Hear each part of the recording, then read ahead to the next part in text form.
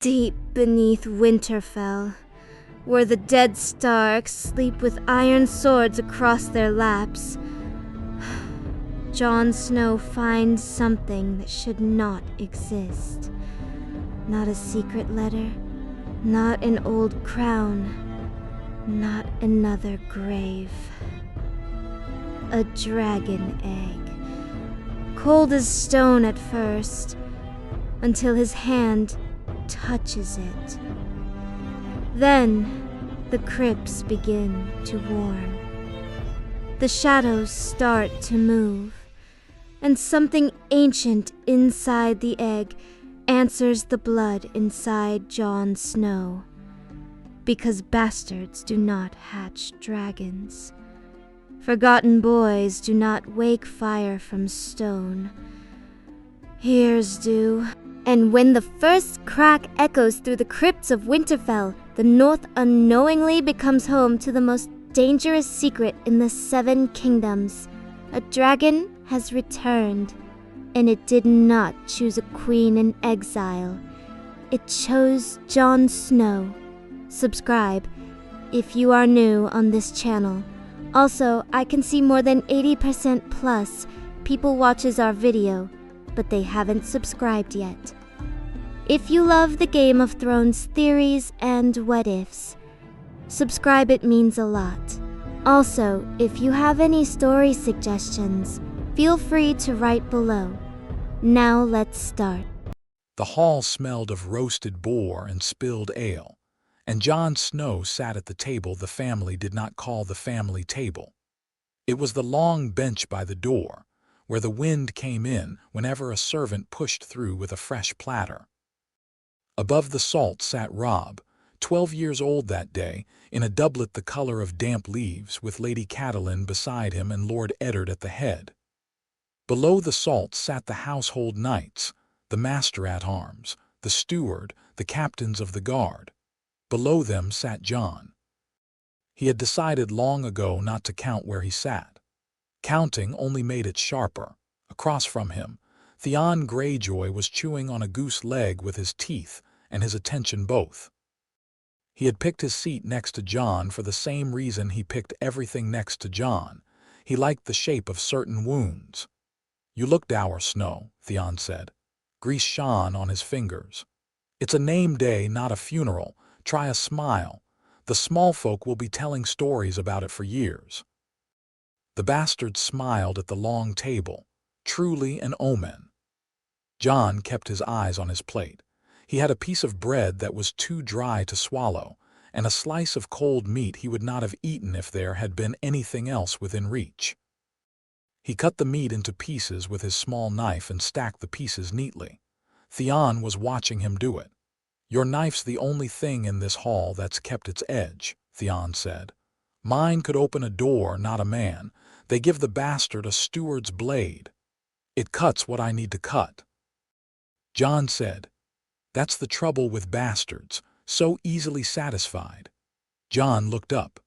Across the hall on the dais, his father, Lord Eddard, whom he was permitted to call father in the corridors and not in the great hall, was speaking quietly with Maester Luwin. Beside father, Lady Catelyn was laughing at something Septa Mordane had said. Robb, at his mother's other hand, met Jon's eye for a moment and raised his cup in a small salute, then looked away because his mother had turned. Jon saw all of it. He sometimes thought he saw too much. "There," Theon said. "He blessed you with a glance. Now you can sleep." "I'd sleep anyway, even on a feast night, especially." Old Nan came in then, herded by one of the kitchen girls, and that was a mercy of a sort. She had asked to be let in to see the young lord on his name day, and she had been let in, because nobody had yet found the trick of refusing old Nan anything. She was so small under her shawls she might have been a folded cloth. She moved with the careful authority of a woman who had outlived everyone who could tell her not to. She passed the long table on her way to the dais. Her milky eye, the one that did not quite focus, drifted toward Jon and snagged. She stopped. Her hand, the one that always shook, went to his shoulder and stilled. "Boy," she said, her voice was very low, You'd better sleep light tonight." Jon waited. Old Nan said many things. Most were stories. Many were warnings dressed as stories, which was the same. The kitchen girl tugged at her shawl, embarrassed. "Why's that, Nan?" Jon asked. She looked at him with the eye that did focus. It was a winter blue eye, the kind that had been pretty 50 years ago and remembered being pretty. "The crypts are restless," she said. "I've lit the candles 3 nights running and they don't stay lit. The kings are tired of the dark." "The crypts are always restless," Jon said gently. "Aye," she patted his shoulder, "and tonight more than always." She let the kitchen girl steer her away. Jon watched her cross the hall to the dais, watched Lord Eddard rise to greet her with his rare, full courtesy, watched Robb kiss her wrinkled hand. Robb did it well. He had been raised to do it well. Jon had been raised differently. He could not, even now, have said exactly how. There was no single instruction in it. There was only the long shape of the difference. The way the seamstress measured Robb's tunics first and his when she had time. The way the cook set Robb's portion on the better plate. The way Lady Stark would say 100 polite words to a stranger and not one to him in a day.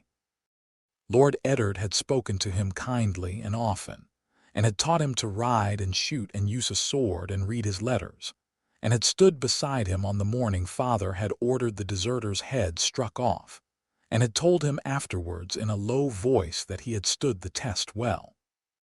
None of which made Jon a Stark. It made him something else. A Snow. A boy with a name made out of weather. He did not let himself dwell on it as a rule, because dwelling on it was a stair that ran downward into rooms a boy of 12 had no business in. But old Nan's hand had unsettled him.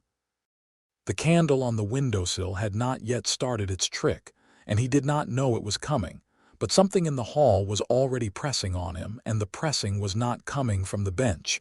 Theon was watching too. "She's mad as a sack of cats," he said cheerfully. "She's old. And mad. And old." Theon laughed. "Have it your way, bastard." Jon ate his bread. He had been having the dream for 19 nights. He had counted because the counting made it less strange. In the dream there was a stone the size of a man, and beneath the stone there was fire, and the fire had a heartbeat. Always the same heartbeat. Always the same stone in a place he could nearly recognize. He would wake with his face hot and his hands cold and lie awake until the cold reached his face too. He had not told anyone about it. Whom would he tell? Lady Stark, who would purse her lips. Robb, who had no patience for things that were not horses or sword strokes. Father, who would listen and say nothing, which was a kind of dismissal Father had perfected. Maester Luwin, perhaps. But Maester Luwin had been ill these last weeks with a chest cough, and Jon was not the kind of son who took his troubles to his Maester. The trestle creaked as Theon shoved it back. "I'm going where the wine's better," he said. "Try to look alive, Snow. It's an order from your betters." "My betters aren't in this room." Theon's grin slipped a little. He covered it by wiping his mouth on his sleeve. "Funny," he said, and went to find Harwin and the other guards who tolerated his company. Jon stayed. His sister Arya found him about a quarter hour after that. She came along the wall behind the bench in the way she had taught herself, which involved no particular stealth, but a great deal of looking like she belonged where she was. She was 9, and her hair had escaped its plait, and she had a smear of something brown on her cheek that might have been gravy. "He was awful to you," she said. She did not sit. She crouched with one knee under her on the bench beside him. "He's awful to everyone. He's worse to you." "He's worse to me because I let him." Arya considered this. She was at the age where she considered things, and the considering still showed on her face. "If I bit him, would you laugh?" "Yes." "Then I'll bite him." "Don't bite him on Robb's name day. He'd never let Robb forget it." She made a face. "You always have a reason. It is a fault." She kicked the bench leg with the toe of her slipper. "Septa says I'm to come back. We're doing the long song. Sansa's going to sing the bridal verse, and I don't know any of the words and I don't want to." You don't have to know the words. Stand at the back and move your mouth. That's lying. It is small lying. Small lying for ceremonies is allowed. It's in the Chronicles. She looked at him narrowly to see if he was teasing her. He half was. She decided she could live with it. She slid off the bench, then paused with her hand on his sleeve. Her hand was cold from the door wind. "Jon," she said, "if you hate this, you can leave. I know, you can leave any time you want. I know." She squeezed his sleeve. Then she was gone, slipping back along the wall to the dais, where Septa Mordain reclaimed her with a small, exasperated, fond noise. Jon watched her go. Of all of them, Robb, Sansa, Bran, baby Rickon, of all the Stark children he had been raised among and never quite alongside, Arya was the one who made the long bench by the door bearable. He stayed. He stayed until Robb got up to dance with Sansa, and looked back over his shoulder at him with an apology in his face that meant Robb knew exactly what the bench by the door was. He stayed until Lord Eddard finished his second cup of wine, and rose to take Lady Catelyn from the hall, both of them moving with the particular dignity of long-married people, who have never been entirely certain of one another. He stayed until the music was loud enough that no one would notice him leaving. Then he left. The corridor outside the great hall was a different country. The torches were guttering low, and the air carried the cold of the north in honest portions. Jon walked through it and felt his shoulders unhitch one notch at a time. He was 12 years old, and he had perfected the art of being absent in his own house. There was a weariness in it he did not yet have a word for. He went up to his chamber by the back stair. He did not light a fire. He undressed and lay down on his bed in his shift and pulled the furs over himself and shut his eyes. The candle on his sill went out. He opened his eyes and looked at it. The wick was straight and the wax was unspoiled. He had not lit the candle. He looked at it for a moment and then closed his eyes again. The candle relit itself. He sat up. The flame was small and steady. It looked like any candle flame. It had no business being there. He stared at it for what felt like a slow heart's worth of moments. Then it went out. Then it lit again. Jon swung his legs out of bed. The stones of the floor were cold through the soles of his feet, and the cold was the only thing about the moment that felt true. He walked to the sill. He put 2 fingers against the side of the wax. Cold. He put 2 fingers against the wick. Warm. It went out a third time as he watched. He sat on the edge of his bed. He thought, very deliberately, that he was not afraid. He thought it again because the thinking itself was suspect. Then he thought about the dream of the stone with fire under it, and about old Nan's hand stilling on his shoulder, and about the way Lord Eddard had looked at him once when he was 8, and Jon had asked who his mother was, and the way the answer had been a hand on his shoulder and no words at all. He stood up. He went to his clothes chest and dressed, slowly and carefully, in the warmest things he had, the wool breeches, the lined tunic, the boots he wore for hunting. He took his small knife from the table by the bed and tucked it through his belt. He took the candle from the sill. The wick did not need lighting. As soon as his hand closed on the brass, the flame stood up by itself. He looked at it for a moment, and then he stopped looking. The corridor outside his door was empty. The castle had gone to that particular northern silence that happens after the great hall empties and the household disperses, and only the wind and the wolves are left awake. Ghost padded out from under his bed and fell into step at his heel, white and silent, his eyes catching the candle and giving the light back red. Jon did not think about where he was going. The going was thinking enough. He went down the back stairs and across the small courtyard, where the snow had started to fall in light, in different flakes. He went past the Godswood Gate, which was barred, and past the kennels, which were quiet, and past the guttering brazier where 2 guards were warming their hands and arguing about a wager. Neither saw him. He had been 12 years old in this castle for a long time. He knew where the eyes did not look. The crypt entrance was set into the foot of the first keep, behind a heavy iron door whose hinges made an old, grieved sound when he leaned against it. It opened. It usually opened for him. He had played in the crypts as a boy when the household was sleeping, and the household had not minded enough to lock him out. He stepped through. Ghost did not follow him. The wolf sat at the threshold and looked at him with the same patient question Ghost always looked at him with, and would not put a paw onto the first step. Jon left him there. He had brought Ghost down before. Ghost did not like it. Wolves and dead things did not bear each other's company well. The candle was burning very steady now. The first stair went down longer than the eye expected. The walls were dressed stone for the first dozen steps, and then turned to the rougher hewn rock of the deeper undercroft. Jon had once counted the steps. He no longer did. He walked at the pace the candle wanted, which was not slow. He came out into the long gallery where the kings of winter sat in their chairs of stone, with their swords across their knees and their direwolves at their feet.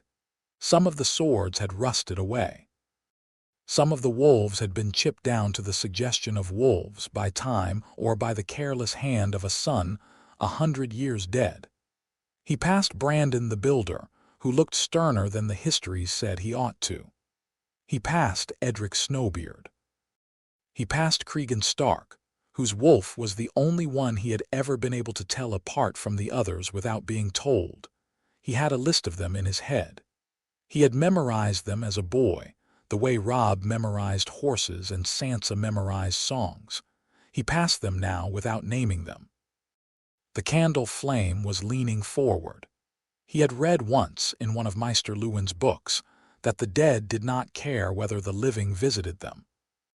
Maester Luwin had been making a very gentle point about funerary rites, and Jon had been 7 and quiet in a corner pretending not to be reading over Robb's shoulder. The point had stayed. The dead, the Maester had written in his careful hand, do not bend their attention to us. We bend ours to them for our own sake. The crypt is for the visitor, not the visited. It had not felt like that to Jon, even at 7. It did not feel like that to him now. The kings he passed seemed to be listening.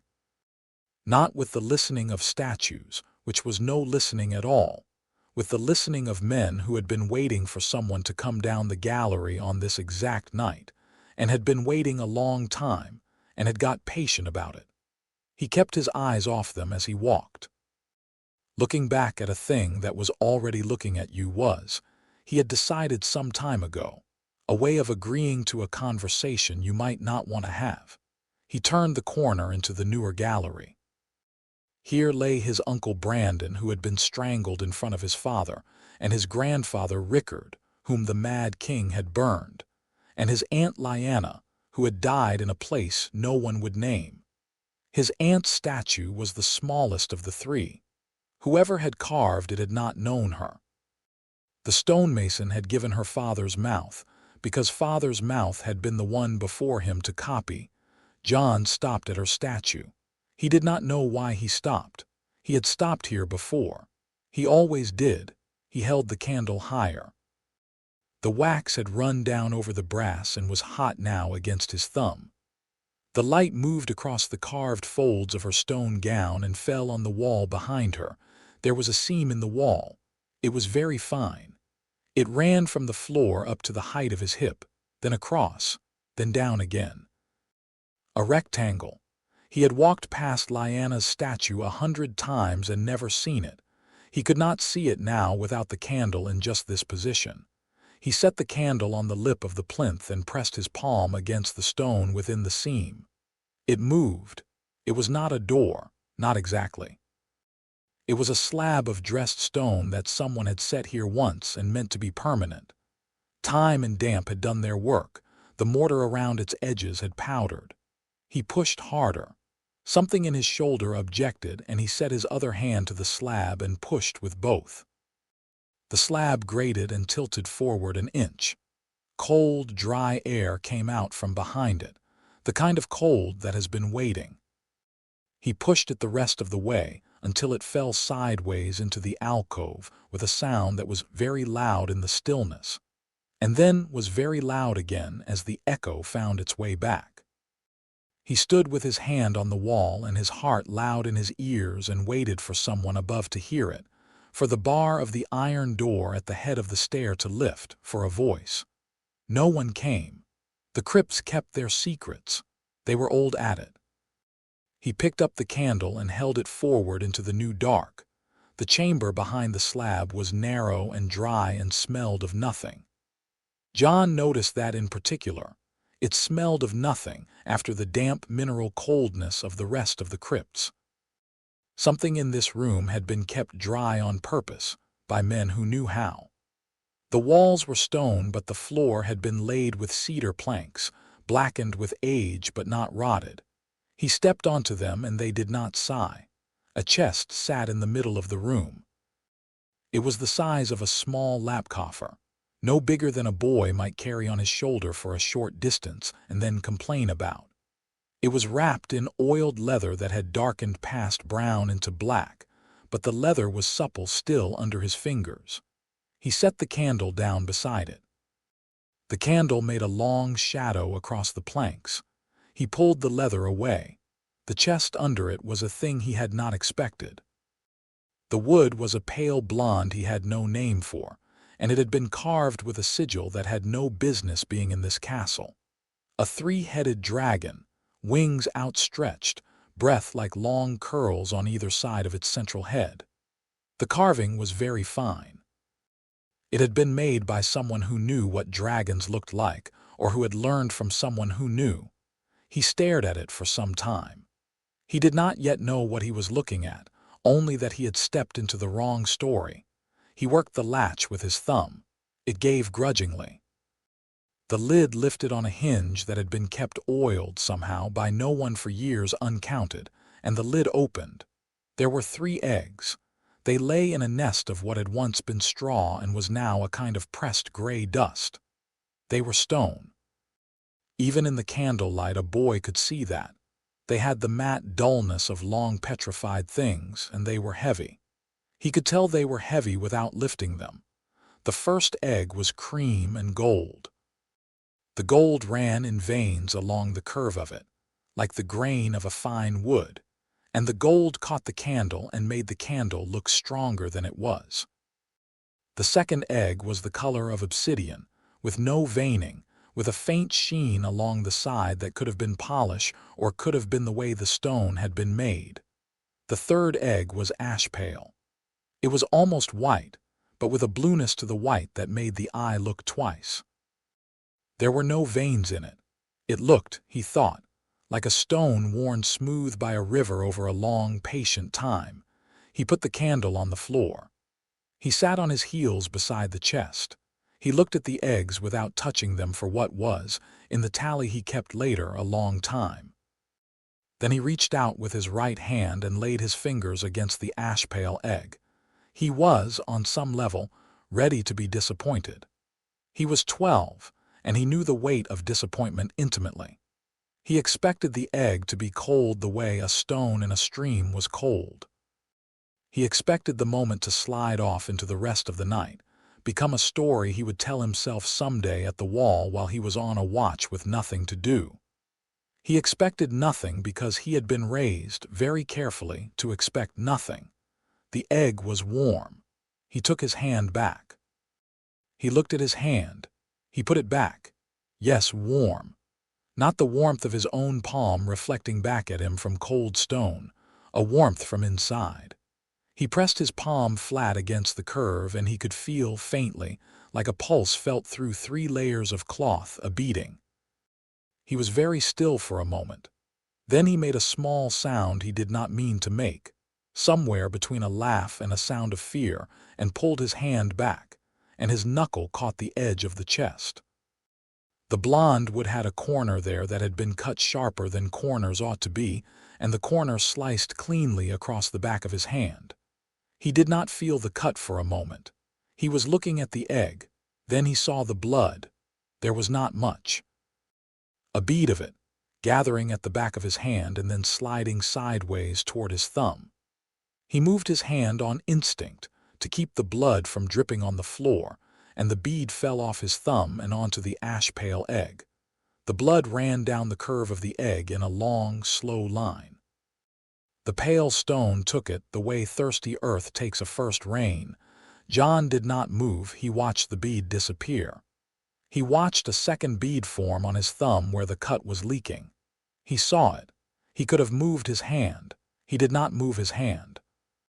The second bead fell onto the egg, and the egg drank that one too. The warmth in the egg was no longer faint. He felt it through the air. He felt it on his face.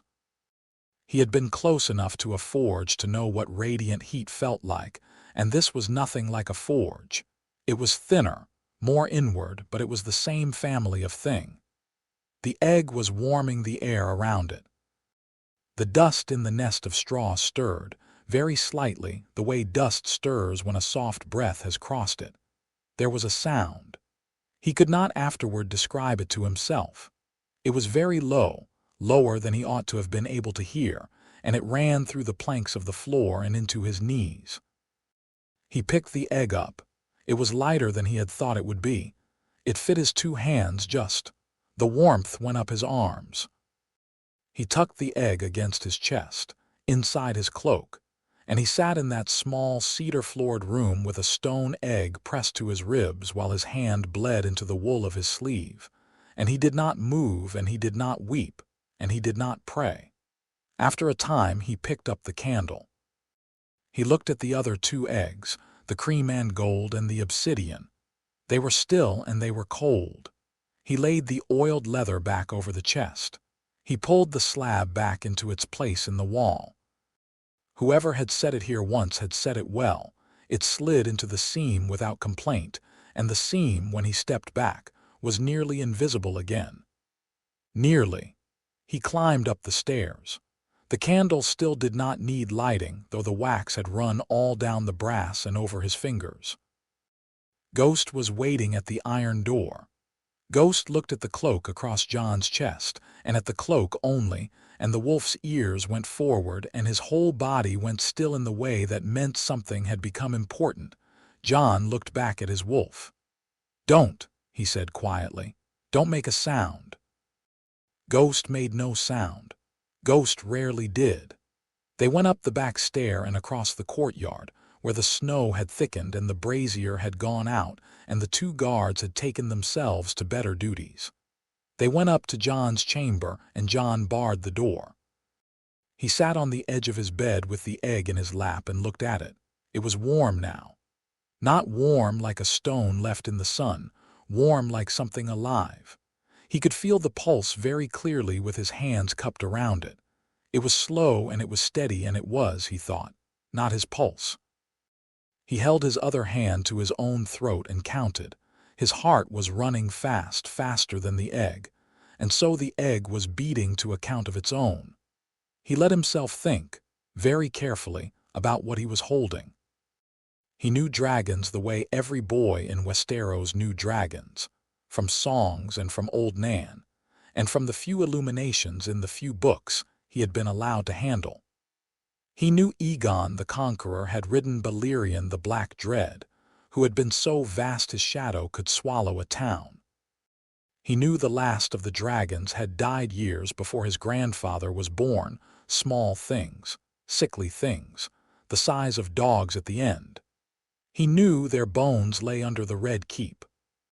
He knew their eggs, the few that survived, had turned to stone, and that great houses kept them as wedding gifts and curiosities, and that no one had warmed one in 3 lifetimes.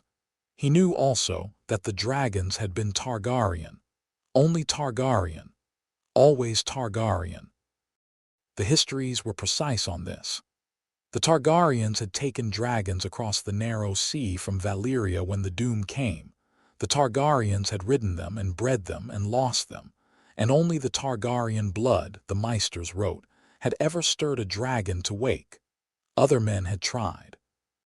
Other men had burned for trying. The egg in his lap was warm. He held it for a long time after he had finished thinking. The thinking had not led where he could afford it to lead. He thought, with a clarity that surprised him later, that he ought to put the egg back. He ought to wake father. He ought to wake Maester Luwin.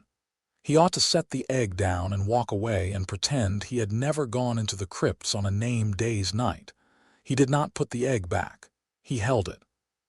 He sat with it on the edge of the bed for an hour, then on the floor with his back against the wall for another hour, then in the bed with the egg held to his chest and the furs pulled over both of them. The egg was hotter now. Not painfully so. The heat moved through his shirt and warmed his ribs the way a brick warms a bed in winter, and he found, after a while, that he had stopped shivering. He had not known until the shivering stopped that he had been shivering at all. He thought about who in the castle he could trust with this, and made a list, and crossed every name off it. Father, he believed, would not be cruel. But father had a duty to Lady Stark, and to the North, and to the king, and the dragon at his chest stood somewhere in the way of all three of those duties. Maester Luwin would write to the Citadel because that was what Maester Luwin had been trained to do, and the Citadel would tell the realm.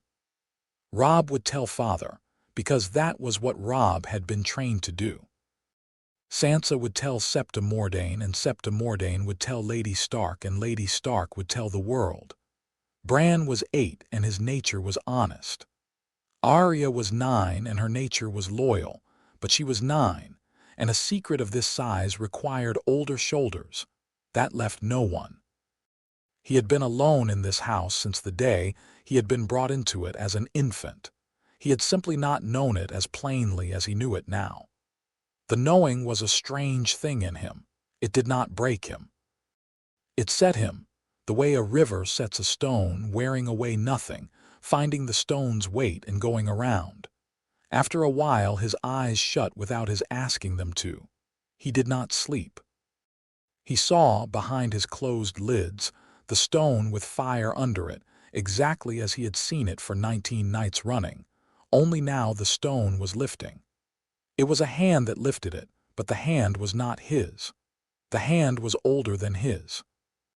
It set the stone aside and showed him what was beneath, and what was beneath was not a fire after all.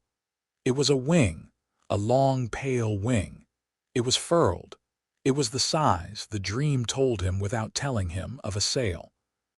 It moved once, the way a cat's paw moves in a dream of running, and then it was still. He opened his eyes. The egg in his arms was hotter. His own breath was coming faster. Ghost was watching him from the foot of the bed with his ears flat against his skull, and Ghost's silence had taken on a different quality.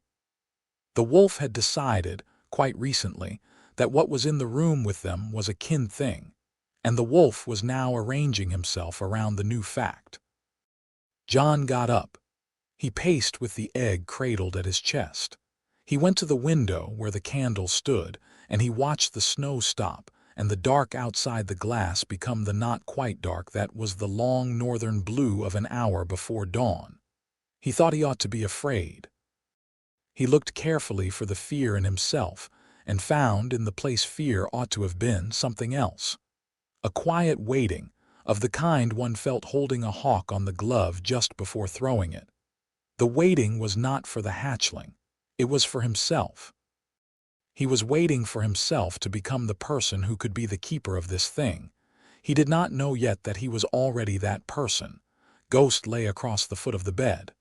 The wolf's eyes were open. The eyes did not blink. They watched the egg the way a dog watches a thing it does not yet know whether to fear. Outside, the snow stopped. Inside, the candle on the sill went on burning and burning and burning. Jon watched it without watching it. He had given up trying to think about what was happening. The thinking had become a thing that ran along behind his hands and his breath, and was not asked to make sense of anything. The egg cracked, very softly, sometime before dawn. He felt it before he heard it. There was a small movement against his ribs, like a finger tapping from inside the shell, and then a tapping again, and then a pressure that built and built and did not release. The egg in his hands grew warmer than warm.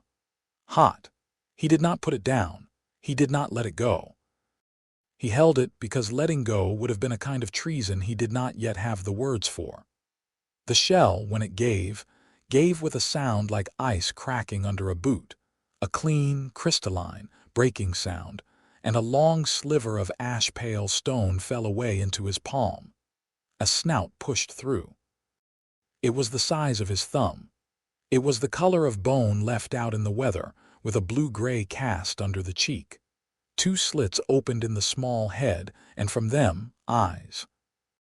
The eyes were the color of molten gold, and they had not yet learned that they were eyes. They moved over his face without seeing it the way a newborn moves over the world. Then they found him. They found him in the way a candle finds a face, by what the face gives back to it. He did not move. He was, for that moment, not a boy and not a Snow and not a Stark.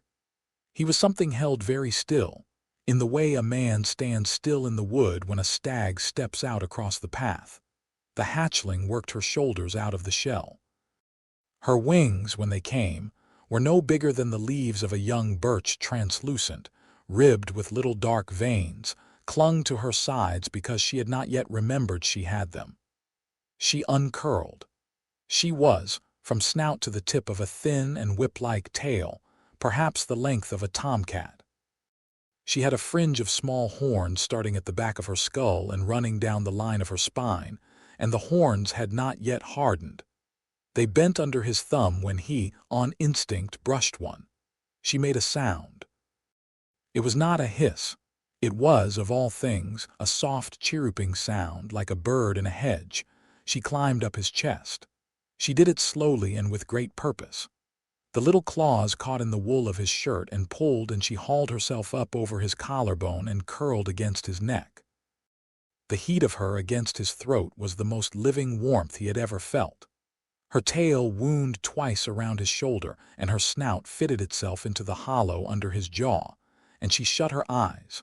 Jon Snow sat on the bed with a dragon under his ear and watched the candle on the sill. The candle had burned down to a stub. Beyond the sill, the sky was beginning to be the color it was just before the sky was a color at all. Ghost stood. The wolf walked the length of the bed and put his nose against the hatchling's snout, very gently, the way wolves greet pups they have not been told to fear. The hatchling opened one gold eye, considered him, and went back to sleep. Jon thought very clearly that he could not tell anyone. He thought it the way he thought his own name. As something unarguable, he thought also that it was already the kind of secret you could not keep, the kind that found its own way out into the world. He thought of Theon's eyes across the table the night before, of Lady Catelyn's careful courtesy, of Maester Luwin's chest cough and his quiet, patient, listening face. He thought of his father, of the way his father had once put a hand on his shoulder and said nothing, and of the way that nothing had been a sentence he had been listening for since he was old enough to listen. He thought he would have to learn very fast. The hatchling breathed against his throat, and her breath was warm, and there was a faint smell to it like dry grass and wood smoke, and something else he had no name for.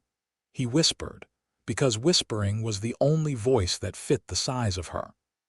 "I don't know what to call you yet." She did not answer. She would not have known how to answer. He did not need her to. He sat there until the sun came up over Winterfell's eastern wall and the household began to stir in the bailey below. Then he got up very slowly, with the dragon coiled at his throat, and he started to think, the way a boy thinks when he has been put in a corner he has not chosen, about how to keep the world from finding out what he had just become. Chapter 1 End. She was the size of a kitten by the end of the first week, and the size of a small terrier by the end of the second. And Jon Snow learned in those days that the most difficult thing in the world is hiding a creature that wishes to be seen. He kept her in the broken tower because no one went to the broken tower. The southern face had collapsed in a lightning fire, 3 generations gone, and the household had decided privately that it was haunted and decided publicly that it was unsafe, which were the same decision in different hats. Builders came once a year to peer at the masonry and announce that next year, perhaps, restoration could begin. Next year never began. The pigeons had taken the upper rooms. Jon had taken what was beneath them.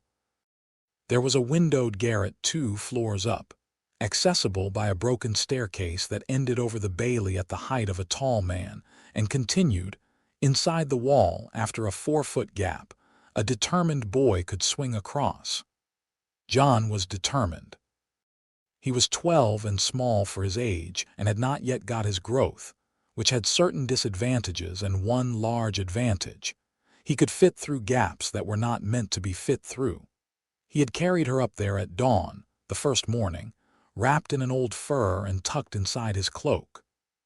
She had ridden against his chest with her head tucked into the hollow of his throat, and she had made small chirruping sounds the whole way.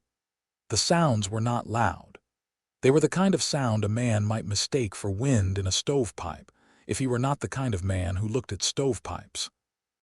Jon had passed 3 guards and a maid and a sleeping stable boy, and had been not seen by any of them, and had set her down on the stone floor of the garret and watched her stretch herself and yawn. The yawn had teeth in it. Many small teeth, like a row of cut needles, and a forked tongue between them that had flickered out and tasted the air. The yawn had finished and she had looked at him, and the look had said, very plainly, food. He had brought her cold meat that first morning in the inside pocket of his cloak. She had eaten it. She had eaten the second piece. She had sat on her haunches with her wings folded and looked at him expectantly for a third, and he had not had a third. He had held out his empty hand. She had inspected it with the gold of her gaze, and then, with great delicacy, she had placed her snout against his palm and closed her eyes, and the heat of her breath had warmed his fingers. That had been the first deal between them. He fed her. She forgave him for not feeding her enough. They were going to make a great many deals like that in the weeks to come. He named her on the 3rd day. Naming a thing was, he had been taught, a serious business. A name had weight. A name decided what a thing could become. He sat with her in the garret with the morning light coming through the cracks in the boarded window, and he tried names on her like cloaks. Some did not fit. Brand was too plain. Sola's was too pretty.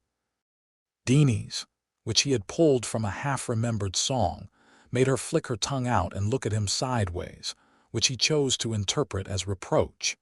He had no business naming her after a Targaryen, he thought.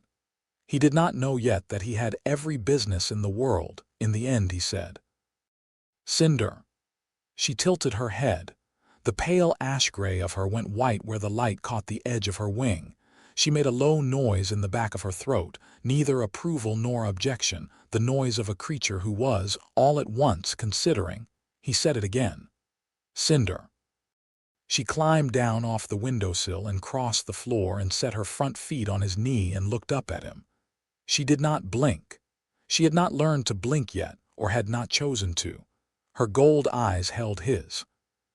He thought, with the kind of foolish certainty that 12-year-olds sometimes get and adults envy, she will answer to it. He was right.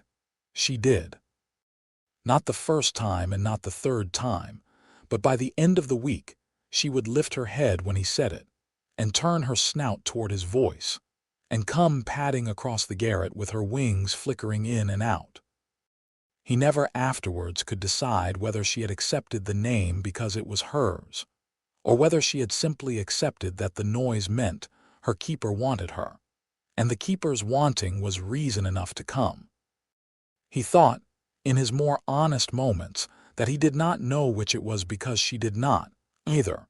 By the end of the 2nd week he was stealing scraps in regular quantities, and the kitchens had begun to notice. "Boy," said Gage, the head cook, on a morning in the 2nd week. He had Jon by the collar of his tunic with one large flowery hand. "I'll have the truth from you, and I'll have it now, or I'll have it from your hide. Where's my brisket going?" Jon had his answer prepared. He had spent 2 days preparing it. "Ghost," he said. "He's grown. He needs more than the kennels can spare." Gage's small black eyes regarded him. Gage had been a cook in Winterfell since before Jon was born and could spot a lying boy at 50 paces. "Ghost," he said, "would not eat brisket. Ghost is a wolf. Wolves eat what wolves eat. They do not eat brisket." "Try again. He's a particular wolf. He's a wolf." "Maester Luwin says wolves can develop preferences when they live among men," Jon said, which was perhaps true and certainly something Maester Luwin would have said in some context, somewhere if asked. Gage held him a moment longer. Then he set him down. "I will speak to the Maester," he said, "and if the Maester does not corroborate your account, I will know about it. Do you understand me, boy?" "Yes, Gage, out." Jon went out.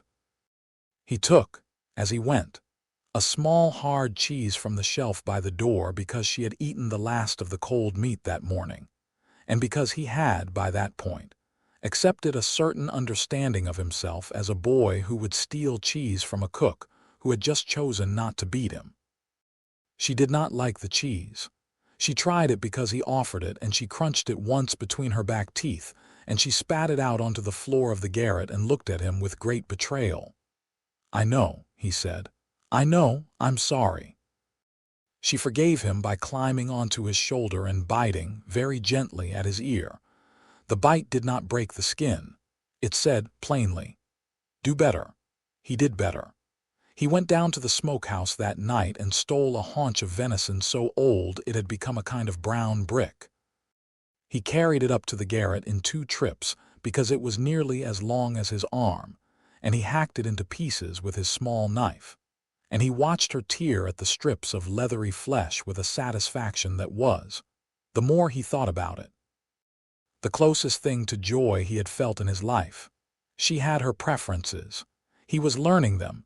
She liked her meat warm. She did not like her meat moving. Anything still alive she would inspect with offended curiosity and then refuse. And so the field mice that the cat brought in the bailey were no use to her. She liked salt. She did not like sweet. She would tolerate cheese if it was old and sharp. She would not tolerate cheese if it was young and yellow. She liked the white insides of bread loaves and would push the crusts aside with her snout. She drank water. She would not drink milk. He filed each of these away with the seriousness of a maester filing a treatise. He had, in those days, 2 lives. In one life he was Jon Snow, the bastard of Winterfell, 12 years old, training in the yard with Sir Roderick and the master-at-arms and Robb and the steward's grown sons. He went to lessons with Maester Luwin in the afternoons. He took his meals at the long bench by the door. He helped Bran with his letters because Bran was 8 and patient, and would sit with him because Bran was the only one of them who did not yet have an opinion about him.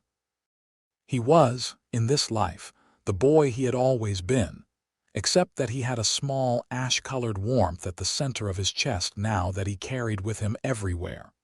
In the other life, he was the keeper of a creature whose existence would, if known, end the world he stood in. He climbed the broken stair 4 times a day.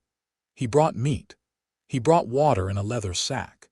He cleaned the garret floor of her droppings, which were small and dry and smelled of nothing, and which he buried in a corner of the godswood that no one visited. He sat with her for hours. He learned how to scratch the place under her jaw that made her go boneless and lay her head against his thigh. He learned the small hand signs that meant come and stay and quiet, and she learned them back, faster than a hawk would learn them, faster than a dog. He spoke to her, sometimes, in a low voice, about anything that came into his head, the weather, the lessons of the day, what Theon had said at the table that evening, what Robb had said in the yard. She listened. She was listening, the way the kings in the crypt had been listening, but with a difference. She was a listener who would, if asked, answer. The answer would not be in words. The answer was in her gold eyes, which followed him across the garret, in the way she would put her wing across his knee when he was tired, in the way she would, on the days when he had been hurt in the yard and was sore from the bruise of it. Lay her warm body against the hurt place and stay there until the hurt had gone out of it. He was 12, and he had been alone in his house since he was an infant, and he had a creature now who was always, completely on his side. He did not know yet what to do with that. He carried it the way a man carries a heavy purse, knowing it was there, knowing it had weight, and not yet having decided how to spend it. The first crack came in the 3rd week. He had gone up to the garret at midday, by the way that he always went, which involved climbing a buttress on the western face of the broken tower, and slipping in through a window that no one but a small boy would have considered a window.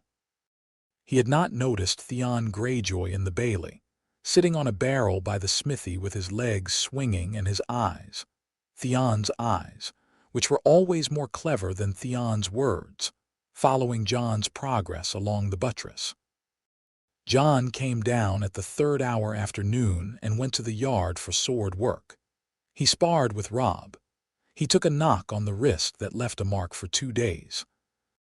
He went to Maester Luwin's afterwards for letters, and on the way through the bailey he passed Theon, who was no longer on the barrel but who was now standing in the door of the smithy with a smile that had no kindness in it. "Climbed any towers today, Snow?" Jon did not break his stride. "I climb every day. My uncle says climbers grow tall. Your uncle is not in this castle. He's still my uncle. Climbers grow tall, do they? Do they grow particular?" Theon stepped out from the smithy and fell in beside him, matching his stride. "Particular about which towers they climb. Particular about climbing them at the same hours. Particular about climbing them with their cloaks heavier than they ought to be." Jon kept walking. He let his face do nothing.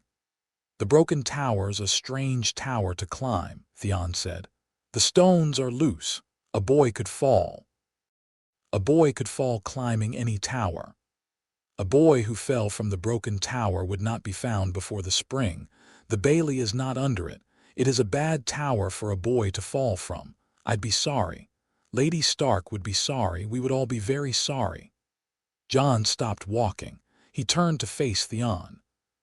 He let himself look at Theon directly, which was something he tried not to do, because looking at Theon directly tended to make Theon do whatever he had been going to do anyway, but harder. "Theon," he said. He used the name without title, without any of the small, careful courtesies the household used to keep Theon mollified. "If you have something to say to me, say it." Theon was 19. He was a head taller than Jon. He had a sword on his hip, and Jon had a small steward's blade, and both of them knew the math. But Theon hesitated. There had been something in Jon's voice that did not sound 12. It had not been there a month ago. "I have nothing to say to you, Snow," Theon said, after a beat too long. His grin came back, but it had to climb a little to get there. "Only that I'm interested in your hobbies. They're more interesting than you are." "They are," Jon agreed. "Stay out of them." He walked on. He did not look back. He did not need to. He could feel Theon's eyes on his shoulder, blades the whole way to the Maester's tower. Maester Luwin was waiting for him in his chamber, with a book open and 3 more on the table behind him, and a bird cage on the windowsill with a black raven in it that was preening one wing with the focused industry of a creature for whom preening was a profession. "Late, Jon," the Maester said mildly. "My apologies, Maester." "No matter. Sit. We were on Aegon's conquest. You will recall the difficulty Lord Loren Lannister had at the Field of Fire, which is not the same as the difficulty King Mern had, although the chronicles tell us the two have often been confused. Bring out your slate." Jon brought out his slate. He sat. He copied down the dates the Maester read out, and he did the sums for the muster numbers, and he answered, accurately enough, the questions about which Targaryen had ridden which dragon and what color, and he watched, sidelong, the way the Maester watched him. Maester Luwin was watching him. Maester Luwin had been watching him for a week. He was not, Jon had decided, watching with suspicion, exactly. He was watching with the patient curiosity of a man who has noticed an irregularity in his ledgers and has not yet identified the irregularity by name. Maester Luwin was a man who noticed irregularities. It was the Maester's profession to notice irregularities. Jon, who had spent the better part of his life being not quite noticed, knew the difference between being not noticed and being noticed and not yet named, and the Maester had moved him from one category to the other without saying a word. "Maester," he said when the lesson was done. "Yes, Jon." "Has the Citadel sent anything strange of late?" Maester Luwin's hand was on the spine of a book. The hand stilled. He looked up. His eyes, which were gray and patient and tired, met Jon's. "What an odd question," he said. "Why do you ask it?" "The raven." "There's been a raven from the south every 2 days. I have been counting." "You count well." The Maester closed the book. "There are always ravens, Jon. The Maesters of the realm are an industrious and gossiping body. We exchange a great quantity of nothing in the course of a year. And of late—" The Maester regarded him. "And of late," he said slowly, "there has been a small flurry concerning omens. There always is at this time of year when the equinox approaches and the older Maesters begin to feel their joints. It is nothing to attend to. The omens that men report are most often the omens men have decided in advance to report. We are creatures of expectation." "Of what omens, Maester? Why does it interest you?" Jon said very carefully. "I have been having strange dreams." Maester Luwin's face did a thing that was very small and very quick, and that Jon caught only because he had been looking for it. The face had been ready for the question before Jon had asked it. "Have you?" the Maester said gently. "Strange how? Of fire under stone." There was a silence. The raven on the sill gave its wing a final irritated peck and resettled itself. The wind moved against the shutters. "Many boys dream of fire," Maester Luwin said at last. "It is a thing of childhood. You have perhaps been reading too much of Egon. It will pass." "Yes, Maester. Come to me." The Maester said, "If it does not pass, will you do that, Jon?" "Yes, Maester." He went out. He stood in the corridor for a long moment with his hand on the iron ring of the door behind him. Maester Luwin had not believed him about the dreams, which was clear.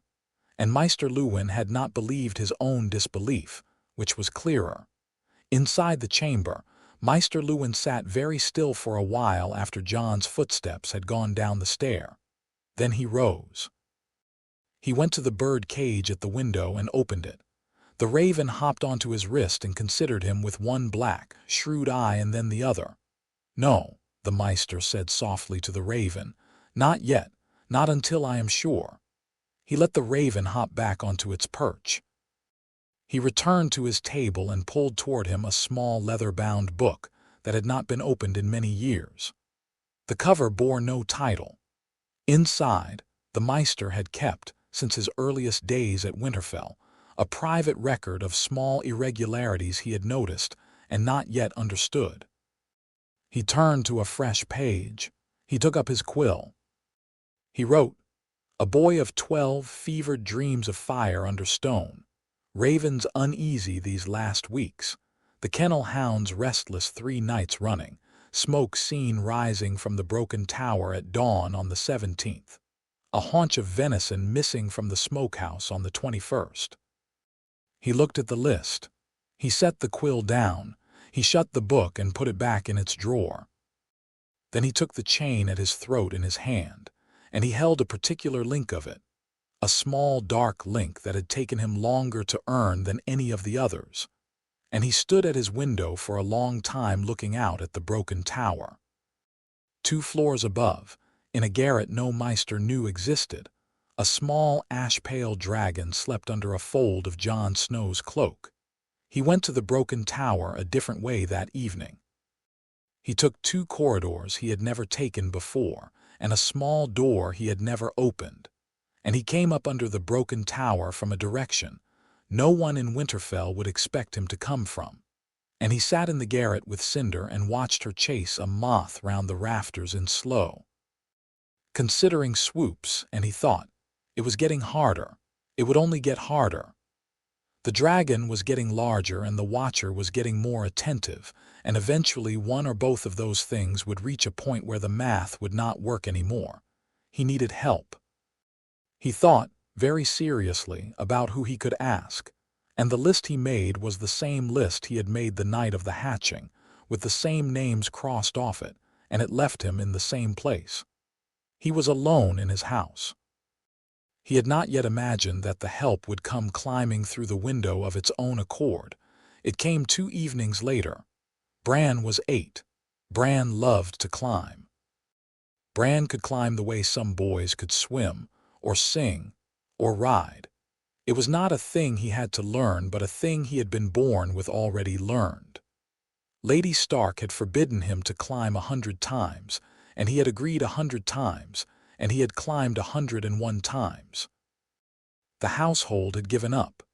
They watched him climb the way one watches a child play near the edge of a pond, with anxiety and admiration in roughly equal parts.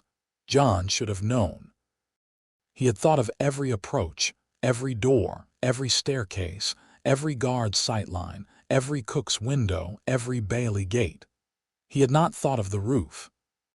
He was sitting cross-legged on the garret floor with Cinder asleep across his lap when the small panel at the top of the wall, which had once been a vent for a dovecote, and which Jon had taken to be far too high and far too narrow for any human being, gave a soft scrape, and a small, sandy face appeared in the opening. The face was Bran's. The face had a piece of cobweb on its nose. The face went very still. "Jon," said Bran's face in a small voice that was trying to be calm. "There is a dragon on you." Cinder lifted her head. She did not snap. She did not hiss. She made the low chest rumble that Jon had begun to understand as the noise of a creature taking a problem under consideration. She looked at Bran. Bran looked at her. The cobweb on Bran's nose trembled. "Bran," Jon said very softly, "do not move." "I am not moving." "Good. Stay not moving." "Jon." "Yes. I climbed up to see the pigeons, I know. I was going to bring one down for the cat, I know. Bran, listen to me. I am listening. I am going to lift her off my lap. I am going to put her on the floor. I am going to come over to the wall. I am going to hold up my hand. You are going to climb down to me and put your foot in my hand, and you are going to come down inside the room slowly, because if you slip, you will fall on her, and I do not know what she will do if you fall on her. Do you understand?" "Yes, Jon." "Don't talk to her." "I won't." "Don't look at her too long." "I won't." "Climb." Jon set Cinder gently on the floor. She made a small sound of complaint and then sat with her tail wrapped round her hind feet and watched Bran with the steady gold of her attention. Bran wriggled out of the dovecote vent feet first, very slowly, very carefully, and lowered himself by his hands. His feet kicked in the air for a moment, and Jon caught them and guided them to the wall. He took his weight and brought him down. Bran's hands came off the lintel, and he was on the floor in the garret, and he was small and white-faced, and he was not, Jon noted, frightened. He was awed, which was a different country. He sat down on the floor where Jon had set him. He did not take his eyes off Cinder. Cinder, after a moment, made a small chirruping noise and walked over to him with her wings folded and inspected him from snout to ankle and back, and then she put her front feet on his knee and she looked into his face. Bran did not breathe. "Don't pet her," Jon said. "Not yet. Just let her look." She looked. She looked for a long time. Bran sat very still and took it. Then, in her own time, she dropped her front feet back to the floor and turned around 3 times and curled up in his lap and went to sleep. Bran stared down at her. He stared down at her for a very long time. Then he lifted his eyes and he said in the smallest voice Jon had ever heard him use, "Jon, is she yours?" "She is." "Where did she come from?" "A place under the castle."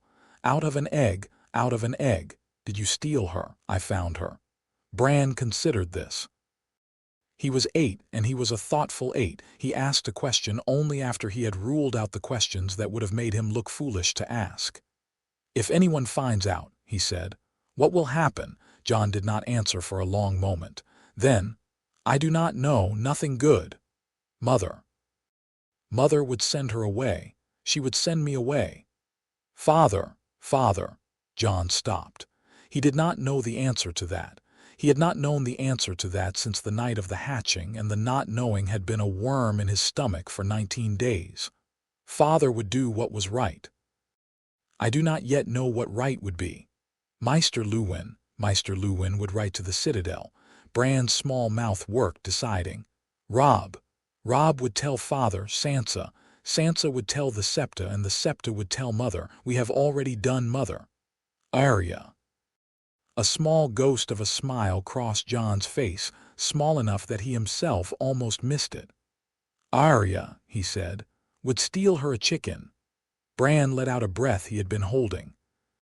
He looked down at Cinder in his lap, and his hand of its own accord lifted and hovered above her wing and did not descend. "Jon," he said, "yes. I will not tell anyone." "Bran." "I won't, Jon, I promise. By the old gods I promise. By Father's sword I promise. By every promise I know. I will not tell anyone. Ever. Not Mother, not Robb, not Maester Luwin, not Father, not old Nan, not the godswood, not the tree, nobody. Ever." Jon looked at him. Bran was 8 years old, and his face was solemn beyond his years, and his hand was hovering over the wing of a small dragon in his lap, and he had pledged on every binding he knew.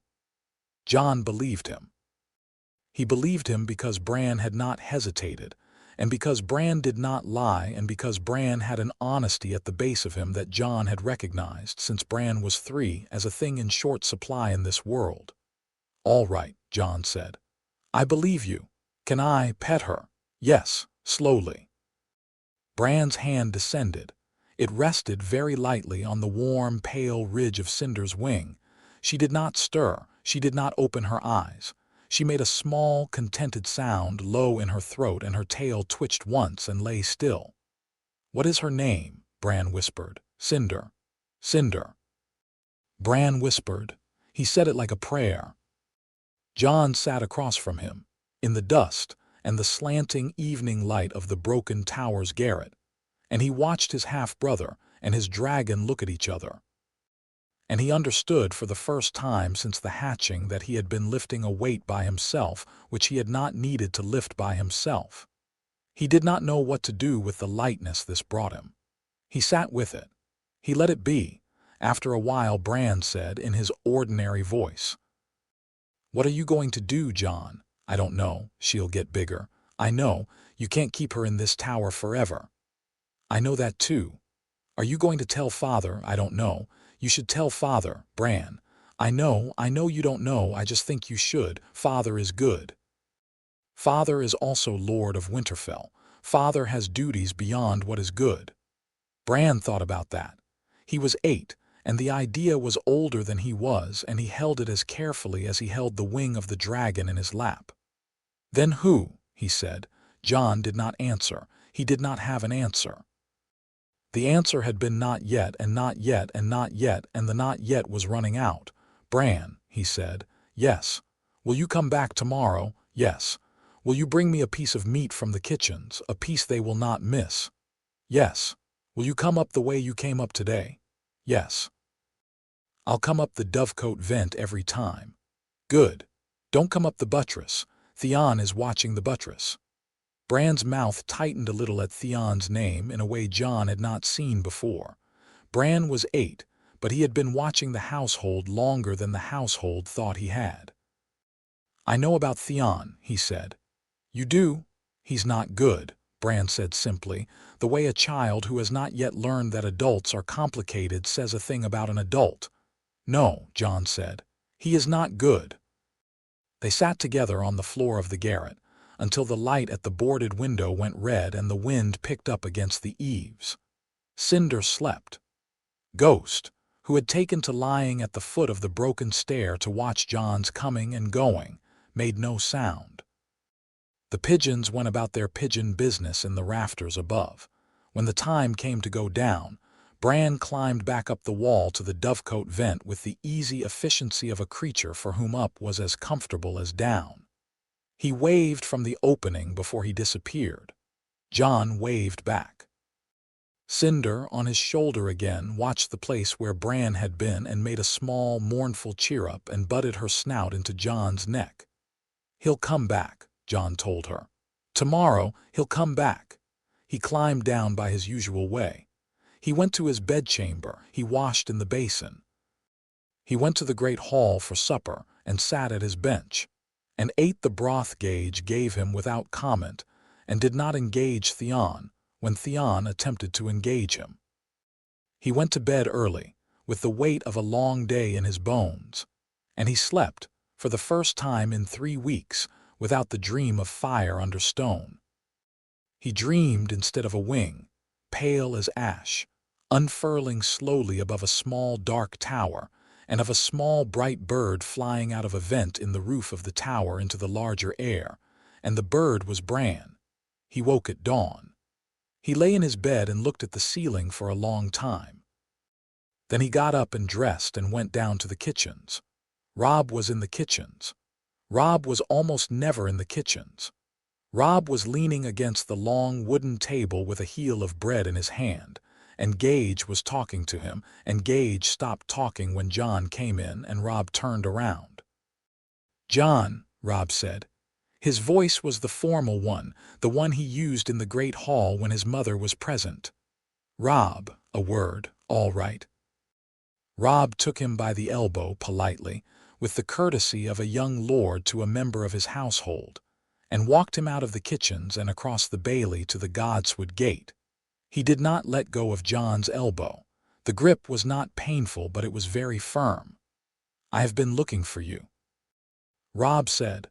"For 3 days I have been looking for you and not finding you. You used to be findable. I have had things to do." "What things?" "My own things." Robb stopped walking. He turned Jon to face him. They stood in the snow at the gate of the Godswood with the air biting at their ears, and Robb's face was the face of someone who had come to the end of a patience he had not known he was running out of.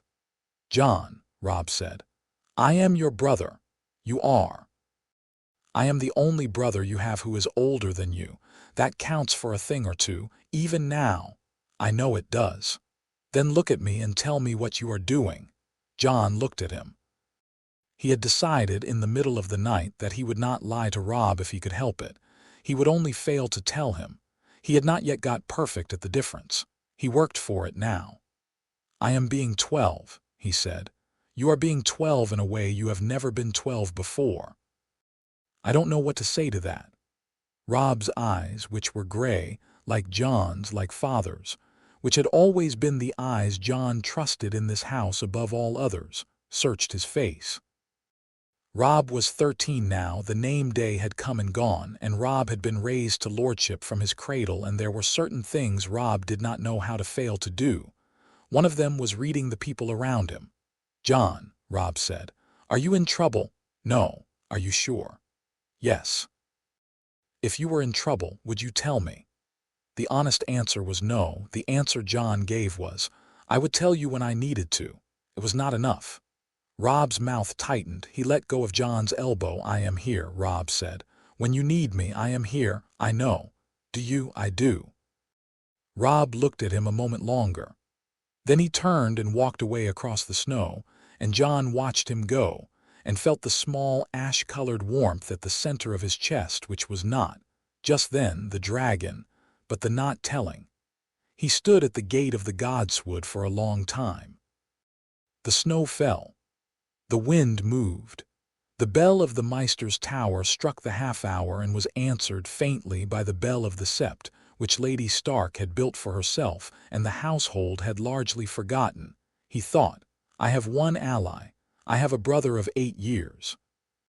He thought, "This is not enough." He thought, "It will have to do." He went up to the broken tea. Bran was the leak, in the end, and Bran did not know he was leaking. He had been keeping his promise, and he had been keeping it well.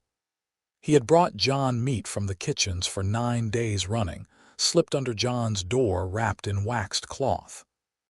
He had climbed the dovecote vent at hours nobody could have predicted he would climb. He had said nothing to Robb. He had said nothing to Sansa.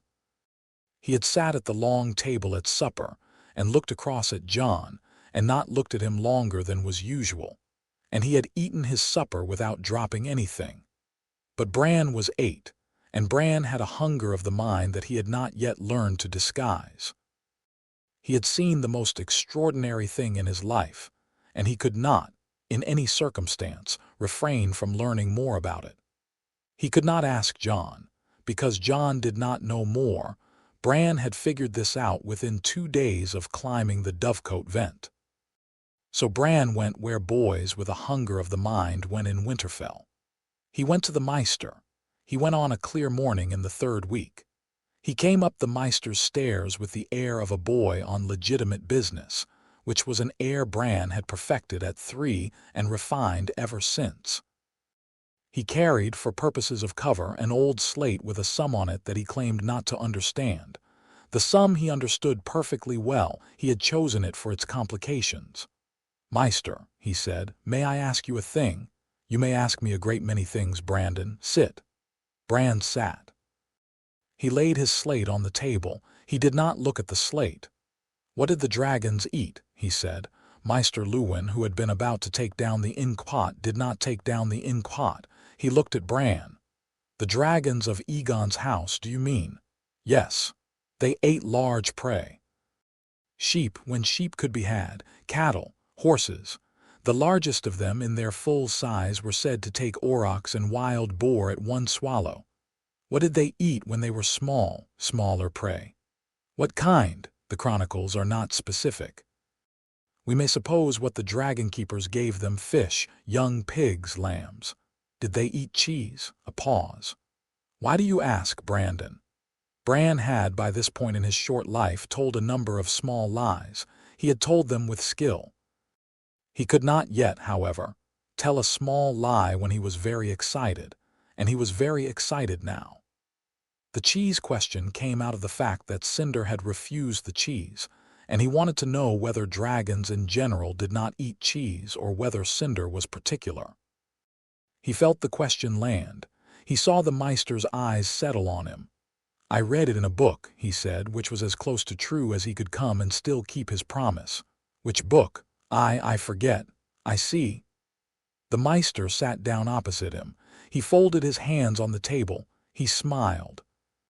The smile was the kind a man uses when he wishes to put a child at ease before asking him a question that the child will wish, later, he had not been put at ease for.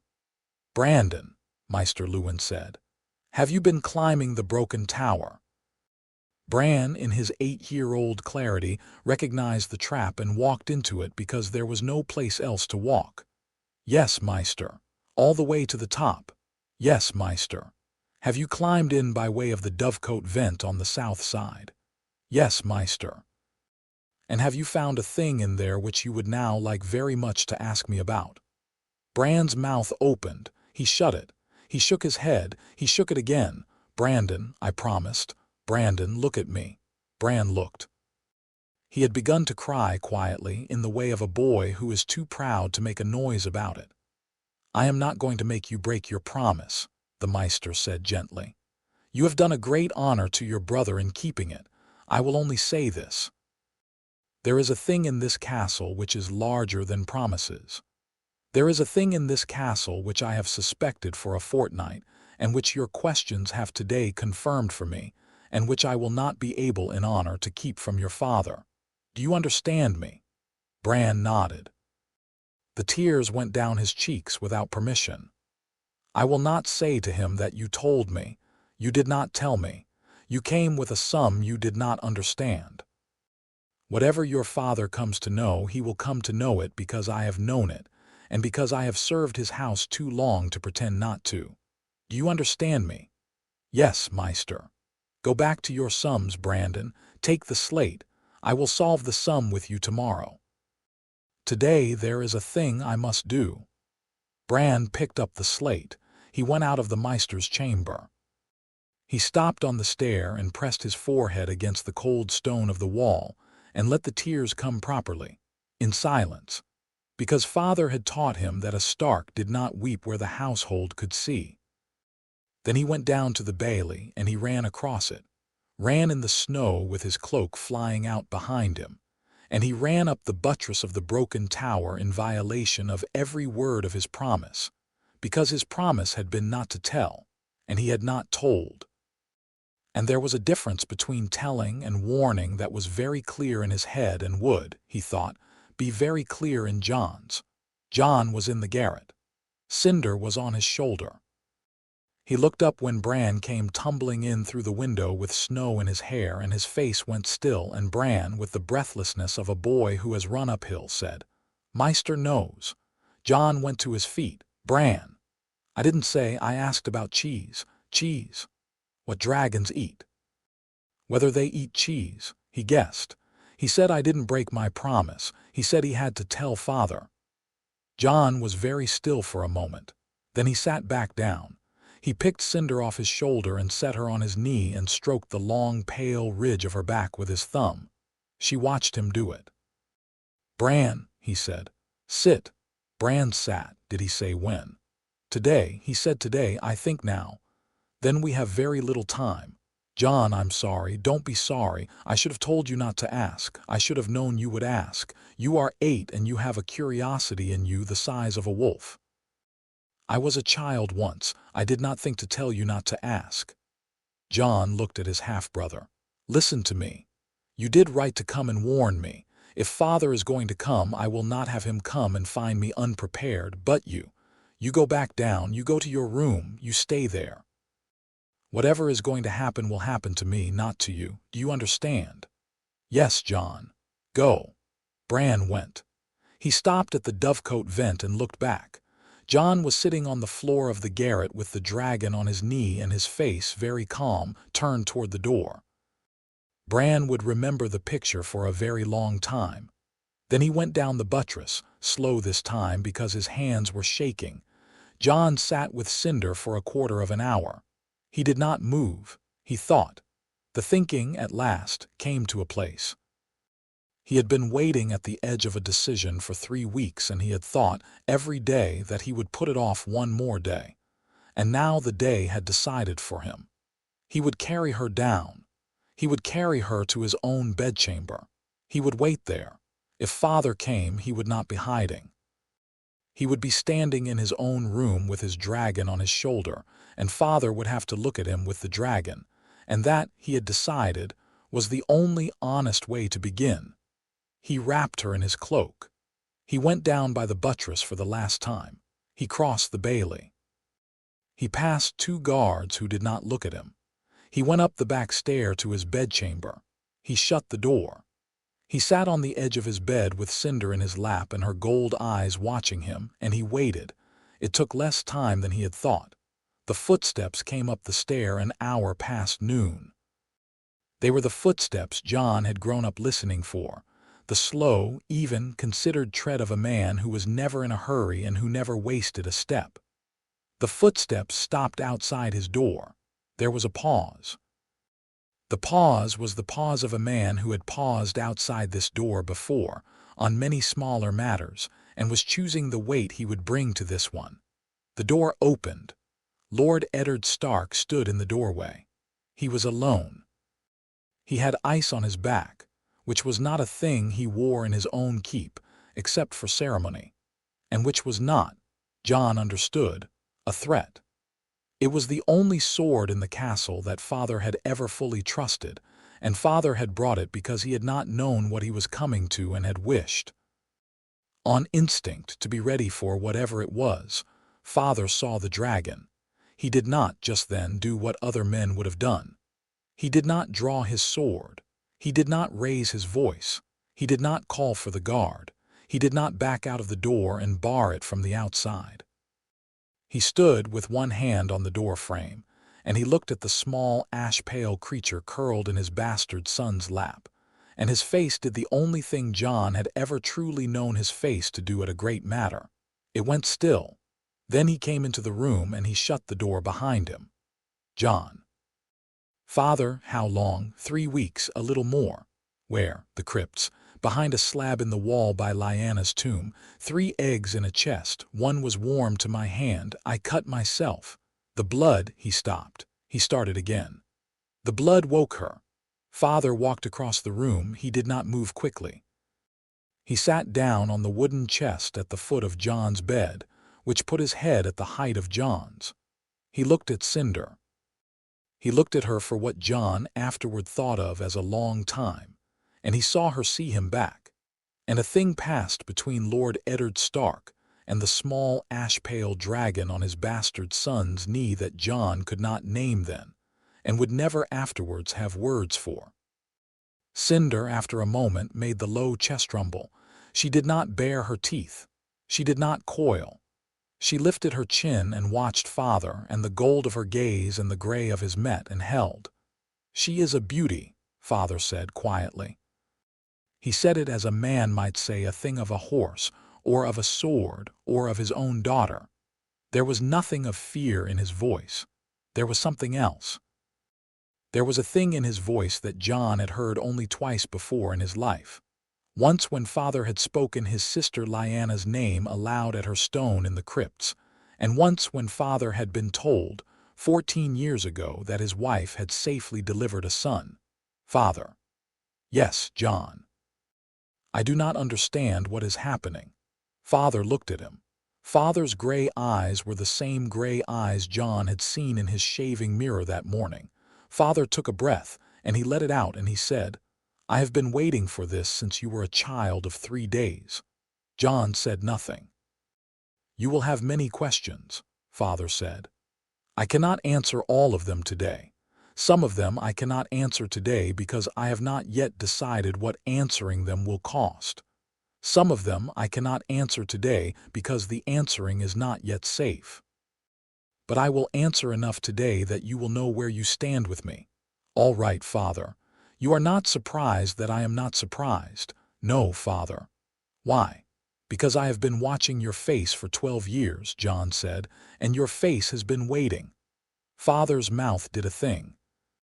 It might have been a smile in another man in another room. In him, in this room, on this day, it was the small lifting at the corner that meant a son had said a thing the father had not expected him to say so well or so soon. "Yes," Father said. "It has been waiting." He did not yet say what it had been waiting for.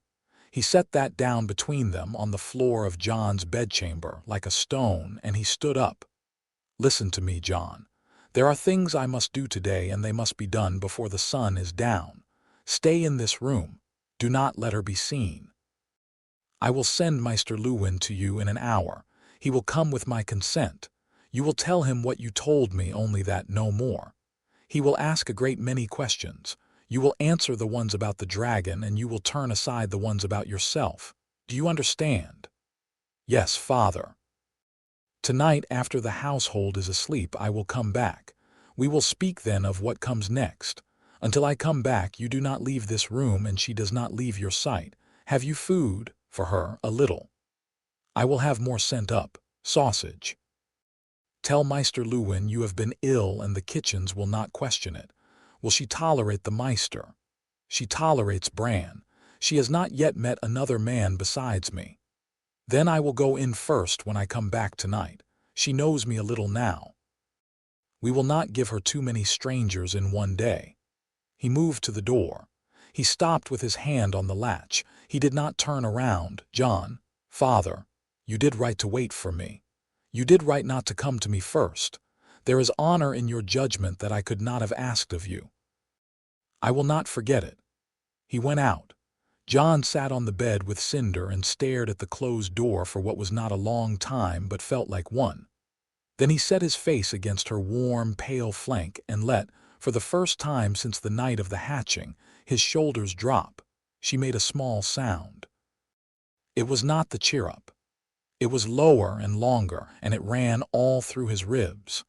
He thought, without meaning to, that it was a sound a creature made to comfort a creature it had decided to keep.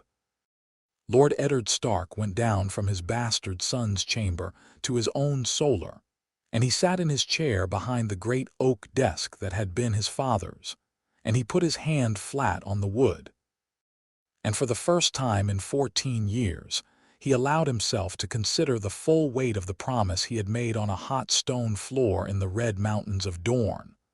Lyanna's voice was very clear in his memory. It had not faded with the years.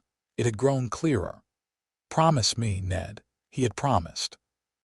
He had promised because he could not have done anything else, and because he had loved her, and because the babe in her arms had been small and pink and quiet and had had the look of her about the eyes. The look of all his Stark family, in fact.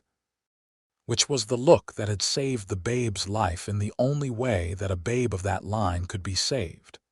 He had ridden north with Howland Reed and a wet nurse and an infant.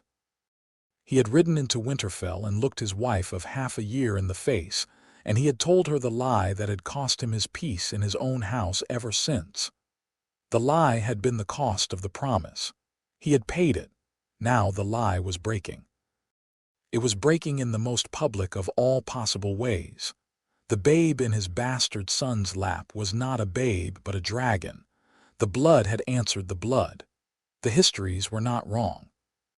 Lyanna's son had Targaryen in him, and the Targaryen in him had reached down into the stone of the crypts and called something out of it that should not have come out for any other living boy. He sat at his desk and he thought. He thought of the king. The king was Robert. Robert was his oldest friend, and Robert had loved Lyanna, and Robert had, on the day they took the Iron Throne, sworn to kill every Targaryen left living, infant and ancient alike. Robert did not know what Jon was. If Robert knew what Jon was, Robert would not see his oldest friend's nephew. Robert would see a son of Rhaegar Targaryen, and Robert would have him put to the sword. Robert had grown more, not less, capable of such a thing in the years since Lyanna's death. Drink had hardened him in places he should have stayed soft. He thought of Cersei. Cersei had not loved Lyanna. Cersei had loved nothing but her children and herself, and Cersei would see in Jon a threat to both, and Cersei moved on threats with a precision that Robert lacked. He thought of Tywin. Tywin would simply calculate. He thought of Catelyn. He sat with that thought for a long while. He had sat with it many times. He had sat with it on the day Catelyn first held the babe in her arms, in the year the babe was 3, in the year the babe was 8, and had asked his father, in the corridor, who his mother was. He had sat with it every day at the long table when she had not looked at the boy. He had told himself, every time, that he would tell her. He had not told her. The promise had stood between them like a gate he had not yet found the courage to open. Today he would have to open it. Today or tomorrow or the day after. The dragon would not give him longer than that. There was a knock at the door. "Come in." Maester Luwin came in. He came in with his hands inside the sleeves of his gray robe and his eyes lowered, in the formal posture of a maester come to confer on a serious matter. Father waved him to a chair. He sat. "My lord." "You suspected?" "I did, my lord. I suspected for a fortnight. I confirmed it this morning." "Brandon?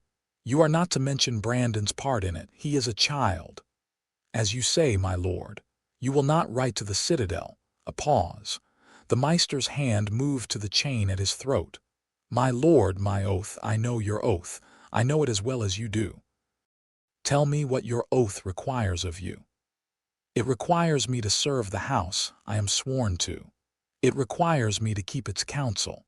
It requires me, above that, to advance the knowledge of the Order, and to share with the Order what I learned that the Order would value learning. The Citadel would value learning of this. It would. I must consider whether to write. I would have you not write. I would have you give me a reason not to write." Father looked at him. Maester Luwin had served his house for 30 years. The chain at the maester's throat had a great many links in it, and 1 or 2 of them were not common. Father had asked, once, what the dark one was for, and Maester Luwin had said, in the careful voice the maester used when he chose not to be entirely answered, that it was for studies the Order did not pursue with vigor. Father had not asked again. He had remembered. He remembered now. "The boy is mine," Father said. "He is of my blood. The dragon woke to him in my crypts. If word of it leaves this castle by your hand, the boy is dead within a moon. The boy is dead and the dragon is dead, and what was done in my house against my authority will be done by other hands, in places I cannot reach. I would have you not give them that gift." "It is not a gift, my lord. It is a duty." "Duty to whom?" "To the realm." "The realm has made many mistakes, Meister. It has burned a great many people who should not have been burned. I do not wish my son to be one of them. Your son, my son." The Meister was very quiet for a long moment. Then he said gently, "My lord, you know that I have known for a great many years." Father looked up sharply. "I have not spoken of it," the Meister said. "I have not written of it. I have not formed the words even in the privacy of my own books. But I have known. The boy's hairline is wrong for a Stark. His brow is wrong. The eyes are right and the mouth is right. But a Stark would not have given a boy that hairline. I noticed it when he was 4. I have not, in the years since, found any other northern house whose blood would account for it.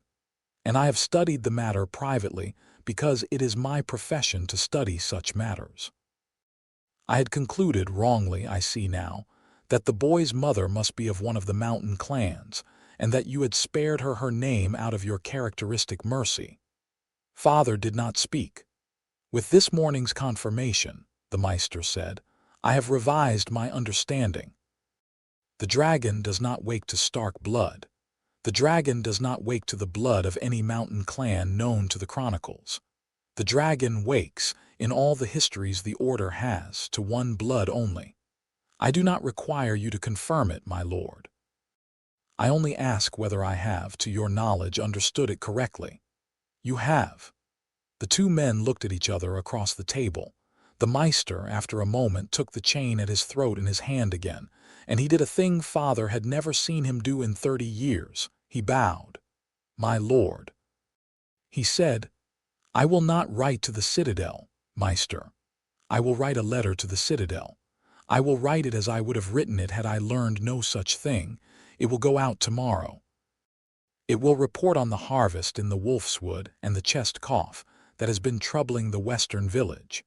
And it will mention that I am occupied this season with the studies of the younger Stark children, who are coming on well. The Citadel will read it and put it in their archive and find it dull. They will not know what they have not been told. Will that suffice for my lord?" Father felt something he had not felt in a long time, and he did not, just then, have a name for it. He inclined his head. "It will suffice, Meister. I am in your debt." "You are not, my lord. I am in yours. You have given me a thing to study for the rest of my days. You may study it under one condition. Name it, my lord. You will teach the boy what you study. You will teach him what little of dragon lore the Order has not destroyed. You will teach him as you teach the other children, openly in your tower at lessons. You will teach him to know what he is keeping. We will not have him keeping a thing he cannot read." "Yes, my lord." "Good. Go to him now. He is in his chamber. He will give you to her in his own time. Take care that you do not approach her too quickly. She has not yet met another man besides me. You have already been to him, my lord." "I have." And she did not bite, Meister. Go." Meister Lewin went. He walked out of the solar and across the upper gallery and up the back stair to Jon's chamber. And at every step, he was conscious of the chain at his throat moving against his skin, and of the long and patient work of his profession, which had been his life, beginning today to mean a thing he had never before had occasion to ask it to mean. Lady Catelyn Stark came to her husband's solar an hour after the Meister had left it. She came alone. She came in without knocking, which she had not done in 9 years. She had Septa Mordane's prayer beads twisted in her left hand, and her right hand was a small white fist at her side. She had a face that her husband had not seen on her since the morning she had been told her father was dying. "Tell me," she said, "that what I have heard is not true." Sit down, cat. Tell me, sit down. She did not sit down. She stood at the door of his solar with her beads and her fist and her face, and she said, in a voice that had gone all the way past anger and into the still place beyond anger, "Tell me that there is not a dragon in my house. Cat. Tell me." He looked at her for a long time, then he said very quietly, "There is a dragon in our house." Her hand opened. The beads fell. They struck the floor and rolled. Some of them went into the fire and were lost. She did not look at them. She looked at her husband with the look of a woman who has discovered, after 14 years of suspicion, that the suspicion was the smaller half of the truth. "You have known. I have known there was the possibility. You have known that the boy, cat. You have known that the boy in this house was not yours." He did not answer. He could not answer. He had promised. The promise was old and the promise was binding, and the promise had, until that moment, been kept. He saw in her face that his not answering was answer enough. He saw in her face the long 14 years of wrong she had carried about him, and the boy collapse into a different shape. Not absolution, not relief, a different wrong, a larger one. She had hated all this time the wrong thing. She had hated her husband's faithlessness when there had been no faithlessness. She had hated a mother who had not been the mother she thought. She had hated a child who was not the child she thought. The new wrong was not better than the old. It was not worse. It was simply a wrong of a different shape, and she had no scaffold built for it yet. "Send him away," she said. "Cat, send him away. Send the dragon away. Send them away tonight. Tell me you will send them away." "I cannot send him away." You can, Ned." "I will not." "Why?" "Because I promised." She heard the word. He saw her hear it. "Promised whom?" she said. He did not answer. "Promised whom, Ned?" He looked at her. He did not look away. He did not answer. He let his not answering be the answer she had been afraid of for 14 years, and he saw her receive it. She sat down. She sat down in the chair across from his desk, the chair the Meister had sat in an hour earlier, and she put her hands flat on her knees and she stared at the fire. "How old is he?" she said at last. "You know how old he is." "How old is he?" 12. "And the king?" "The king will not know, not from me, not from this castle. The king will come. The king will come. He has written that he will come before the snows begin in earnest. We have weeks. Perhaps a moon. We will have to have the boy out of the castle before he comes." "Out where?" "I do not yet know." She nodded. The nodding was the nodding of a woman who had begun, against her will, to think about logistics, because logistics were a thing she had been raised to do well. The fire in the hearth crackled. The beads lay where she had dropped them. "Ned." "Yes." "I did not know you could lie to me for 14 years. I did not lie to you, cat. I let you believe a thing. There is a difference." "There is no difference." "There is. It is small. It mattered to me." "It did not matter to me. I have hated him." "I know." "I have hated him for a thing he did not do." "I know." She put her hands to her face. She did not weep.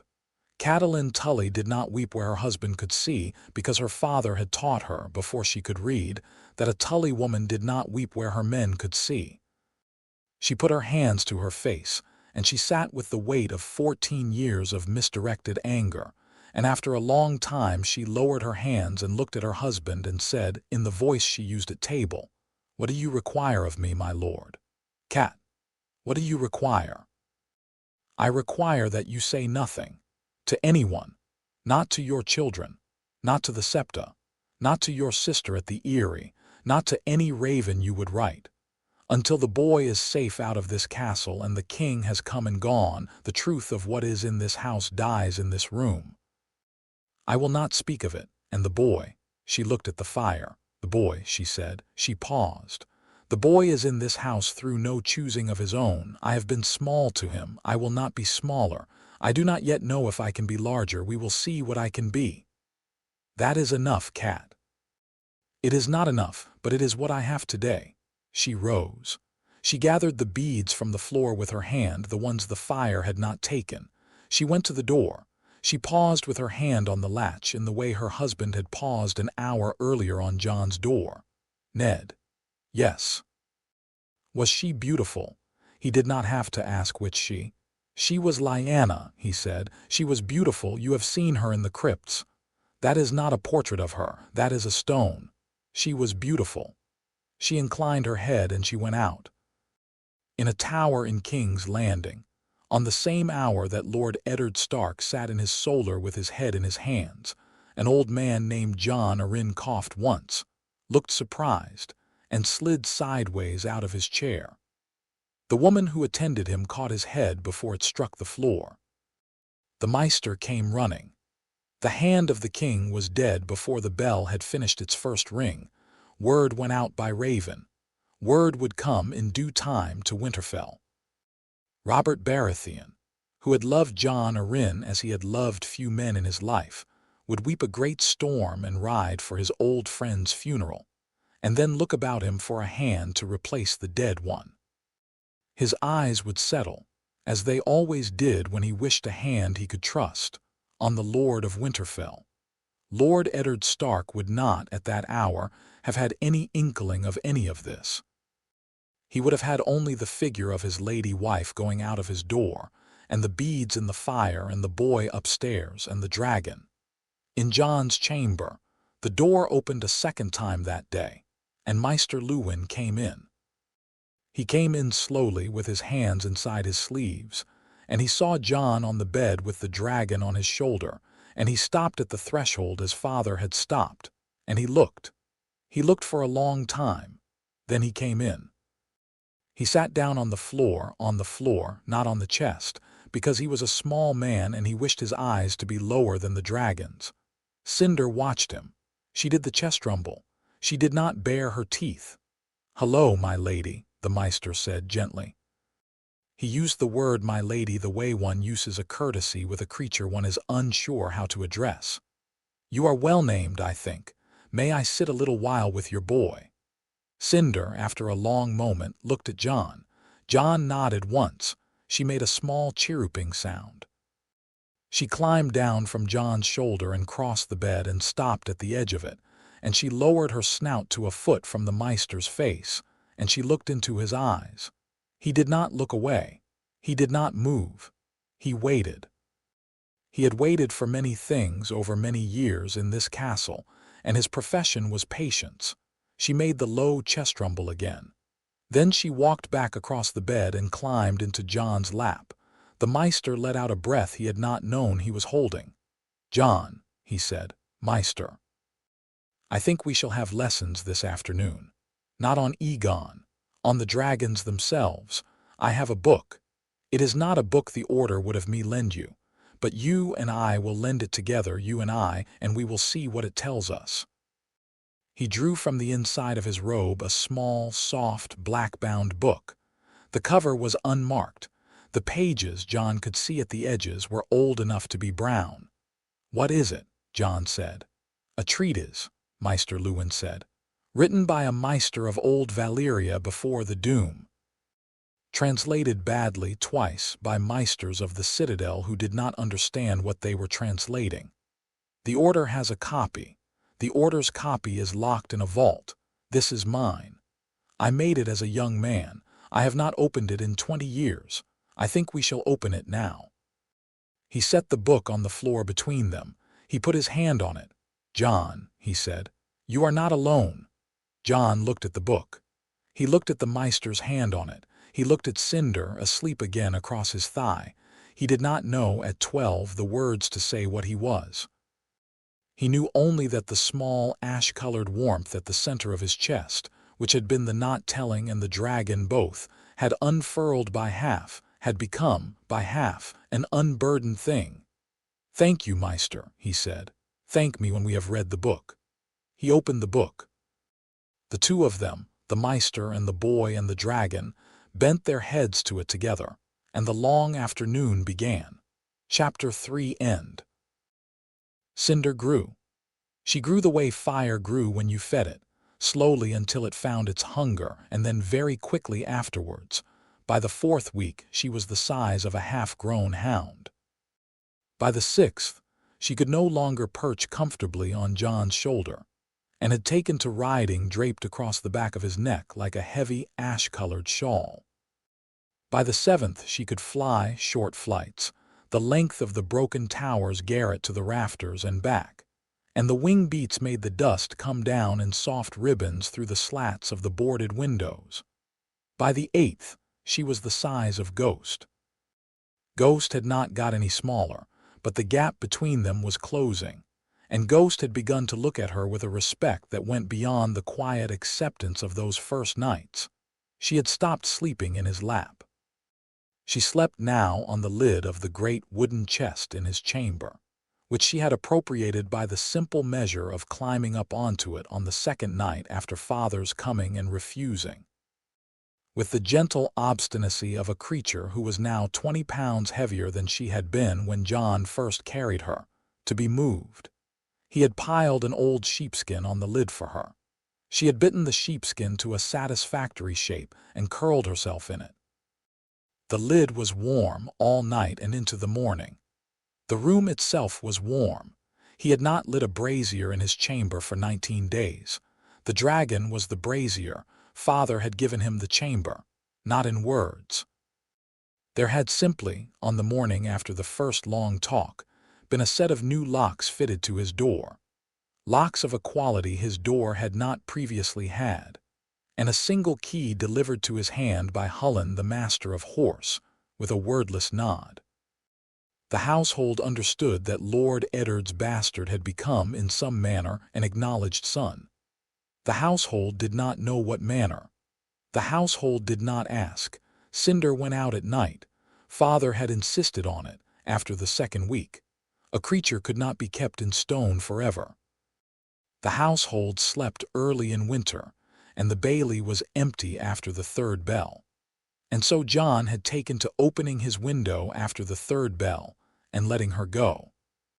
She would launch herself out into the dark and circle once, twice, and disappear into the white sky over the godswood, and she would come back an hour or two later with a hare in her jaws, or a winter-thin hill goat, or once a stoat that she ate down to the last bone in a corner of his floor, and that he had to scrub the blood out of the cedar planks at dawn. Father, when he saw the bloodstain, said nothing about it. Father had begun to pass through Jon's chamber every morning before breakfast, briefly, with the casual frequency of a man visiting a wife. He came in, looked at the dragon, said 2 or 3 things to Jon in his quiet voice, and went out. He had begun, on the third morning, to put his hand on Jon's shoulder before he went out. He had not done that very often before. He did it now. Maester Luwin came in the afternoons.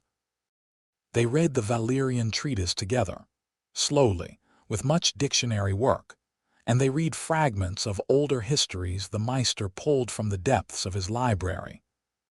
And on certain afternoons, they did sums concerning growth rates and feeding requirements and the wing loading of small dragons of various recorded sizes. And Cinder lay across Jon's feet and slept while the men spoke softly about her over her head. The Maester had begun on the 5th afternoon to address her directly when he came in. He did not call her by name. He called her my lady. She had begun on the 8th afternoon to lift her chin slightly when he did so, the way a court lady might. Bran came every other day. He had been told by Father that the secret was no longer his alone to keep, but his to share with the few who knew. And he had taken the responsibility with the grave shoulders of an 8-year-old who had been entrusted by the gods with a holy office. He brought scraps from the kitchens. He sat on the floor and watched Cinder eat. He had begun to ask Maester Luwin, when the Maester would let him, the questions he had not been able to ask before. He had stopped asking about cheese. Arya did not know. Sansa did not know. Rickon, who was 3, did not know, but had taken, in the way of 3-year-olds, to staring at Jon's chamber door whenever he passed it and laughing for no reason. Jon did not know what the boy saw. He did not pretend to. Lady Stark did not come to his chamber. She had said, on the morning after Father's revelation to her, that she was not yet ready, and Jon had not asked her to be. She had, however, begun to look at him when he came into the great hall. She had begun, twice, to begin to speak to him at table. Both times she had stopped before she had got further than his name.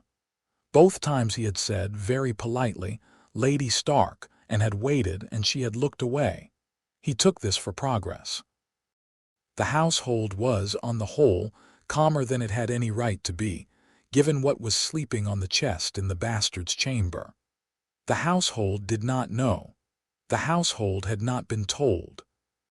The household saw a Stark family that was holding itself differently, and did not know why, and had decided, in the way of households, to let the not knowing be. The trouble, when it came from the one direction Jon had not protected against. It came from Theon. Theon had been watching for 3 weeks. He had not climbed the broken tower. He had been clever enough not to. He had been watching the patterns instead. The times Jon left his chamber, and the times he returned, the corridors he used, the way Bran came up the back stair at dusk with his hands behind his back, the way Maester Luwin had begun to take his afternoon walks around the bailey along a particular line that gave him a clear sight line to Jon's window. Theon was, when he wished to be, a careful observer. The Greyjoys had taught their sons to read the wind. Theon could read a man's pattern of movement the way another man read a sail. He had concluded, by the 4th week, that there was a creature in Jon's chamber. He had concluded, by the 5th, that the creature came and went by Jon's window at night. He had not yet concluded what the creature was. He had several guesses. He had ruled out the ones that involved a woman. Jon was 12, and Theon, who had once been 12, knew the shapes of that sort of secret, and this was not its shape. He had tentatively concluded that Jon had taken in a hawk, a young one, perhaps a wounded one, that he was nursing in private because Father had told him not to take more falconry until he had finished his sword work. This explanation accounted for the night flights. It accounted for the meat. It did not account for the smoke that he had once, very early in a morning, seen drifting from Jon's chamber window. Smoke did not come from a hawk. Theon had thought about it for a week. Then, on a clear cold evening in the 8th week of Jon's secret, he had decided that he had thought about it for long enough. He came to Jon in the bailey at the hour after sword work, when Jon was crossing back from the yard with his blunted training sword over his shoulder. Theon caught up with him at the well. "Snow, Theon, a word." "I have a great many words. Which one would you like, in private?" Jon stopped. He looked at Theon. There was a thing in Theon's face Jon had not seen before. It was not the easy malice of the long table, it was harder. Theon had brought himself, over a fortnight of private thinking, to a place he had decided he was going to act from. "All right," Jon said. "Where?" "The granary loft. There is no one in it at this hour." "All right." They went. Theon walked behind him, which was new. Theon liked, normally, to walk in front. They went up the ladder of the granary in the South Bailey and into the dim space between the stored sacks of barley and the rafters, where the chaff hung in a fine yellow haze, and the air smelled of dry grain and the iron of the hooks above their heads. Theon shut the trap behind them. "Snow." "Theon." "I want to see it." "See what?" "Don't be a fool." "I am not being a fool. I am asking you what you mean. Tell me what you mean." Theon's hand went to his belt. He did not draw the knife at his hip. He set his hand on the hilt of it and let it stay there in the way a man does to remind another man that he could draw if he wished. "I have been watching you, Snow. 3 weeks. 4. I have noticed every coming and every going. I have noticed Bran. I have noticed the Maester. I have noticed your father going up to your room in the morning. Your father has not gone up to your room in the morning in the 12 years you have lived in this house. Something is in your room. I want to see it. There is nothing in my room. Snow. There is nothing in my room. Theon. Let me by." Theon stepped between him and the trap. I have said I want to see it, and I have said there is nothing to see. Then you will not mind taking me up to your chamber and showing me the nothing. I would mind a great deal. My chamber is mine, so is the door of it. Let me by. You will take me up, or I will go to Lady Stark. I will tell her that you have a creature in your room. I will tell her about the smoke. I will tell her about the meat from the kitchens that the cook is no longer counting because your father told him not to. Lady Stark will be very interested. She has not been very interested in you for some years. You will have her full attention. Is that what you want, bastard? Jon looked at him. He had, in the 6 weeks since the hatching, learned a great many things. He had learned the patience of a watcher, and the carefulness of a keeper, and the discipline of a boy carrying a secret too large for his shoulders. He had not yet learned what to do with a man who was holding a knife at his belt and pretending he was not. He was 12. Theon was 19. The math was the math. Theon, he said, don't do this. I am doing it. You will not be glad of it, bastard. Theon hit him. It was not a great blow. Theon had a temper, and the temper had betrayed him into a swing that was wider than the swing he had practiced. The heel of his hand caught Jon across the jaw and snapped Jon's head sideways, and Jon went down on one knee on the granary floor with his ear ringing, and the chaff rising around him like a small yellow wether. The blunted sword he had carried up the ladder skidded out of his hand across the boards. Theon was on him before he could rise. Theon had his knee in Jon's back and his hand in the collar of Jon's tunic, and he was leaning down, breathing hard and saying, "You will tell me. You will tell me, you little bastard, you will." The trap behind them did not open. There was no one in the granary at that hour. There would be no one in the granary for 3 more bells. They were alone in the loft, and Jon's mouth was full of the taste of his own blood, and his ear was full of a buzzing he could not place. And Theon, who had not meant to do exactly this, was finding himself doing it. Then the granary went very dark. Cinder did not arrive through the trap.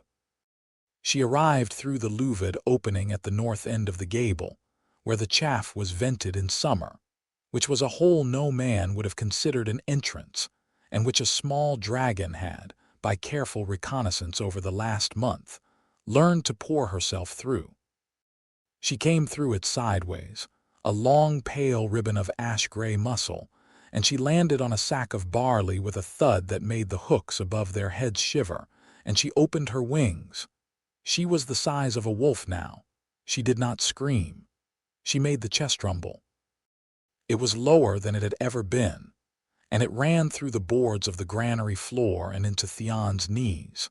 And Theon, who had grown up on the deck of a longship in a winter sea, and who had never, in all his life, been afraid of a thing in the way he was afraid just then, came off Jon's back and stumbled backwards and put his shoulders against the sacks of barley. His hand was still on the hilt of his belt knife. He had not drawn it. He could not, just then, remember how to draw it. Cinder walked across the floor of the granary toward him. She walked with the careful diagonal walk of a 4-legged creature who was thinking about which step to put down next, and her wings were half open, and her tail switched once across the boards, and the gold of her eyes was on Theon's face, and it did not move from his face. Jon got up. He was a little unsteady. He spat blood out onto the boards. He said very quietly, "Cinder."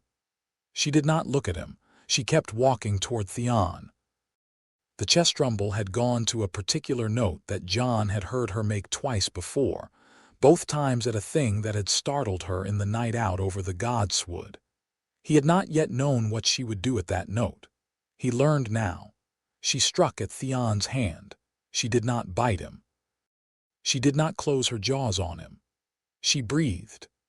The breath came out of her in a short white-hot ribbon, the length of a grown man's forearm, and it caught the hand on the hilt of the knife, and the leather of Theon's glove went up like dry grass, and the skin of his palm went up after it. Theon screamed. He fell sideways onto the sacks. His hand was a torch. He beat it against his other arm. He beat it against his side. The fire went out. The hand did not. The hand was a thing that had gone past hand into the wet red ruin of charred meat. Jon moved very fast. He crossed the floor and put his body between Cinder and Theon. He got his hands on Cinder's snout. He held them there. She did not strike at him. She did not pull away. She stopped. The chest rumble went on for 2 more breaths and then it stopped too. Her gold eyes, very near his, looked through his and past him at Theon, and then they came back to Jon's. She blinked once. She had learned to blink in the past fortnight. She blinked at him slowly in the way Ghost blinked at him slowly, and the blink said, "I have done what I came to do. Tell me whether to do more." "No," he said. "No more. Down." She went down. She lowered her belly to the boards. She did not take her eyes off Theon. Theon, on his back on the sacks of barley, with one hand cradled in the other, was making a noise that was not a scream and was not a sob and was not any noise Jon had a word for. The hand was very bad. Jon could see the bone at the base of the thumb. He turned his head. He spoke to Theon without taking his hands off Cinder's snout. "Theon, listen to me." Theon's eyes came round. "Listen to me. I am going to take her down through the trap in a moment. After I have, you are going to walk to the Maester's tower. You are going to tell Maester Luwin that you put your hand into a brazier. You are going to tell no one else. If you tell anyone else, if you tell my father, if you tell Lady Stark, if you tell Robb, if you tell Sansa, if you tell the steward, if you tell a guard, if you tell the woman who washes your linen, she will come for you again. She will not, the second time, stop at your hand. Do you understand me, Theon?" Theon stared at him. "You understand me?" Theon nodded. The nodding was small. It was all he could do. "Good. Get up, walk, I will follow you down." Theon got up. He was unsteady. The hand was hanging from him and it was smoking faintly in the chaff light. He went to the trap. He fumbled it open with his good hand. He went down the ladder. Jon followed him with Cinder under his arm. Under his arm now, because she had come back to him at the gesture. She folded her wings and let him carry her like a long, heavy cat, which she was no longer the size of, but could still pretend to be for the length of the ladder. He carried her across the South Bailey by the back way and up to his chamber. He shut the door. He locked it. He sat with her on the floor and put his face against her warm, pale flank and felt his arms shaking. She did the chirruping noise, very softly, against his ear. She had not done the chirruping noise in days. She did it now. He understood what it was. It was the noise she made when something had been wrong and was now right. He sat on the floor of his chamber for a long while. Theon did not go to the Maester. Theon, when he had got down from the granary, had walked across the bailey in the dusk and into the stables and up the ladder to the loft, and lain down in the straw and stared at the rafters. He had stayed there for the rest of the night. The stable boys, who knew what it meant when a young lord came into the loft and lay down without a word, did not go in. He had bound his hand at the wrist with the strap of his belt to slow the bleeding. He had drunk a flask of wine he had carried up with him. He had thought. He had thought about a great many things in the dark of the stable loft, with his hand on fire in his lap. He had thought about Pike. He had thought about his father who had not seen him in 9 years. He had thought about Robb. He had thought about Jon. He had thought about Lord Eddard Stark, who had taken him from his father's hall as a hostage when he was 10, and had treated him with a fairness that had only sometimes felt like kindness. He had thought about the dragon. He had thought about who, in the wide world, would pay coin for the knowledge of a dragon at Winterfell. He knew an answer. He had met the answer once, 2 years before, at White Harbor, when he had been allowed to ride south with Sir Roderick on a small errand of father's. The answer had been a man whose name was unimportant and whose seal was not. The man had said certain things to a Greyjoy boy of 17 in a corner of an inn that the man should not have said. The boy had remembered them. The boy had understood, even then, that he was being recruited. He had understood it had been done because he was Greyjoy, and Greyjoys did not love Starks. He had not, at the time, been ready to choose. The man had told him where to send a raven if he was ever ready. He was ready now. He climbed down from the loft at the 3rd hour of the night. He went to the rookery by the back way. He had been in the rookery a great many times with Meister's leave. He knew the trick of opening the door without sound. He climbed up. He took a small black cylinder of waxed cloth from a recess in the wall, his own cylinder, which he had brought up there a year ago and never used. He wrote in it, with his good hand, in a script his father had paid a Greyjoy Meister to teach him, the words, "A dragon at Winterfell. The Snow boy keeps it. Send your price." He fitted the cylinder to the leg of one of the small brown ravens that flew, by old arrangement, between Winterfell's rookery and a particular merchant's warehouse on the south bank of the oily stone in King's Landing. The merchant was not a merchant. The raven was not a citadel bird. The arrangement was not on Maester Luwin's books. Theon knew about it because he had looked once in a ledger that had been left open by accident in the Meister's study, and had seen a discrepancy he had taken to a man at White Harbor who had, very kindly, explained it to him. He let the bird go. The bird went. He climbed down from the rookery. He went to the Meister's tower at last. He told Maester Luwin that he had drunkenly put his hand into a brazier. The Meister treated the burn. The Meister did not believe the story. The Meister did not say so. Theon, who had grown skilled in his 19 years at noticing what other men did not say, noticed. Lady Stark noticed too. She came to Theon's chamber the next morning with a poultice Septa Mordane had recommended, and a face that had a question on it that Septa Mordane had not asked. She set the poultice on the table by his bed. She looked at his bandaged hand. She said, "How did you come by this, Theon, my lady? A brazier. Late. Drunk?" "You do not drink, my lady. I drink a little. Not enough to put a hand into a brazier. Theon, tell me, my lady. Theon, look at me." He looked at her. Catelyn Tully had been a Greyjoy hostage's foster mother for 9 years, and she had loved him in the careful Tully way she loved hard cases, and she could read his face the way a sailor reads a sky. She read it now. She read what was in the eyes that he was not telling her. She did not know what it was, but she was the Lady of Winterfell, and a thing had happened in her house, and she had a smell in her nose she did not yet have a name for. "You will tell me, Theon. You will tell me when you are ready. I will be patient, but you will tell me, my lady. Rest your hand. I will send Maester Luwin to look at it again at noon." She went out. Theon lay on his bed and looked at the ceiling. The hand throbbed. The raven was, by now, halfway south. The next morning Robb came to Jon's chamber. He came at first light. He came alone. He knocked. Jon opened the door. Robb came in and saw Cinder on the chest and stopped. He had not seen her before. He had heard. Father had told him in the second week in private, with an oath of silence that Robb had given without hesitation. He had heard a great deal. He had not seen. He looked at her for a long time.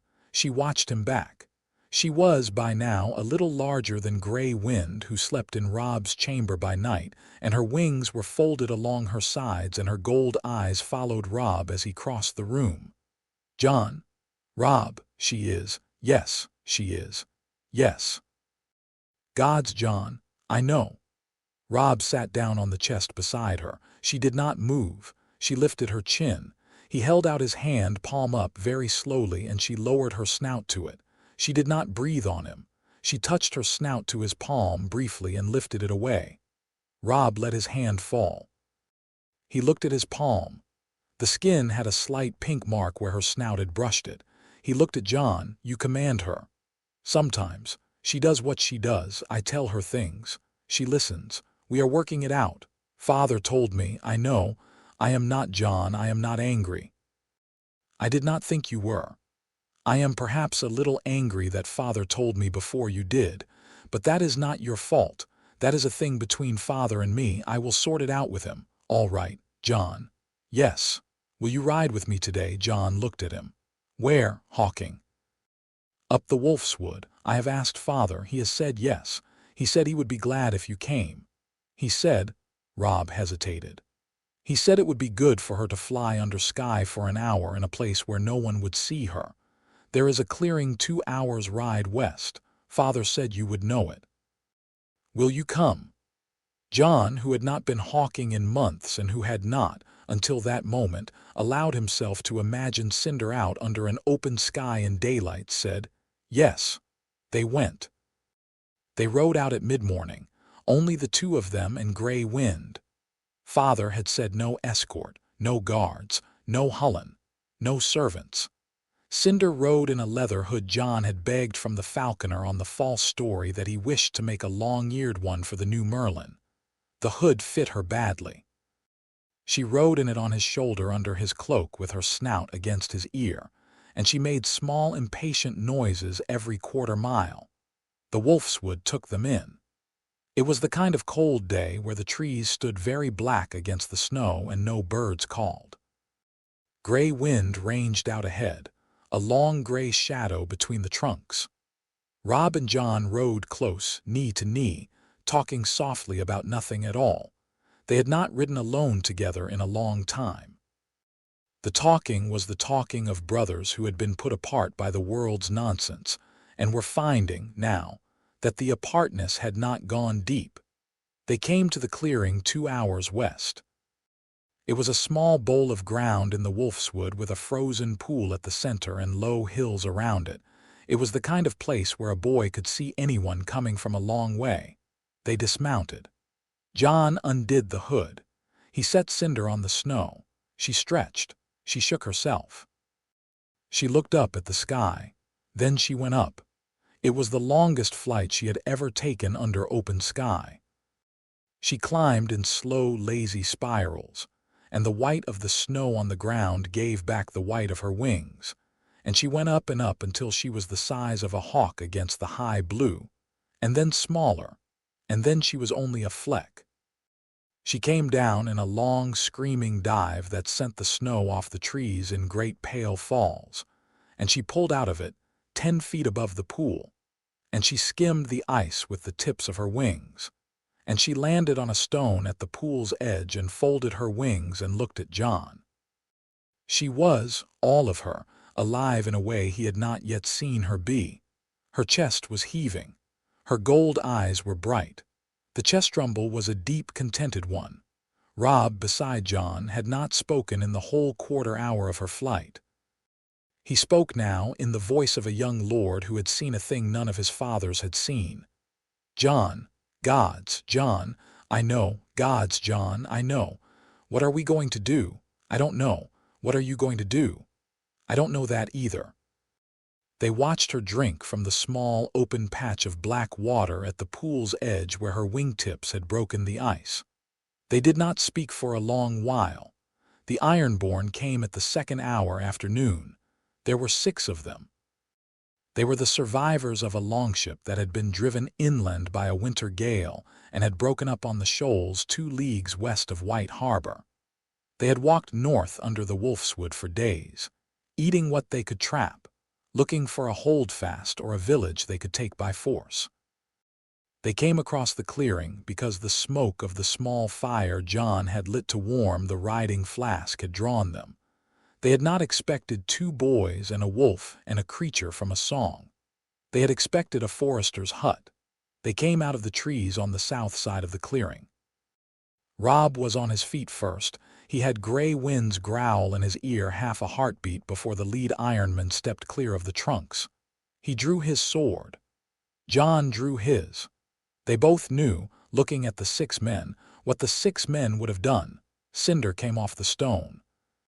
She came across the clearing in a long, low flight, 10 feet above the snow, with her wings beating once, twice, and she struck the lead ironman before the man had taken 3 steps. She hit him in the chest with both of her hind feet, and she rode him down into the snow, and her jaws closed on his shoulder and worried it, and the man's scream was very short. The other 5 had time to take in what had come out of the sky on them. They did not have time to do anything about it. She went off the first man and took the second across the throat.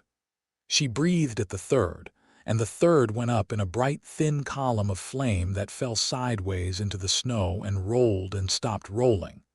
The fourth dropped his axe and ran for the trees. Gray wind took him from behind 10 paces into the wood. The fifth and sixth had the wit to turn and run together. Robb was on his horse before they cleared the trees, and Jon was on his, and they ran them down through the wolfswood for half a league. And Robb killed the fifth with a single stroke from horseback.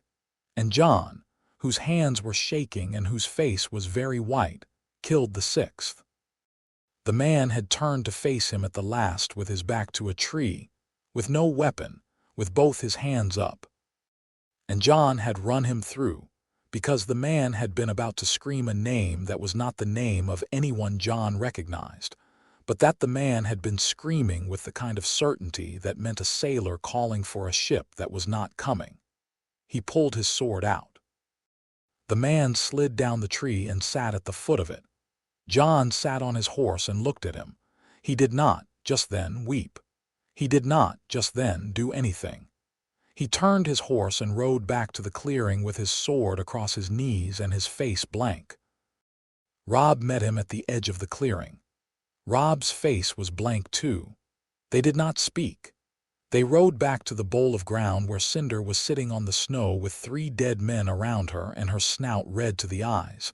She looked up at Jon. She was breathing hard. Her wings were half spread. She was, he saw, frightened, which she had not been when she had come down on the lead man. She had done a thing she did not yet know whether her keeper would approve of. She watched his face. He got down from his horse. He went to her. He put his hands on either side of her snout where the blood was. He did not flinch from the blood. He rested his forehead against the warm, pale skin between her eyes. He stayed there for what was a long moment. "Good," he said very quietly. "Good, you did right. You did well." The chest rumble started. It was the contented one again. Her wings folded. He stood up. He looked at Robb across her shoulder.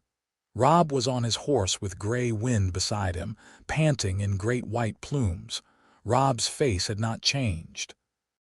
The face was the face of his 13-year-old half-brother, and the face was, at the same time, the face of a young lord of the north who had just seen what a dragon was for. "Jon," Robb said. "Robb, we will say nothing of this, not at the castle, not anywhere. The men were ironborn. They were sea-rotted and starving. We came on them in a clearing. They attacked us. We killed them with sword and wolf. Cinder was not with us. Do you understand me?" "Yes, Robb." "Good. Get the bodies into the pool. The ice will close over them by spring and they will be eaten by the carp. Help me." They got the bodies into the pool. The ice cracked and re-cracked under the weight of each one. They scrubbed the snow with their boots where the blood had pooled, and they kicked fresh snow over the scrubbed places. They scattered the small fire and pissed on the embers and kicked the ash into the trees. They wiped Cinder down with handfuls of snow until her snout was clean. Then they mounted, and Cinder went up onto Jon's saddle in front of him under his cloak, and they rode east toward Winterfell at a steady, unhurried pace, the way 2 boys ride home from a hawking that has produced nothing. Halfway home, Robb spoke. "Jon."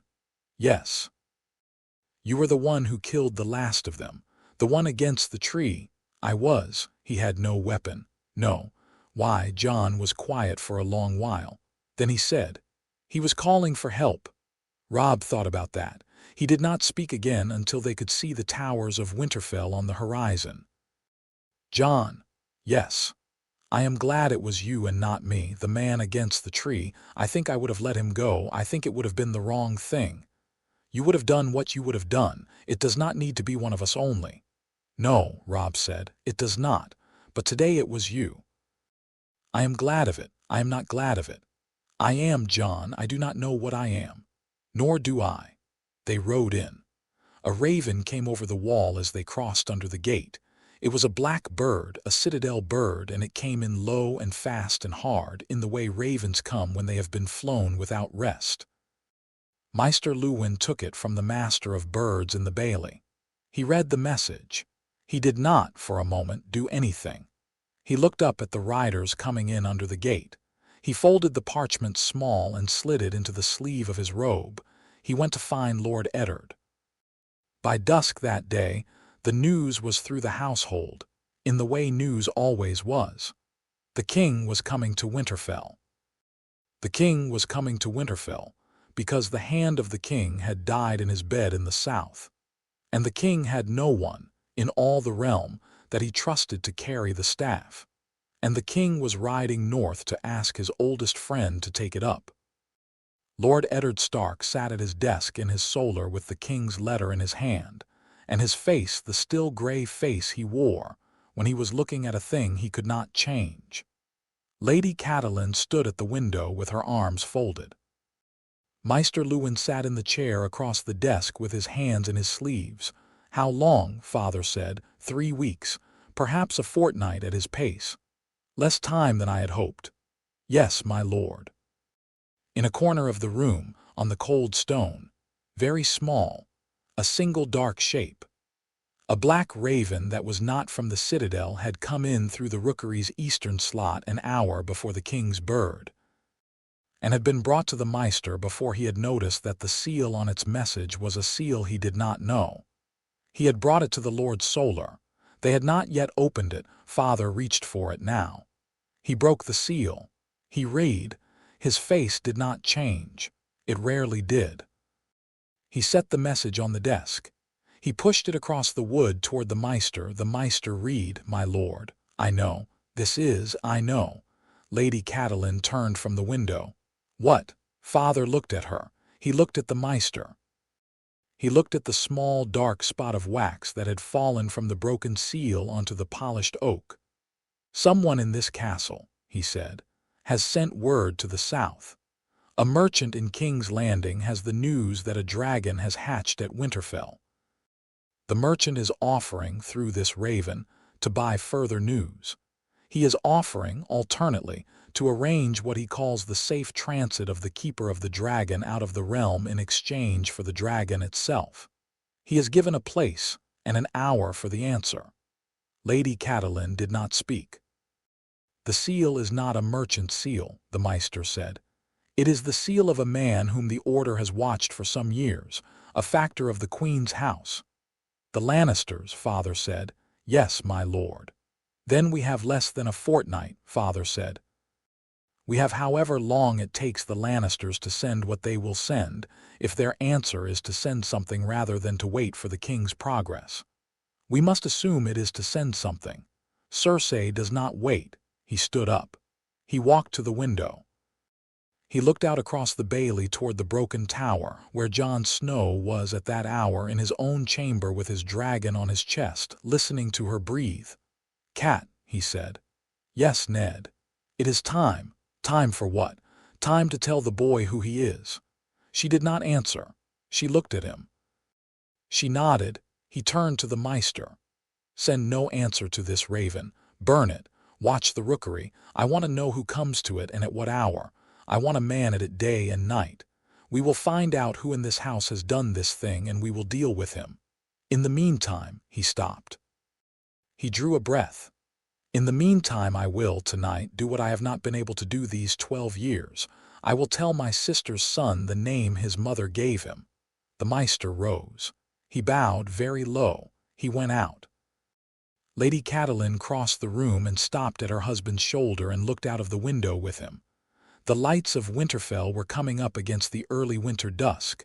The first stars were over the wall. "Ned." "Yes." "I will come with you when you go to him." "Cat." "I will." "He is your sister's son. He has lived in my house for 12 years, and I have not given him his due. I will give him his due tonight. I will be in the room when you give him his name." He looked at her. He did not speak. He did not have to. He inclined his head. In the granary loft, in the drift of yellow chaff, a small black smudge on the boards marked the place where, 2 nights before, a hand had burned. In the rookery, a maester's man stood in the shadow with his hood up, watching the doors. In a stable loft, Theon Greyjoy lay on his back with his bandaged hand on his chest and watched the rafters and waited to hear, by morning or the morning after, the answer from the south. In a chamber on the second floor of the keep, a boy of 12 sat with a small ash-pale dragon across his lap and read slowly, a book in a tongue that had been dead since before his mother's father's grandfather was born. And the dragon, who was almost the size of a wolf now, breathed against his ribs and watched the page with him. Snow began to fall over Winterfell. It fell soft and steady and even. It fell on the great hall and on the broken tower and on the kennels and on the godswood and on the sleeping wolf at the foot of Jon's bed. It fell, far in the south, on the road by which a king and a queen and a host of Westermen and Goldcloaks were even then riding north. It fell on a future no one in Winterfell yet knew the shape of. Chapter 4 End. Father came for him at the second bell of the night. He came as he had said he would, with Lady Stark beside him and Maester Luwin behind, and a small lantern in his hand whose light was carefully shielded so that only the floor in front of his boots was lit. He did not knock. He had not knocked at his bastard's door in 12 years. He simply opened it and stood in the doorway and said, very quietly, "Jon, come." Jon was awake. He had not slept since Robb had told him at supper, in a low voice under cover of the music, that something had happened that the Maester would not name. He had not slept since Father had passed him in the corridor at dusk, and had laid a hand on his shoulder for longer than Father usually laid a hand on his shoulder. He had not slept since Cinder, on the chest at the foot of the bed, had stopped breathing the slow deep breath of dragon sleep at the second bell, and had lifted her gold eyes and looked at the door before there were any footsteps to look at. He got up. He pulled his cloak around his shoulders. He said to Cinder, "Come." She came. She had grown enough that she did not, any longer, ride on his shoulder. She walked at his heel the way Ghost did, soft-footed on the planks, her tail a long, slow ribbon behind her. The four of them, Father with the lantern, Lady Stark with her hands folded inside her sleeves, the Maester with his small, soft satchel of books, the boy with his dragon, went down the back stair and out across the bailey in the snow. The snow had been falling since dusk. There was a foot of new whiteness on the courtyard. The household was abed. The wind had dropped. The world had gone to that particular northern stillness that comes when snow has been falling long and steady, and the air can take no more. They went under the Godswood Gate. They walked through the dark trees until they came to the heart tree at the center, the great white weirwood with its long red leaves and its carved face that had wept since before the first men. They stopped at the foot of it. Father set the lantern on the snow. The light of the small flame made the red of the weirwood's eyes red and made the long red leaves above them red, and the tree, as it always did to a Stark in the night, looked alive. Cinder stopped at the edge of the small clearing. She did not come forward. She lowered her belly to the snow and folded her wings and watched the tree, and she made the chest rumble at it. The rumble was different from the rumbles she made at men. It was lower and longer, and it had a respect in it, and the tree, in the way trees do when something old has noticed them, did not move. Father looked at her once quietly. He looked at his son. He took a long breath. He said, "Jon, Father, there are things I have to tell you tonight which I should have told you long ago. I did not tell you because the not telling was, I had thought, the keeping of a promise. I see now that the not telling was a wrong of its own. I will tell you now, even though it is late, and even though the price of telling is greater tonight than it would have been at any other time. Sit, if you wish." Jon did not sit. He stood with his hands at his sides and his cloak drawn close, and he looked at his father and he said, "Tell me." Father drew another breath. The lantern made his face old and made his eyes very dark.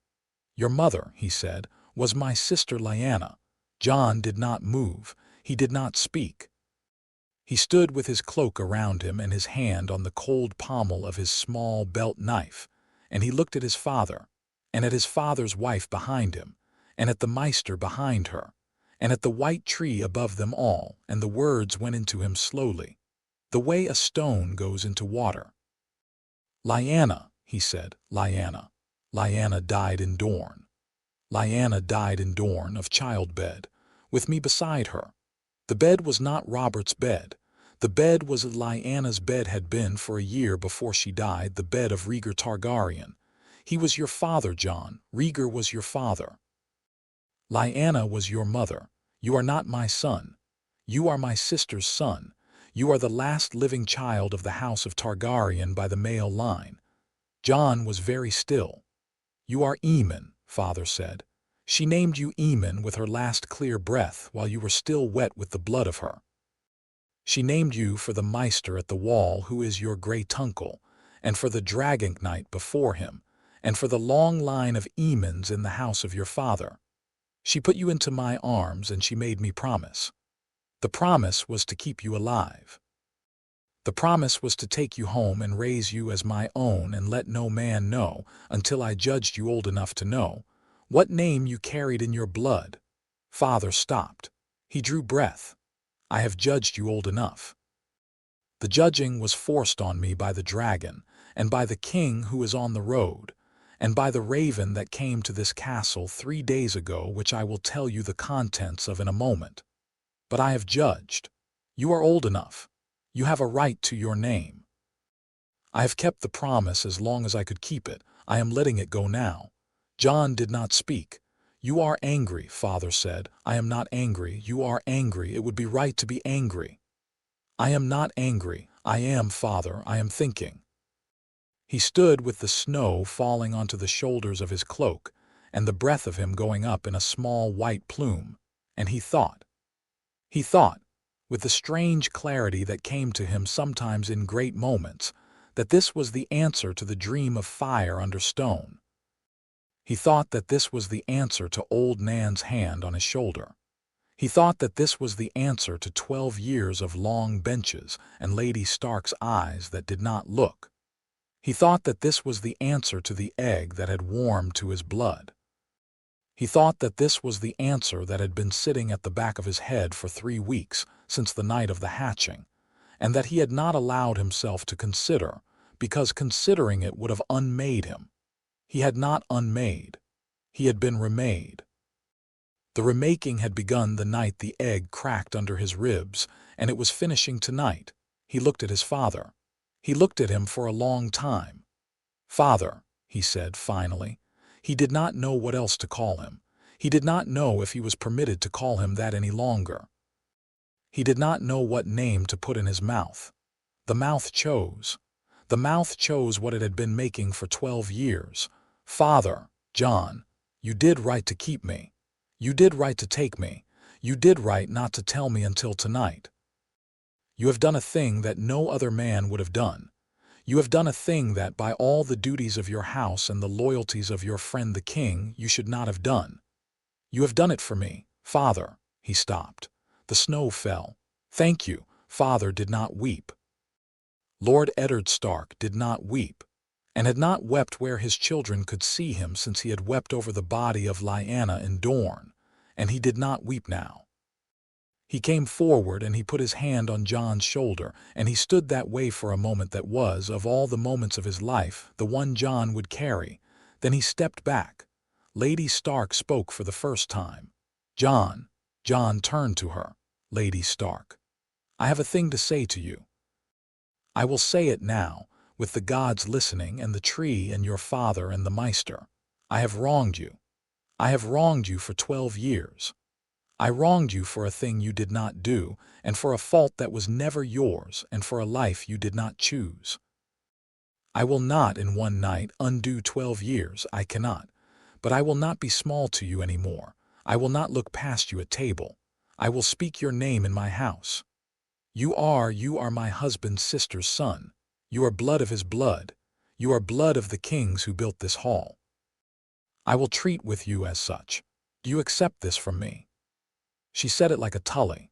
She said it with her chin lifted and her hands folded inside her sleeves and her gray-blue eyes very level, and she did not weep, because no Tully woman wept where her men could see her, and she did not look away. Jon, who was 12, and who had carried Lady Stark's coldness in his ribs since he was 3, looked at her. He thought of all the things he had wished, in the long years of his childhood, that she would say. None of them had been the speech she had just made. The speech she had just made was, he understood, larger than all of his wishes. She had spent 12 years building a wrong in herself, and tonight she had begun to take it down, and she had begun in the only place she knew how to begin, which was with formal courtesy. "Lady Stark," he said. He was careful with the words. "I accept it. I am grateful for it." She inclined her head. She did not come forward to embrace him. She did not, because she had not built the road to embracing him in 12 years and could not, in one snowfall, build it now. But she had taken the first stone out of the wall, and she had taken it out in front of witnesses, and she had taken it out of her own hand. It was enough, Jon thought, for tonight. The Maester came forward. He did not speak. He held out in his small, thin hands a long leather case. He bowed his head. "What is it?" Jon said. "My lord," the Maester said, and Jon heard him say the words for the first time. "My lord," said to him, by an adult of this castle, in the matter-of-fact voice in which a Maester said "my lord" to his lord. "I have for these many years had something kept in trust against this hour.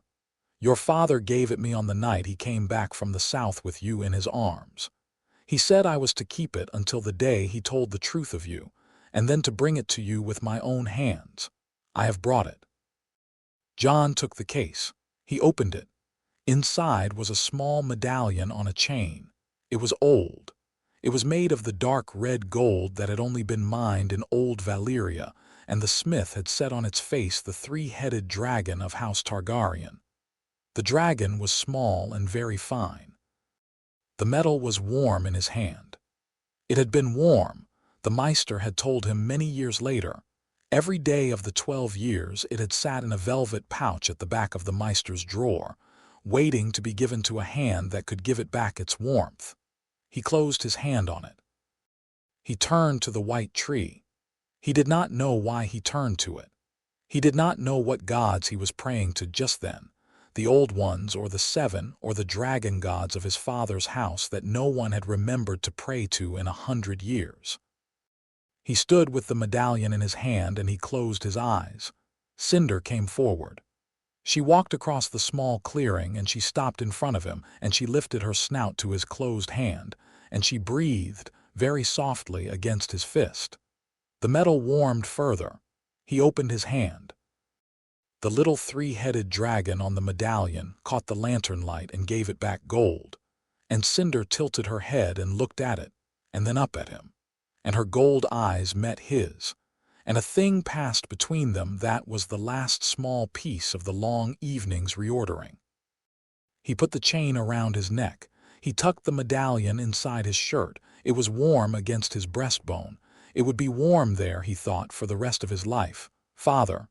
"Yes, you said there is a raven." "Yes, tell me," Father told him.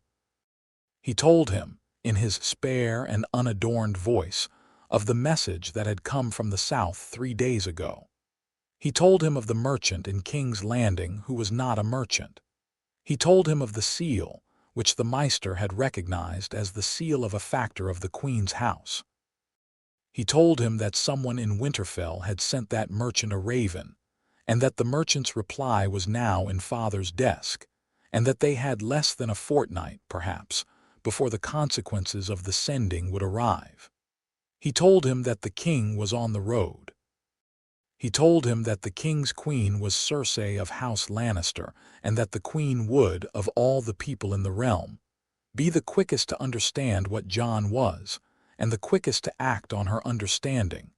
Jon listened. He stood with the medallion warm against his chest and his dragon at his ankle and the snow on his shoulders, and he listened. When Father had finished, Jon said, "Who in this house sent the raven?" I do not know.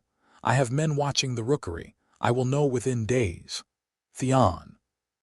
Father looked at him. Father, it was Theon. He came at me 3 nights ago in the granary loft. He hit me. He demanded to see her. She came. She burned his hand. He has been going about with a bandage on his hand and a story of a brazier. The story is a lie. He has been to the rookery. He has been to it in the night. Father was very quiet. Lady Stark's mouth had gone thin. The Maester behind them had drawn in a breath. You have known this for 3 nights, Father said. I have. Why did you not come to me? Because I did not yet know what would be done with him. I did not want him given to the executioner because of me. I did not want a Greyjoy hostage hanged in our gate because of a secret in my chamber. I did not want to be the cause of a war with Pike before the Iron Throne could even hear of me. I had hoped he would be too afraid to write. He has not been too afraid. I see that now. Jon, you will not in the future hold from me a thing of that weight, not even for the reasons you have given. I will not, Father. Good. Father's hand was on his shoulder again. The hand was very firm. We will deal with Theon tomorrow. For tonight we will go in. The Maester will sit with you in your chamber until dawn. I will go back to mine. Lady Stark will go to hers. We will speak again at first light. They went in. The 4 of them and the dragon walked back across the bailey through the new snow. And in the lantern light, Jon could see the shape of the small castle he had grown up in. And it looked, for the first time, like a thing he was going to have to leave. He did not, that night, sleep more than 2 hours. He sat with the Maester by his small fire and they did not speak. The Maester read to himself from a book, and Jon held Cinder across his lap with his hand on the warm, pale ridge of her back, and the medallion at his throat warmed his collar, and the snow fell against his window, and he thought. He thought of Rhaegar Targaryen, who had been his father. He had read of Rhaegar in books. Rhaegar had been a man who had played the harp and reed in old tongues and led men in battle, and who had, in the last act of his life, made a choice that had ruined his house. Rhaegar had had 2 children before Jon, both of them with his Dornish wife, both of them killed in their nursery on the day the city fell. Rhaegar had had a sister, Daenerys, who had been born after his death, in a storm at Dragonstone, and who was now somewhere in the Free Cities, alive, 12 years old like Jon, a girl Jon had never met and would not have known to think of as kin. Rhaegar had had a brother, Viserys, who Jon vaguely remembered hearing of as having died of fever some years back. The Targaryens were a dwindling house. They had been a dwindling house since the Doom. Jon was, with Daenerys, all that was left of them. He thought of Lyanna. He had no picture of her. He had only the stone in the crypt and the hand of his uncle Brandon's statue, and the few words Father had let fall over the years, and now the new word, which was Aemon. He had been, for 2 hours of his life, a child named Aemon. He did not know how to wear the name. He did not know whether he ever would. He thought of his bastard's name, Snow. He had been Snow for 12 years. He did not know whether he was still Snow. He did not, just then, want to put the name down. The name was the name of every long bench and every gray morning of his life, and the name was, for all that, his. He decided, sometime in the small hours, that he would keep both names. He would be Aemon to his blood and Jon to his life, and he would let the world decide which it preferred to call him. He said this to the Maester, very quietly, sometime before dawn. The Maester looked up from his book. He considered Jon for a long moment. "My lord," he said, "I think that is a wise thing. Names are a kind of weight. A man does not have to pick up only one of them." Father came to the chamber at first light. He had not slept either. Jon could see it in the set of his shoulders. He sat down on the chest at the foot of the bed beside Cinder, who lifted her snout and touched it briefly to his hand, and then settled. "Jon, Father, Theon." "Yes. He went to the rookery again last night. The man I posted saw him. He had a second cylinder in his good hand." The man did not stop him. The man was instructed not to stop him. The cylinder went out by the merchant's bird. We have read what he wrote. He has named you. Named me what? Named you the keeper of the dragon, named the dragon. Said that the dragon is small enough still to be taken if a force comes quickly. He has offered to take a price in gold paid into a bank in Bravos in his name and to be allowed safe transit by sea to Pike. He wants to go home. He wants to go home. Father, do not kill him. Father looked at him. Father, I know what he has done. I know the size of it. I want you not to kill him. I do not know what I want for him. I do not want him hanged. He is an idiot of 19 who has wanted to go home for 9 years and has chosen today the worst of all possible roads to do it. Kill him and you have a war with Pike. You may have won anyway, but do not give Balon Greyjoy his son's body to wave at his bannermen. I had not intended to kill him today. Good. I had intended to take him to my solar at first light and let him understand what he has done. I had intended to lock him in a cell of the keep until I could decide what use he might still be to us. I had intended to allow Lady Stark, who fostered him for 9 years, to look at his face when I do it. Will that suffice for you? Yes, Father.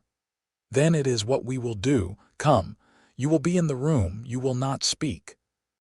You will let him see you and you will let him see her, and you will let him understand what he has put into the world. They went down to the solar. The Maester came too. Cinder walked at Jon's heel, the long gray-pale line of her shadow falling beside his. Theon had been brought. 2 of Father's men had taken him out of his bed in the small hours and brought him in his shirt, with his bandaged hand at his side, and he was sitting in the chair Father had set in front of the desk. He looked up when the door opened. He saw Father. He saw Lady Stark, who had come in by the other door. He saw Maester Luwin. He saw Jon. He saw Cinder. His face went the color of the bandage on his hand. "My lord," he said. "My lord, I do not speak," Father said. "I have told you to listen. You will listen." Theon listened. Father told him what he had done. He told him, in plain and short sentences, the contents of both ravens. He told him the merchant's name. He told him that the merchant was a factor of the Queen's house. He told him that an answer had been received, late last night, and that the answer was that a force of Westermen under the Queen's seal would arrive at Winterfell within 12 days, ahead of the King's progress, with orders to take the dragon and the boy. He told him that the answer had named the price, gold and Pike, and Theon's own life, and that the answer had been written in Cersei Lannister's own hand. He told him that the only reason Theon was alive at this hour was that the Lord of Winterfell had a daughter in him that did not enjoy the hanging of foster sons in his own gate, even when the foster son had earned it. Theon was crying. It was a quiet kind of crying. He did not put his hand to his face. He sat with his ruined hand in his lap and he wept, and he did not look away from Father. "My lord. You will not speak. You will go to the cell beneath the East Tower. You will be there until I have decided what to do with you. You will eat what you are given. You will not write. You will not receive. You will not see your foster mother who has loved you better than you deserved. You will think on what you have done. We will speak again when I have decided. Take him." The men took Theon. He went without struggle. He looked at Jon as he passed. He did not say anything. His face had a thing in it Jon had not seen in a face before and would not see again for some years. A thing that was halfway between the ruin of a child and the dawn of an understanding too late. Jon held his eyes. He did not just then hate him. He did not just then pity him. He looked at him plainly in the way one might look at a man who had cut a rope one had been climbing. Theon was taken out. The door shut. Father turned to Jon. 12 days. 12 days, Father. You will not be in this castle in 12 days. No, Father, Cat, you will not be in this castle either. I am sending you and the children to Riverrun ahead of the king. You will go in 3 days on the pretext of your father's illness. The pretext will hold because your father is, by all accounts, indeed ill. My father has been ill for 2 years, Ned. He is now too ill to wait another season. Make the children ready. Take Sansa, take Arya, take Bran, take Rickon, take Septa Mordane, take a small escort. I will keep Robb here with me. The king will not be surprised, he will be irritated, but he will accept it. Lady Stark of Winterfell, summoned to the Riverlands by her dying lord father, it is a thing that men understand. Yes, Ned, Maester, you will stay. You will continue to be the Maester of this castle. You will hold the rookery, you will hold the books, you will keep the household running for the king's coming. You will look like a Maester whose lord has nothing to hide. Yes, my lord, Jon. Yes, father, you will go south by hidden ways. Not by the King's Road. Howland Reed will meet you in the neck. I have already sent the bird, he will be there within a week. You will travel with him through the bog. You will go to White Harbor. There you will board a ship of Manderley's choosing. From there we will see. I have not yet decided. Manderley will know by the time you reach him where to send you. There are lords in this realm who will take you in for the right reasons. There are lords who will take you in for the wrong reasons. We will choose the lord. Yes, father, you will not go alone. Benjen comes south from the wall in 3 days. He has a small leave. He will travel with you as far as Howland. He will know what to say to the men at the gates of every village you pass through. You will be a Stark cousin going to White Harbor for fostering. You will be Jon Snow of the mountain clans. The Maester has the papers. They are very good papers. Father. Yes, she will not go in a saddle bag. Father looked at Cinder. Cinder, on the floor of the solar, was sitting on her haunches with her tail wrapped round her hind feet, watching them all with the patient gold of her gaze. She was, by his rough estimate, 4 feet from her snout to the base of her tail, with another 2 feet of tail beyond that. Her wings, folded, came up to his hip. She would not in any sense fit in a saddlebag. No, father said. She will not. We will manage. The cart that carried the salt south last spring is still in the cart house. It has a false floor. Hullen will have it brought out tonight and we will modify it. She will travel in it for the first 3 days until you are out of the easy country. After that, Jon, she will fly. She will fly at night where she can.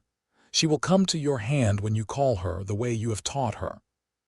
She has flown 6 leagues at a stretch in the past week, by my reckoning. She will fly to you when you cannot have her on the cart. Yes. Jon looked at Cinder. Cinder looked at him. He thought of the wolfswood, of the high lazy spirals against the blue, of her small mournful cheer-up when he had hooded her again at the end of the day. She had not liked the hood. She would not like the cart. She would tolerate them for him if he asked. Yes, father. Good. Then we are done for the morning. Lady Stark, you will please go and tell the children that they will be riding south to see their grandfather. Maester, you will please draft the letter to Lord Manderley. Jon, you will please go and tell your sister Arya. She will hear it best from you. She will be the one most difficult to convince.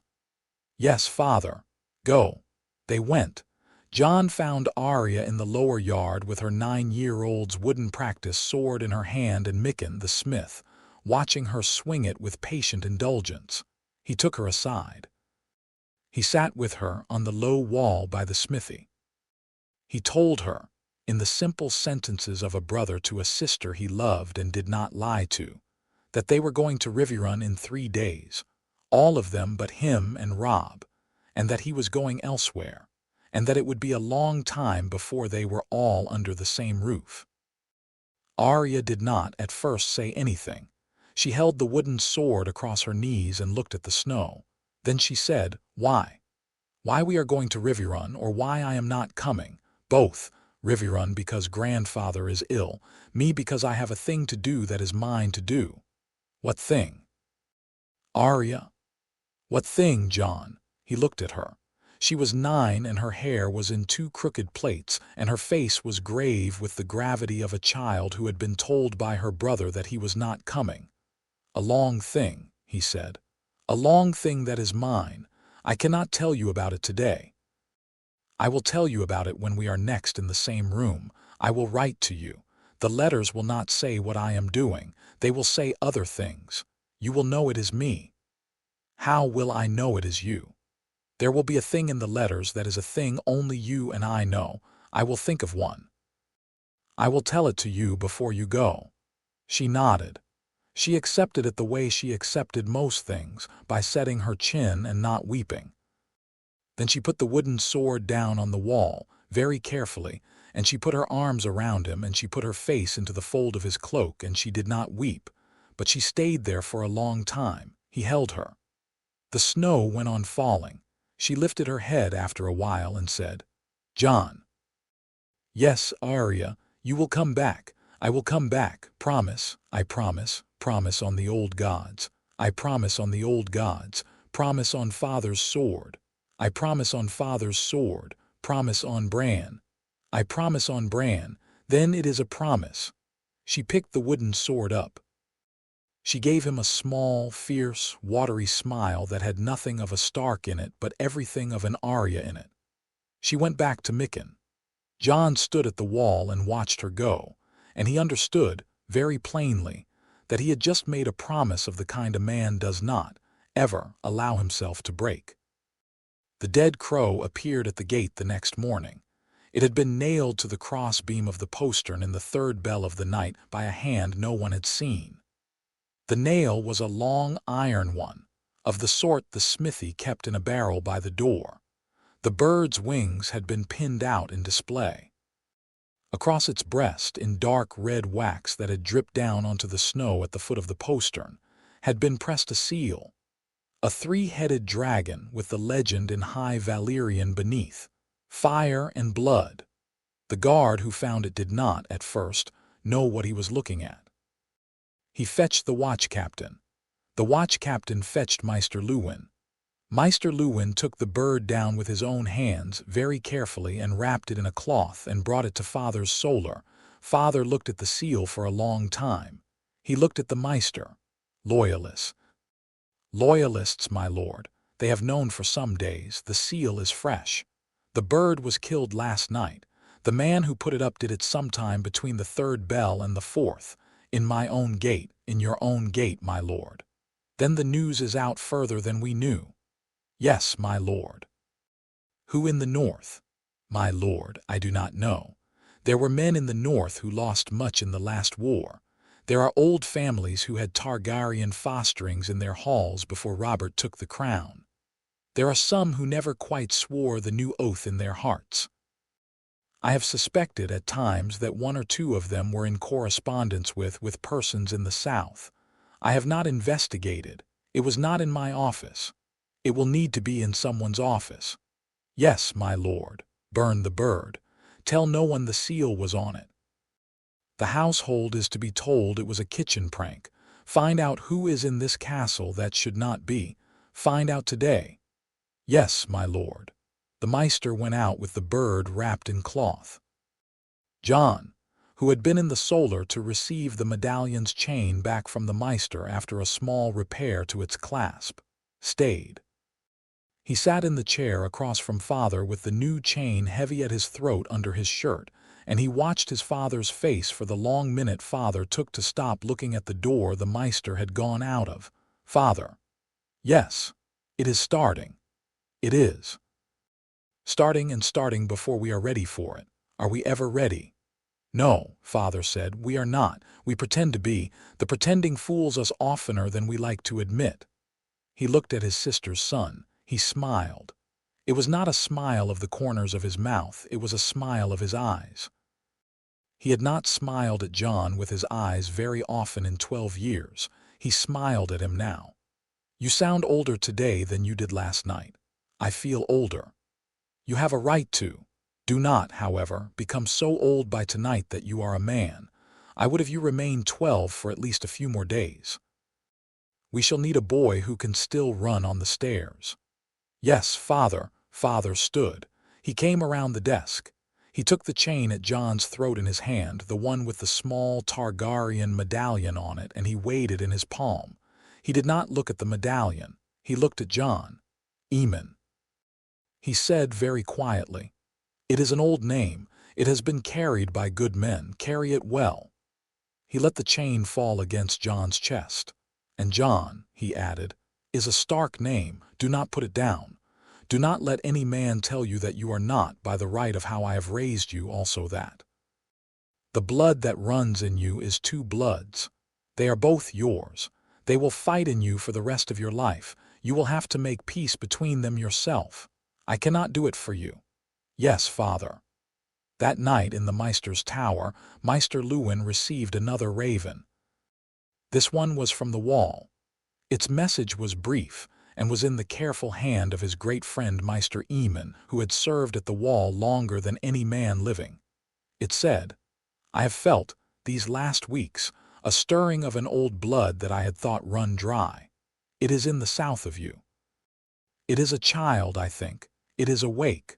Whatever you know of it, friend, keep it close. Tell the boy, if you find him, that he is not alone. There is one other of us, far to the east. Tell him also, if it is in your power, that the cold is moving down from beyond the wall faster than the wardens here will admit. I do not know if these two things are connected. I am old. I have begun to suspect that everything is connected. Forgive an old Maester his suspicions. Eamon." Maester Luwin read the message twice. He folded it small.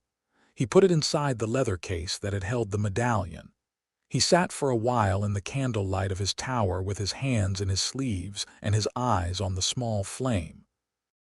Then he rose and went down to the Lord Solar to make his report to Lord Eddard Stark, whom he had served for 30 years, and would serve for as long as the gods gave him breath. The Lord and the Maester sat together in the small hours and drew, on a piece of parchment, the road by which a boy and a dragon would leave Winterfell in 9 days. They drew it carefully. They drew it in the knowledge that, by the time the boy left, an army would be moving north up the Kingsroad from the Queen's lands, and a king would be moving down from his progress in the Riverlands. And somewhere in the east, a small girl named Daenerys would be living a life that did not yet know it was about to become entangled with the life of a boy she had never met. They drew the road. They folded the parchment. They burned it. They committed the road to memory. And in his chamber at the head of the back stair, Jon Snow, who was also Aemon Targaryen, sat on the floor with his dragon coiled around him and the medallion warm against his breastbone, and he looked at the door of his chamber. And he thought about all the things he was going to take with him when he walked out of it for the last time, and all the things he was going to leave behind. He thought of Arya's wooden sword on the wall by the smithy. He thought of Bran's face in the dovecote vent. He thought of Robb in the snow at the Godswood gate. He thought of Father's hand on his shoulder. He thought of Lady Stark standing in front of the weirwood with her hands folded inside her sleeves. He thought of Maester Luwin's chain at his throat. He thought of Cinder. He thought he was 12 and he had a great many things to do, and that he did not know how to do any of them, and that he was going to do them anyway. He put his hand on Cinder's flank. She made the chest rumble. He shut his eyes.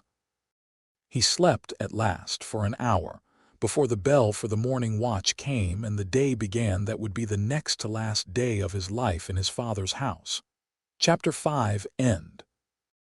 Chapter 6. The royal road. The Stark women rode out of Winterfell 3 days after the dead crow was burned. It was a small column. Lady Catelyn at the head of it on her grey palfrey. Sansa behind her in a fur-trimmed cloak the color of new wine, as upright in her saddle as a woman of 15, though she was 11. Arya beside Sansa with her hood up, and her face down, and her thin shoulders set in a particular way that Jon had learned to read from a long way off. Bran rode behind them on his pony, with his hands tight on the reins and his eyes very wide. 3. Old Rickon went on a cushion in the cart with his nurse. Septa Mordane rode in the cart too, with her prayer beads in her hands. 8 men of the household guard rode at the column's edges, with Hullen at their head. Jon stood with father on the steps of the keep. Robb stood on his other side. Maester Luwin stood at the foot of the steps with his hood up. The bell of the gate rang once, the formal note for the ladies leaving, and the column moved through the open gate and out into the road that had been cleared during the night by the household labor. Sansa did not look back. She had been raised to ride out of gates without looking back. Bran looked back. He looked back twice. He met Jon's eyes the second time, and his face did a small, fierce thing that was the only goodbye he could manage in the company of guards. Arya turned her horse round halfway through the gate. She turned it round and rode it back, against the column, against Hullen's startled call, against Septa Mordane's small, horrified noise, and she came right up to the steps and dismounted in one motion and ran up the steps and threw her arms around Jon's middle. The household watched. The guards watched. Lady Stark in the gate looked back over her shoulder and saw and did not call. "Promise again," Arya said into the wool of his cloak. "I promise, on the old gods, on the old gods, on father's sword, on father's sword, on Bran, on Bran." "Then it is a promise and I'm going." She let go. She went down the steps. She got back on her horse with the help of nobody, and she rode back to the column, and she kept her face down all the way out under the gate, and the gate shut behind her. And Jon stood on the steps with father's hand on his shoulder, and he did not look away from the gate for a long time. "She is your sister," father said. "She is my cousin. She is your sister. She has been your sister for 9 years. The blood is the blood, the years are the years. They are different countries. You are a citizen of both." "Yes, father." The household went back to its work. Robb went to the yard. Maester Luwin went up to his tower. Father went to his solar with a list in his hand of 17 names, the names of every man and woman in Winterfell who could conceivably have nailed a Targaryen seal to the postern in the 3rd bell of the night. Jon went up to his chamber. Cinder was on the chest. She had been on the chest since dawn. She looked up when he came in. She made the chest rumble. She had begun in the past 2 days to make a particular noise when he had been gone too long, a noise that was not quite the cheer-up and not quite the rumble. It was a noise of mild reproach. She made it now. "I know," he said. "I know, soon." He sat on the floor in front of her. She got off the chest and walked across the planks and lay down with her snout in his lap. He stroked the warm, pale ridge between her eyes. She shut them. He had 9 days. In the East Tower cell beneath the kitchens, Theon Greyjoy ate the bowl of cold porridge that had been pushed under his door at first light. He ate it with his good hand. The bandaged hand sat on his knee, throbbing in time with the pulse in his wrist. He had not, in the 4 days since he had been brought down, spoken to anyone. The 2 men who pushed his food in had been forbidden by Lord Eddard to speak to him, and they had not. The Maester had come once to change his bandage.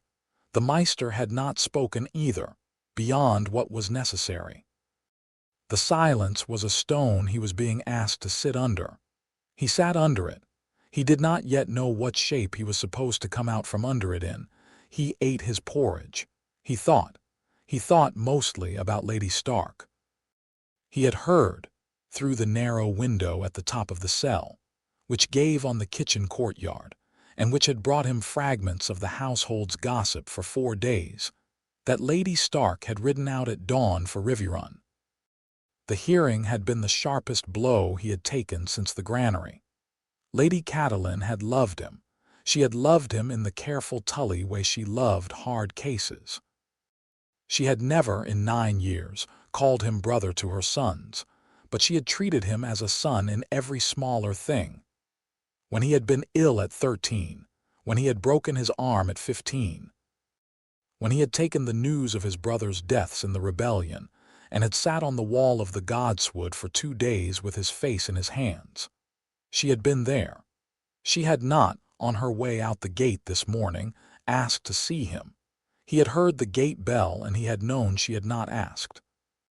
The not asking was the largest thing in the cell with him. He sat with it for a long time. Father came down to him at the second hour after noon. He came alone. He brought with him a small jug of clean water and a clean linen for the bandage, and he sat on the wooden stool by the door of the cell, and he set the things on the floor between them. "Theon, my lord, drink the water, eat. You have not been eating enough. My lord, drink. We will speak after." Theon drank. Father waited. Father had been a foster son in another lord's house once in his own youth. He knew the geography of being a hostage. He waited until Theon had drunk and put the cup down. Then he spoke in his quiet voice the speech he had prepared in the night. "You have done a great wrong, Theon. You have done it in my house against my son. The wrong is large enough that, by every law of Westeros, I would be within my right to hang you in my gate by sundown. I will not. I will not, because Lady Stark loved you, and because she is at this hour halfway to White Harbor, and because I will not hang the boy she fostered for 9 years without her in the room. I will not also because your father has done the realm wrong enough on his own, and I will not give Balon Greyjoy a second cause for grievance against the North. You are alive because of geography, Theon. You are alive because of the geography of a woman's love and the geography of an unwise rebellion." Theon looked at the floor. "You will go to Pike. You will be put on a ship at White Harbor in a fortnight. You will go home to your father. You will not come back to the North in my lifetime. If you come back, you will be killed at the first holdfast you ride into. The order will go out. Do you understand?" "Yes, my lord." "The hand will not be the same again. You will not, I think, hold a sword with it. You will hold the affairs of Pike, perhaps. You will be of less use to your father than you were a fortnight ago. That is on you. That is yours to carry." "Yes, my lord." "You will not, while you are still in this castle, see my son. You will not see his dragon. You will not ride a raven. You will not speak to the household. You will sit in this cell. When the time comes, you will be put on a horse with a hood over your head, and Hullen will take you to White Harbor with 2 men. You will speak to no one on the road. You will say no word at the harbor beyond what is needful. You will board your ship and you will sail. Do you understand?" "Yes, my lord." "Look at me, Theon." Theon looked. "I had loved you a little, Theon. I had not known I had loved you until this week, when you have made it impossible. There is no gift you can give me that mends what you have done. There is, however, a thing you can give me that is not a gift, and that I will have. You will give me, before you sit your ship at White Harbor, the name of every man in this castle who is in the Queen's pay. You will write the names down. You will write them in your own hand. You will give them to Maester Luwin. If you withhold a name, I will know within a moon, and I will send a man to Pike with a message your father will not be able to ignore. Do you understand, Theon?" "Yes, my lord, I understand." "Good." Father rose. He did not, in the rising, soften. He did not put his hand on Theon's shoulder. He had given Theon what mercy he had to give, and he had no more in him for the boy that day. He took up the cup and the cloth and the jug. "My lord," Theon said. "Yes, my lord, I wished to be a Stark. I knew that I was not. I tried anyway. I thought—" "You will not finish that sentence, Theon. Save it. Carry it back to Pike with you. Carry it, perhaps, for the rest of your life. It will, I think, be a useful sentence to carry." Father went out. The cell door shut. Theon Greyjoy sat in the dark with his bandaged hand on his knee and the not-finished sentence in his mouth, and he tasted it for the first of the many times he would taste it in the years to come. The list came out of him over the next 2 days. There were 3 names on it. 2 were guardsmen who had been recruited at White Harbor by the same factor who had recruited Theon. 1 was the steward's elder son. A young man named Barth, who had been to King's Landing once at the steward's request, and had returned with more silver in his purse than a steward's son had any business returning with. Maester Luwin took the names to father. The two guardsmen were quietly removed from their posts and given riding courier work that would keep them out of the castle until the king's coming was past. Barth was watched closely and did not, for the moment, do anything. It was Barth who proved the link to the Loyalists. He was the one who had nailed the dead crow. The Maester's man caught him at it on the 5th night, going to the postern with a second crow and a small pot of red wax in his hand. He was not, when caught, in the Queen's pay. He was in the pay of an old knight in the Wolfswood named Sir Helman Tallheart, who had been a Targaryen man before the rebellion and who had been quiet about it for 15 years. Barth was taken to father. Father had a long conversation with him in the cell next to Theon's. Barth named Sir Helman. Father wrote a letter to Sir Helman that was very polite and very brief, and that contained, between its lines, a reminder of the facts of northern geography, namely, that the wall was not far, and that the Night's Watch took men who could ride and shoot regardless of their politics. Sir Helman, in his small holdfast in the Wolfswood, read the letter 3 times and burned it, and rode for the wall the next morning with his 3 sons. The North did not, after that, hear any more from the Targaryen loyalists in the Wolfswood. The matter was closed. The loyalists had been one old man and his sons, and they had now taken vows of celibacy and silence, and they would die on the wall in the wars to come.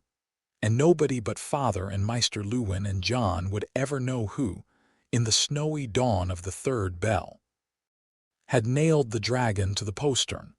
It was Barth, however, who made the next mistake. He was in his cell on the 7th night when he managed, by means of a thread of his own tunic and a length of stolen wire, to send a small folded note out through a crack in the cell door's hinge to the guard on duty, who was one of the 2 White Harbor men the Maester had not yet quietly sent away. The note told Cersei's factor, by way of a signal, that the boy and the dragon were still in the castle, and that the Lord intended to move them out by the western road in 2 days. The note was in the hands of the Queen's vanguard captain by midday on the 8th day. The vanguard captain was a man named Sir Aaron Santager. He was a Westerman of moderate breeding and considerable competence.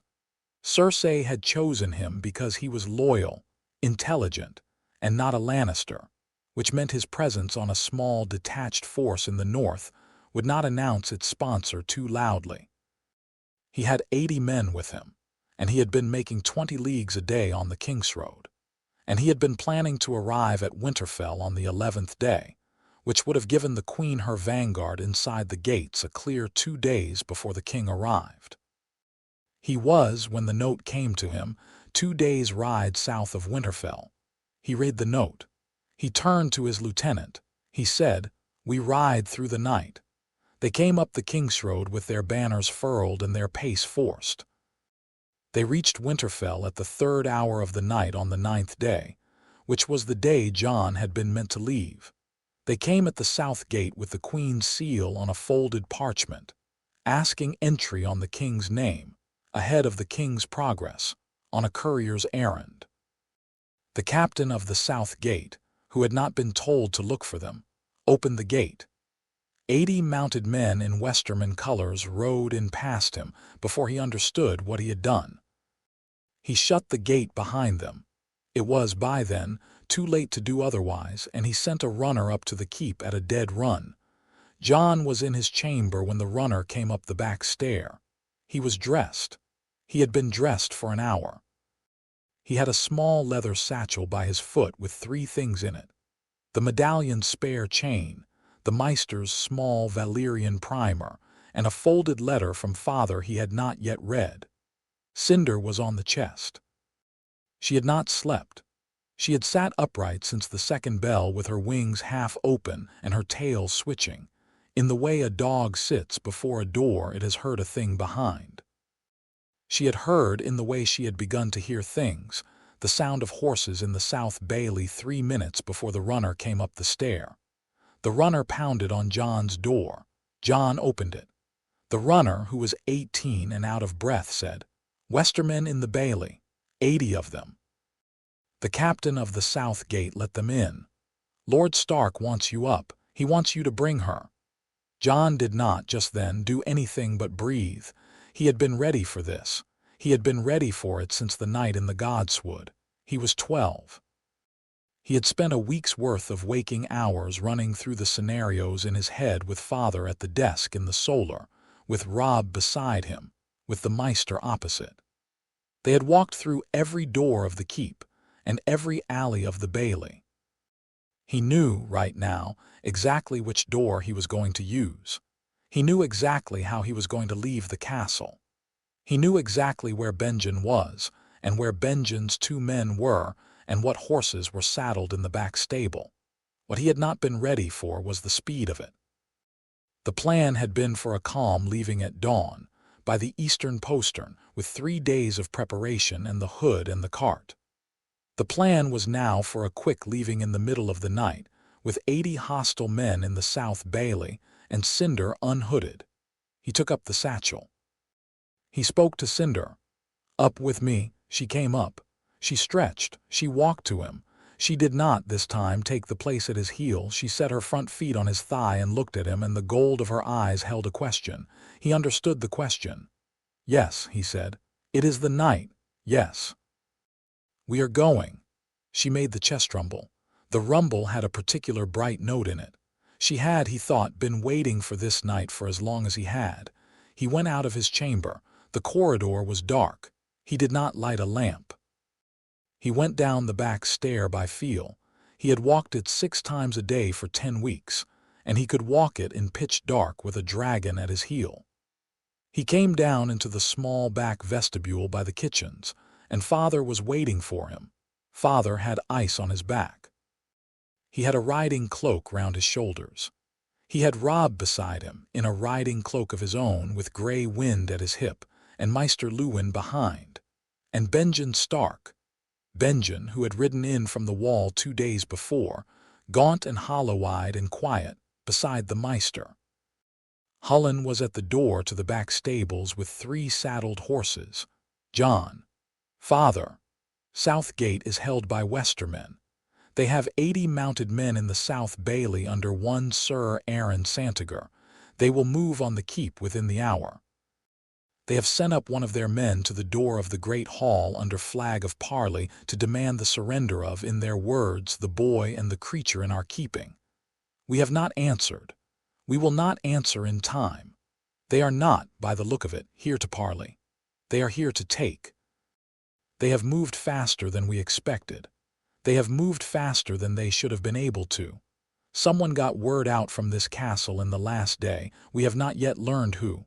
Barth. Barth, possibly. We will deal with that. Listen. Benjen and his men will take you out by the eastern postern, which they will not yet have seen. You will ride for the King's Road and turn south at the 2nd crossing, by the waystone of the Broken Oak. You will avoid the King's Road after the first bridge. You will go through the Wolf's Wood, and you will come out on the high road 2 leagues north of the Twins. You will turn east at the high road. You will come down through the neck. Howland Reed will meet you on the 3rd day by the sign we agreed. You will go to White Harbor. After that you and Manderley will choose. Do you understand?" "Yes, Father." "Cinder." "Yes. You will hood her tonight. Tomorrow night you will fly her when you have got distance. Tonight she is on your saddle, hooded under your cloak. We do not know what archers Santager has." "Yes, Father." "Robb?" "Yes, Father. You will ride with him as far as the eastern postern. You will not come further. You will come back to the keep, and you will be at my side when Santager comes up to the doors. The household will be reassured to see you. Do you understand?" "Yes, Father, Maester." "Yes, my lord. You will hold the rookery. Send the bird to Manderley an hour after they have left. The bird will reach him before they do. He will be ready." Yes, my lord, Hullen, my lord. You will hold the gates. Yes, my lord, Jon. Yes, father looked at him. Eamon, he said. He used the name. He used it for the first time since the godswood. He had decided, Jon understood, that this was the night the name belonged in his mouth. Eamon, you have been my son for 12 years. You will be my son for the rest of my life. You will take this name with you. You will take Jon Snow with you. You will take Stark of Winterfell in your blood and Stark of Winterfell in your bearing, and you will be both names at once, and you will not let any man tell you otherwise. Do you understand? Yes, father. You will write to me, by Manderley's bird. The bird you will use will be a small brown one with a white eye patch. It is mine. You will not write what you are doing. You will write only that you are alive. 2 words, I am alive. That will suffice. Yes, father, go. He drew Jon to him. He put his arms around him. He held him for the count of 3. He let him go. Jon went. Robb came after him. Benjen came after Robb. Cinder came at Jon's heel, soft as a cat the size of a wolf, with her wings folded and her gold eyes on the door. They went out through the back of the keep into the small stable at the rear, where Hullen had 3 horses saddled, and a 4th piled with the satchels, and the cooking gear, and a leather case the size of a small barrel that had been built, in the past 3 days, by Micken the smith for a particular purpose. The case had a lining of soft hide on the inside and a vent at the top and air holes at the sides, and it was the size of a small lamb. It was for Cinder, for the daylight hours of the first week when she would not be able to fly and would have to be carried. Jon, Robb said. He had gray wind at his side. The wolf's ears were flat. The wolf knew, in the way gray wind knew most things these days, that something was wrong. Robb. I do not know if I will see you again. You will. You do not know that, I know it. I promised Arya, the promise covers you too. Robb's mouth did the thing it did when he was trying not to weep in the open, and he pulled Jon to him roughly, and they held each other. 2 boys of 12 and 13 at the back of a stable in the 3rd bell of the night, and Robb said into Jon's shoulder, You come back. With or without the dragon, with or without your name, with or without father, you come back, Jon, you hear me, you come back. I hear you, promise.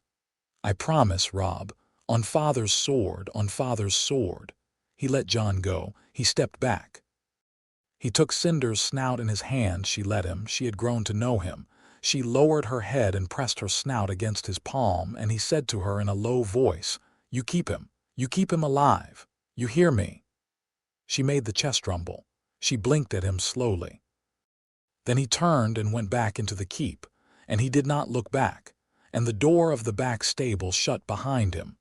Benjen was at the horses.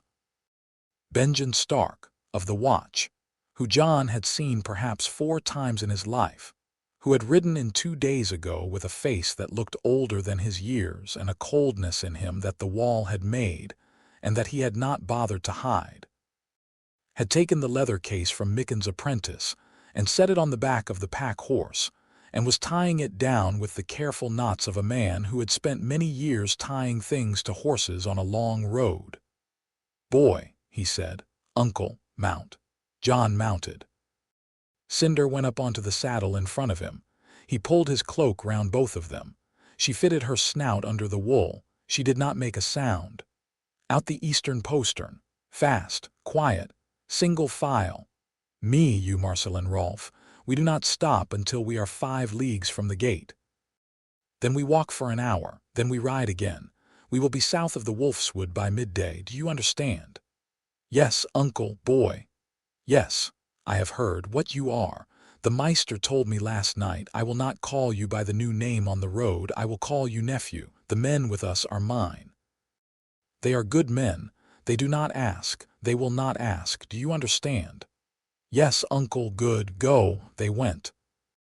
They went out of the back stable into the small lane that ran along the inside of the eastern wall, and they went down the lane in single file with the snow falling soft on their hoods, and they came to the eastern postern, where two of father's most trusted men stood.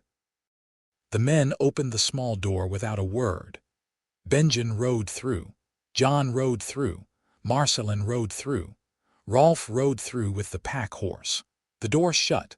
They were outside the walls of Winterfell. Jon did not, in the moment, look back. He had been told not to. He had been told that looking back made you a worse rider for the next mile, and the next mile was the one that mattered. He kept his eyes on Benjen's gray hood in front of him, and he leaned over Cinder's warm, pale shoulder under his cloak, and he rode. Behind them, in the South Bailey of Winterfell, Sir Aaron Santager was about to begin a conversation with Lord Eddard Stark on the steps of the Great Hall. The conversation would last 20 minutes. It would end with Santager agreeing, in writing, to wait at Winterfell until the king's progress arrived, and to discuss, in the presence of his grace, the matter that had brought him north. Santager would agree because he had no choice. Lord Stark had 400 men behind the walls of the keep, and Santager had 80 in the bailey with no supply line. And the south gate had been quietly reinforced behind him by 100 men of the household guard while he had been talking to the runner. Santager would write his agreement on a piece of parchment in his own hand. He would give it to Lord Stark. He would withdraw to a chamber in the south wing the steward had prepared for him. He would lie in the dark for 2 hours and try to understand how the situation he had come north to manage had become, in the space of a candle mark, a thing he could not manage at all. He would not, in those 2 hours, suspect that the boy and the dragon had already been gone from the castle, for the time it had taken him to be marched from the bailey into the great hall. He would not suspect, because Lord Stark, on the steps of the great hall, had been wearing an expression of the kind a man wears when he is concealing something close to him. Santager would assume the something was the dragon, that the dragon was inside. He would assume he had time. He would discover, 3 days hence, when the king's progress arrived, that the something had been a deception, and that the boy and the dragon were 3 days' ride south. He would by then be, technically, Lord Stark's guest and would be, technically, eating Lord Stark's bread, and the technicality would be a thing that bound him. He was a man of the West, and the West observed its forms. He would, much later, wonder who in his own party had got word to Lord Stark of the Queen's intentions. He would never know. The answer was that no one had. The Maester's birds had taken news of the Queen's vanguard out of King's Landing on the day it had left, in plain script, in the Maester's own hand, by a route that had nothing to do with Theon's merchant. Maester Luwin had a great many friends among the Maesters of the realm. The order of the Maesters ran on threads that the great houses did not, even now, fully see. Jon Snow, who was also Aemon Targaryen, rode south through the Wolfswood under a falling snow with his uncle at his fore and his dragon at his chest, and behind him Winterfell shrank, slowly, into the white, until the towers were a small gray bracket against the sky and then no more than a smudge and then nothing at all. He did not, when he could no longer see the castle, weep. He had decided, in the long evenings of the last week, that he would not weep on the road. He had decided that weeping would come later when he had time for it and would come where there was no one to see, and he kept the decision now. He rode. He rode with his cloak tight round his shoulders, and the small hot breath of cinder against his collarbone and the medallion warm against his breastbone, and the snow falling, and the trees of the Wolfswood folding in around the road, and Benjen's gray hood ahead, and Marcellin's gray hood behind that, and Rolf with the pack horse bringing up the rear, 5 leagues, then an hour at a walk, then ride again, then south, then White Harbor, then a ship, he thought. I am 12. I am the last living son of the male line of Targaryen in Westeros. I have a dragon at my throat and a name in my mouth that I have not yet learned to wear. I have a brother and a sister in the Riverlands who do not yet know what I am. I have a father in Winterfell who has tonight given me the only gift a father can give a son, which is to let him ride out of his gate. I have a queen in the south who would have me dead by morning. I have an uncle on this road who has not, in years, said a word he did not have to say. He thought, I am going to live, he thought.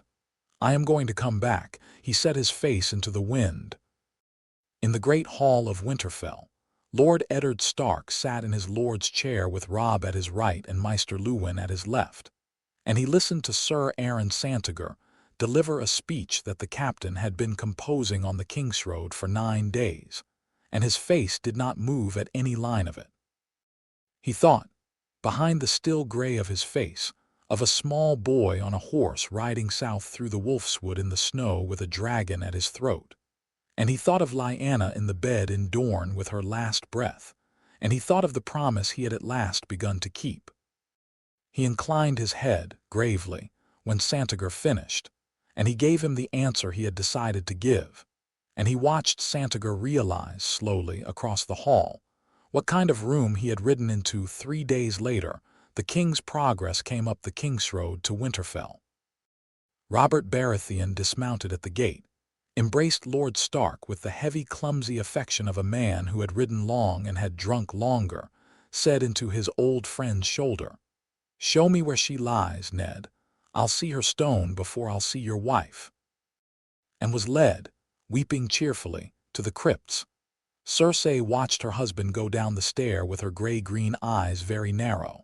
She went up to the chambers prepared for her with her women in her train. She summoned Sir Aaron Santager to her rooms within the hour. She was told that Sir Aaron Santager was unavailable. She was told, in particular, that Sir Aaron Santager was seated in the great hall under guard of honor as a guest of Lord Stark, and that he could not be summoned without the Lord's permission. She was told that Lord Stark would receive her query at his earliest convenience. She stood in her chamber with the news in her ear. She looked at her woman Ginevra. "He is gone," she said. "Madam. The boy, the dragon, they are gone. Stark has played us. Santager took his bread. The boy is on a road, and we do not know which one. Find me Jaime." Ginevra went. Cersei stood at the window of her northern chamber and looked out across the bailey at the broken tower in the corner, and the snow fell on the broken tower, and she thought, with the cold, methodical, beautiful clarity that had carried her through 20 years of unloving marriage and 4 pregnancies and a great many small murders, about how she was going to find a small bastard boy and a small ash-colored dragon in a kingdom that was, when one stopped to consider it, very large. She would find them. She knew she would find them. It would simply, she thought, take a little longer than she had planned. She turned from the window. She rang the bell for her serving woman. "Bring me a Maester," she said. "Not the old one in this castle, he is Stark's man. There will be a younger one. Bring me the younger one." The young Maester was brought. The young Maester, unfortunately for Cersei, had been Maester Luwin's pupil for 6 years and had a great loyalty to Maester Luwin that Cersei could not, in the time available to her, have known about. The young Maester listened gravely to what Cersei wished of him. The young Maester nodded gravely. The young Maester said it would be done. The young Maester went down to Maester Luwin's tower as soon as Cersei had dismissed him, and reported the entire conversation, and Maester Luwin, who had been waiting for exactly this, smiled the small dry smile he had been saving for the occasion, and clapped his pupil gently on the shoulder, and sent the young Maester back to the Queen with a story that would buy her another 2 days of confusion. 2 days were what Lord Eddard Stark needed. 2 days were what Lord Eddard Stark got. Far to the south, on the high road through the Wolfswood, a small column of 4 riders made 20 leagues by midday and another 15 by dusk, and a small ash-pale dragon on the saddle of the boy at the column's center lifted her head, sometime after the 2nd hour of the night, and made a low chirruping noise and looked east, where the first stars were coming up over the unseen wall, and breathed once, very gently, into the wool of her boy's collar. The boy did not, just then, look back. Chapter 6 End. The Neck was a country that did not behave like a country. It had no roads. The roads it had been given by the men of the South had been swallowed back into it within a year of the giving. It had no inns. The inns the Southerners had built had sunk to their second stories and were now occupied by frogs. It had no signposts. It had no fixed marks. The hills moved in the Neck. Jon Snow, who had been told this all his life as a story for children, learned in his 4th day on the road that it was not a story. They came down out of the Wolf's Wood on the 3rd day, and on the 4th day they reached the edge of the great bog, and Benjen Stark drew rein at the foot of a long, low ridge and pointed. "There," he said. Jon looked. He saw nothing. "Look," Benjen said. Jon looked. After a moment, a small, thin man stepped out from behind a stand of gray reeds at the foot of the ridge and lifted his hand. The man had a green mantle pulled close around him, and a thin, dark face under a hood, and a netted bag over one shoulder, and a frog spear in his other hand. He had not, until he had moved, been visible. Jon, who had sat his horse staring at the reeds for a long count, would not have placed him there if he had been told to. "Howland," Benjen said. "Benjen." The small, thin man came forward.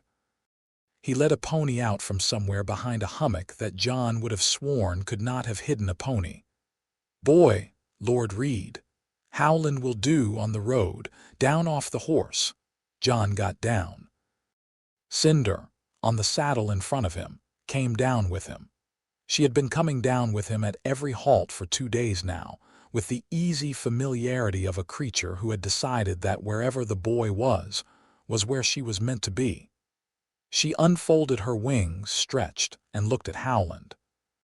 Howland did not, at first, look back at her. He looked at her sidelong. He had been told what he would be meeting by Father's bird, and he had been preparing himself for several days. He had chosen, he afterwards admitted to Jon, the sidelong approach because his old Meister at Greywater had taught him that direct eye contact with a wild thing was the work of a man who did not respect the wild thing. Howland Reed had spent his life respecting wild things. He extended the same courtesy to Cinder. She, after a moment, came forward and put her snout against the back of his hand very lightly and made the chest rumble. Howland stood very still. He did not turn his head. He let her have the moment. She walked back to Jon's heel. "Well," Howland said in his small, soft voice. "Well." "You have not seen one before, my lord," Jon said. "I have not. I was a child of 3 when the last of the Targaryen dragons died on the small island they were kept on. I have heard them described by men who had heard them described by men. I had not understood until just now that there is no description of a dragon in the language of men. There is only the dragon." Cinder, at Jon's heel, made the chest rumble. Howland inclined his head to her, gravely, with the courtesy of a small marsh lord acknowledging an older noble. They went on, all of them. Marcellin and Rolf at the rear, Benjen at the head with Howland beside him on his pony. Jon between, with Cinder draped now across his shoulders and the back of his neck. She had grown again in the 4 days on the road, and she was now too heavy to ride comfortably on the saddle with him for long. She would ride his shoulder for a quarter hour, and then take wing and pace them at the height of the trees, and then come back to ride a quarter hour more, and the cycle had become a thing the men did not, by the 3rd day, even comment on. The Crannogmen took them in. Howland led them off the firm ground at the foot of the ridge and onto a narrow track of black peat that did not seem to be a track. The track wound through standing water and stands of gray reed and patches of small dark trees and small dark hummocks of moss. It was not, Jon understood, a track. It was a memorized line through a wilderness that had no track. Howland walked it at the front of his pony's nose. Howland walked it without looking. Howland walked it the way a man walked the corridors of his own house in the dark. By dusk, they came to a lake of black water with a cluster of low, timbered houses on platforms of woven reed at the center of it, and the platforms had been rotated in the late afternoon, so that the doors of the houses faced east, away from the wind. There were perhaps 50 of these houses. Greywater Watch did not, as far as Jon could see, have walls. Greywater Watch did not, as far as Jon could see, need them. He could not, even from 20 paces, have told the houses from a stand of dry brush. He understood why no army of the 7 kingdoms had ever taken Greywater Watch. There was nothing to take. There was only the swamp. You went into the swamp and you came out of the swamp if you came out with nothing to show. They were given a small house at the end of a platform. They were given dry clothes. They were given a meal of stewed eels and roots, and a sharp green cheese that Cinder, after a careful consideration, accepted because Jon offered it, but did not, Jon could tell, particularly enjoy. She lay across the doorway of the small house with her wings folded and her gold eyes on the lake, and the crannogmen who passed on the platforms outside did not, conspicuously, look at her, and she did not, conspicuously, look at them. Howland came in after the meal. He sat on the floor across from Jon. He had a small clay pipe in one hand. He did not light it. He held it in his palm and turned it slowly with his thumb. "Boy, my lord." "Howland. Boy, I have been thinking on the way in about what to say to you. I had thought I would say it tomorrow. I find I would like to say it tonight before I lose my nerve. May I?" "Yes. Your father, Lord Eddard Stark, who is not your father but who has been your father, was at the Tower of Joy. I was with him. There were 7 men with him. 6 died before noon. I was the 7th. I have not, in 15 years, told the story of that morning to anyone but my wife, and to her only in fragments. I will tell it to you now in fragments. You do not need to hear it whole. You will hear enough. Yes, your mother was in the tower. She was alone with 3 serving women. She had been there for a year. Rhaegar had set her there before he rode for the Trident. He had set her there with 3 knights of the Kingsguard to keep her, and the 3 knights were the 3 best swords of his order, men who had given their lives to the White Cloak. They had been told to keep her until he came back. Rhaegar did not come back. The Trident took him. Your mother, Lyanna, had been delivered of you a month before we came up the road to the tower. The serving women had attended her. The Kingsguard had stood at the door. She had bled, boy. She had bled too much. She had been bleeding for 3 days when we came up the road. Yes. The 3 Kingsguard met us in the courtyard. They did not in any way allow us to speak with the lady. They believed, I think, that Robert had sent us. They were bound to oppose Robert. Sir Arthur Dane, he was the Lord Commander. You have heard the name, Sir Arthur said before the steel came out, and now it begins. Your father said no. Now it ends. Then we drew. Howland turned the pipe in his palm. 6 of us died, Sir Oswell, Sir Gerald, Sir Arthur. They died well. They died as the White Cloak teaches its men to die. On our side, Ethan Glover, Theo Wall, Martin Castle, William Dustin. They all died. Your father and I were the 2 left. We went up the stairs of the tower. I went up first because he was wounded and I was not. I went into the room. Your mother, she was on the bed. She saw me. She said, brother, she had thought I was Ned. The light was poor. I went back down to the courtyard and I helped him up the stairs.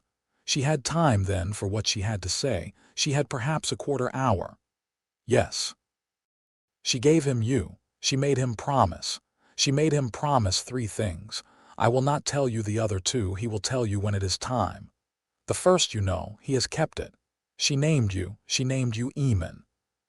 She said, in her last clear words, that you would have her face and her brother's gray eyes, and that if you had her face and her brother's gray eyes you might live, and that if you did not, you would not live a day past your first month in any house in Westeros. She was right. You have her face and his gray eyes. You have lived. She died in his arms with her hand on the inside of your wrist." Howland was silent for a moment. "I tell you this, boy, because you will be told a great many other things by a great many other people in the months to come. You will be told that your father took your mother by force. You will be told that your mother shamed her house.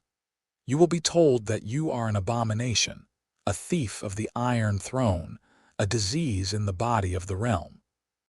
You will be told these things by men who have political reason to tell you them. You will be told them, often by men who will smile when they tell you. You will need, in the months to come, a clean version of the story you carry in you. I have given it to you. I will say it once and then I will not say it again, because the story is mine to give and yours to keep and not a thing for the night fire. Do you understand me, boy?" "Yes, my lord, Howland." "Good." The small lord put his pipe away in the pouch at his belt. He stood up. He laid his hand very gently on Jon's head. He left it there for the count of 3. He took it away. He went out. Jon sat on the floor of the small house with Cinder asleep across his ankles, and the lamp burning low and the noise of the swamp outside, frog and reed and slow water. And he sat with his mother's name in his mouth, and his father's name, and the name his mother had given him, and the name his uncle had given him, and the names his half-sister and half-brother had called him by all his life, and he did not weep. He had decided not to weep. He honored the decision. He sat. He breathed. After a while he lay down beside Cinder on the floor, with his head on her warm, pale flank, and he slept. He dreamt, that night, of a woman in a bed in a room he had never seen, in a country he had never been to. And the woman had a face he had never seen but which felt to him as much like home as father's, and the woman was holding out her hand to him, and the hand was bloodless and thin. And she said his name in his ear, very clearly, and the name was Eamon, and the woman smiled and faded and was gone. He woke at the second bell of the morning. He did not weep. He held Cinder's snout against his cheek and he said in a voice that was small and very steady, "I am all right." She made the chest rumble. She believed him. A man came to Greywater on the second day after they arrived. He came in a small rowed boat with a single oarsman and a single passenger, and the passenger was an old man in a brown cloak with the hood up. And the boat moved across the Black Lake the way a knife moves across silk, and the man in the cloak did not, all the way across, take the hood down. Howland met him at the platform. They spoke together for an hour in low voices in a corner of the platform that Jon could not, from his small house, see. Howland came back at the second hour after noon and asked Jon, very gently, to come and sit with the visitor. The visitor was sitting in a small house in the center of Greywater, in a chair by a low fire. He had taken the hood down. He was an old man. He was older than father, perhaps older than Howland's father, perhaps even older than Maester Luwin. His hair was very white and very thin, and his face had the clean, fine bone structure of a man who had been beautiful in his youth and had not lost the structure with the beauty. His eyes were a particular color. Jon did not, at first, place the color. Then he placed it. The eyes were violet. The old man rose when Jon came in. He did not, in his rising, lean on anything. He had the bearing of a knight who had carried himself by long habit even into his great age. He inclined his head. "My prince," he said. Jon did not know what to do with the word. He looked at Howland. Howland was watching him carefully. "Sit, please, sir," Jon said. "Sit, I will sit." They sat. The old man drew a long breath. "My name," he said, "was once Sir Davos Snowsword. It is not, you will note, a name in any of the books. I had it 30 years and have not used it for 15. I served the Mad King's brother, the Prince Aryan, who burned, and after that I served the Mad King's father. After the Mad King ascended the throne and dismissed his father's old men, I rode west and took service with a small holdfast in the Reach. I have lived there since. I have buried in the years since my wife and my 2 sons. I am the last of my house. I have, since the rebellion, kept a particular oath. The oath was to come if a Targaryen of the male line ever appeared in Westeros, and to put my sword at his foot. There is a sword. I have brought it. It is in the boat. I would have you understand that I have brought it not because I expect you to take it up, but because the bringing was the keeping of the oath. The oath is now kept. What you do with the sword is your matter and not mine." He stopped. "I have one further matter, my prince. I come from a place where a great many other men also keep oaths of similar cast. Old men, mostly. Old men in small holdfasts.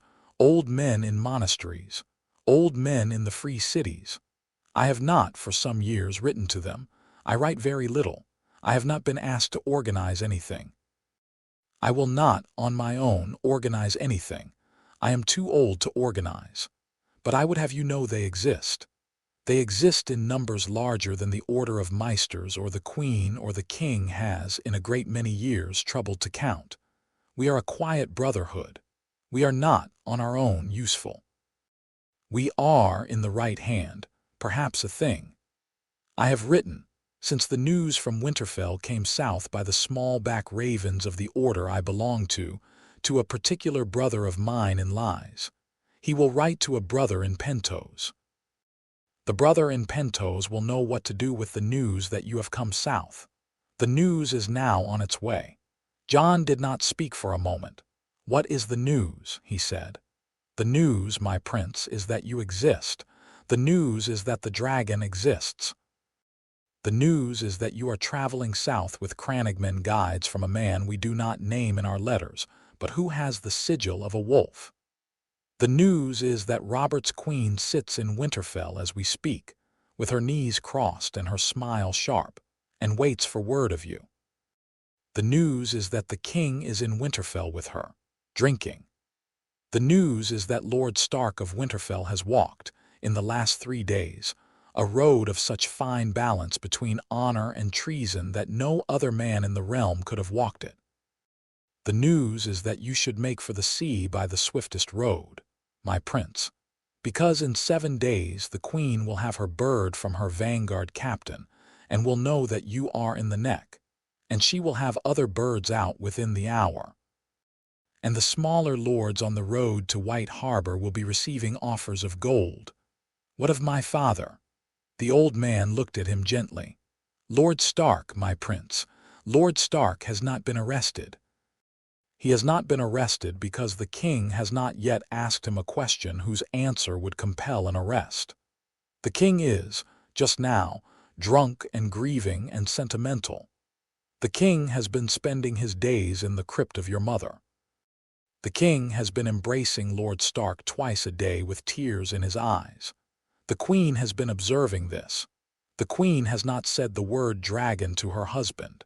The queen has not said the name Targaryen to her husband. The queen is waiting for evidence.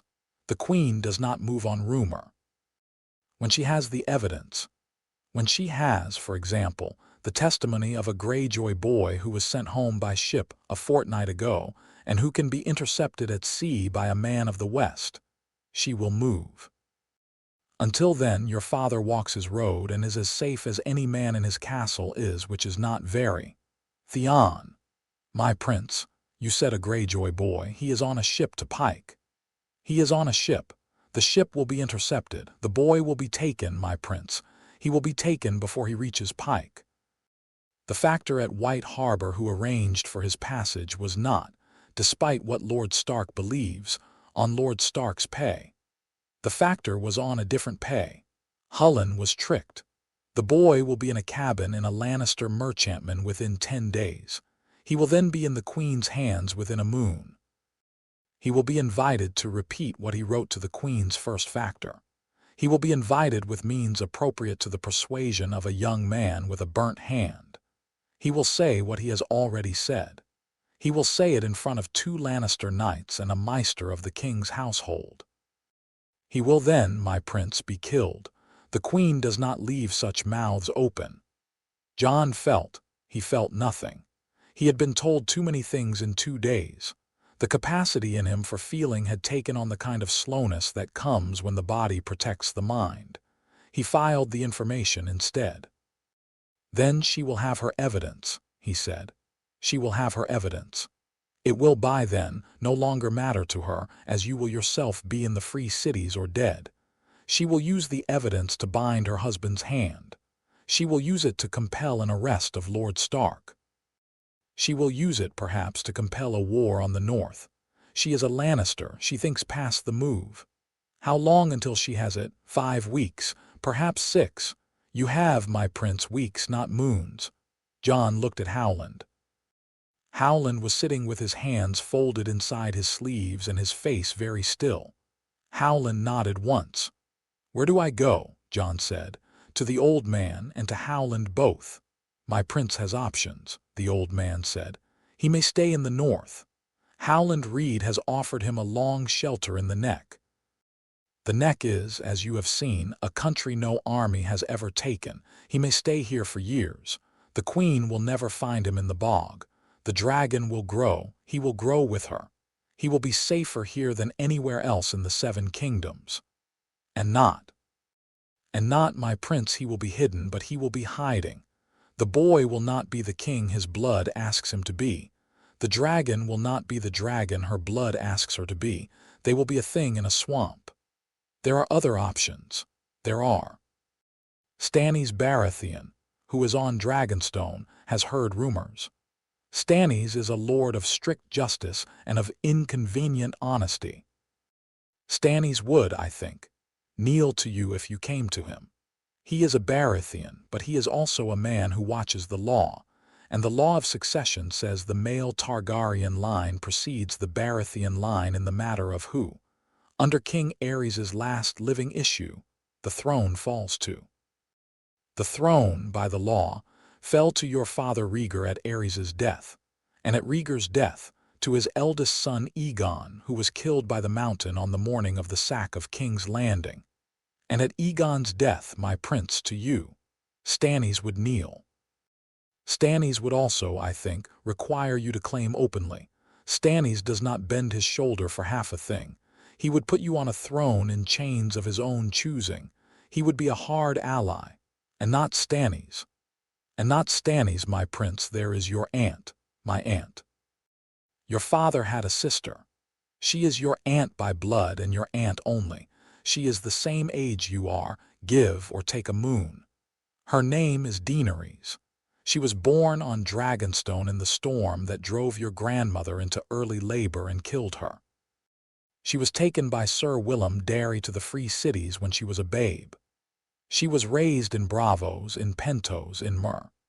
She is in Pentos now, in the household of a magister named Illyrio Mapates, who is kindly to her interests, my prince, in his fashion. She has not, to anyone's knowledge, woken any dragons. She had 3 eggs given to her by Magister Mapates as wedding gifts. The eggs were lost in a storm at sea 2 years ago, when the Dothraki call she had been wedded to was crossing. But I run ahead of myself. The marriage did not last. The call died before it was consummated as a thing of state. My prince, there are details I will not pursue tonight. The point is, she is in Pentos. She is alive. She is your blood. She is the only other living Targaryen of the male or female line. If you go to her, you will be two who will, I think, be welcomed by my brotherhood. 2 who will be welcomed by Magister Mapates and the magisters of his sort. They have wished, for years, to have a Targaryen restoration as a project, for reasons of their own that need not, my prince, concern us tonight. 2 who will, with the dragon, be a force the queen will not be able to ignore, Jon thought. The old man waited. He had, plainly, made this speech before in his head. He did not interrupt his own pause. My choice, Jon said, is to be a thing in a swamp, a thing on a chain in Stannis' hand, or a thing crossing a sea to find an aunt I do not know, my prince. It is not a flattering set of choices. No, my prince, they are not flattering.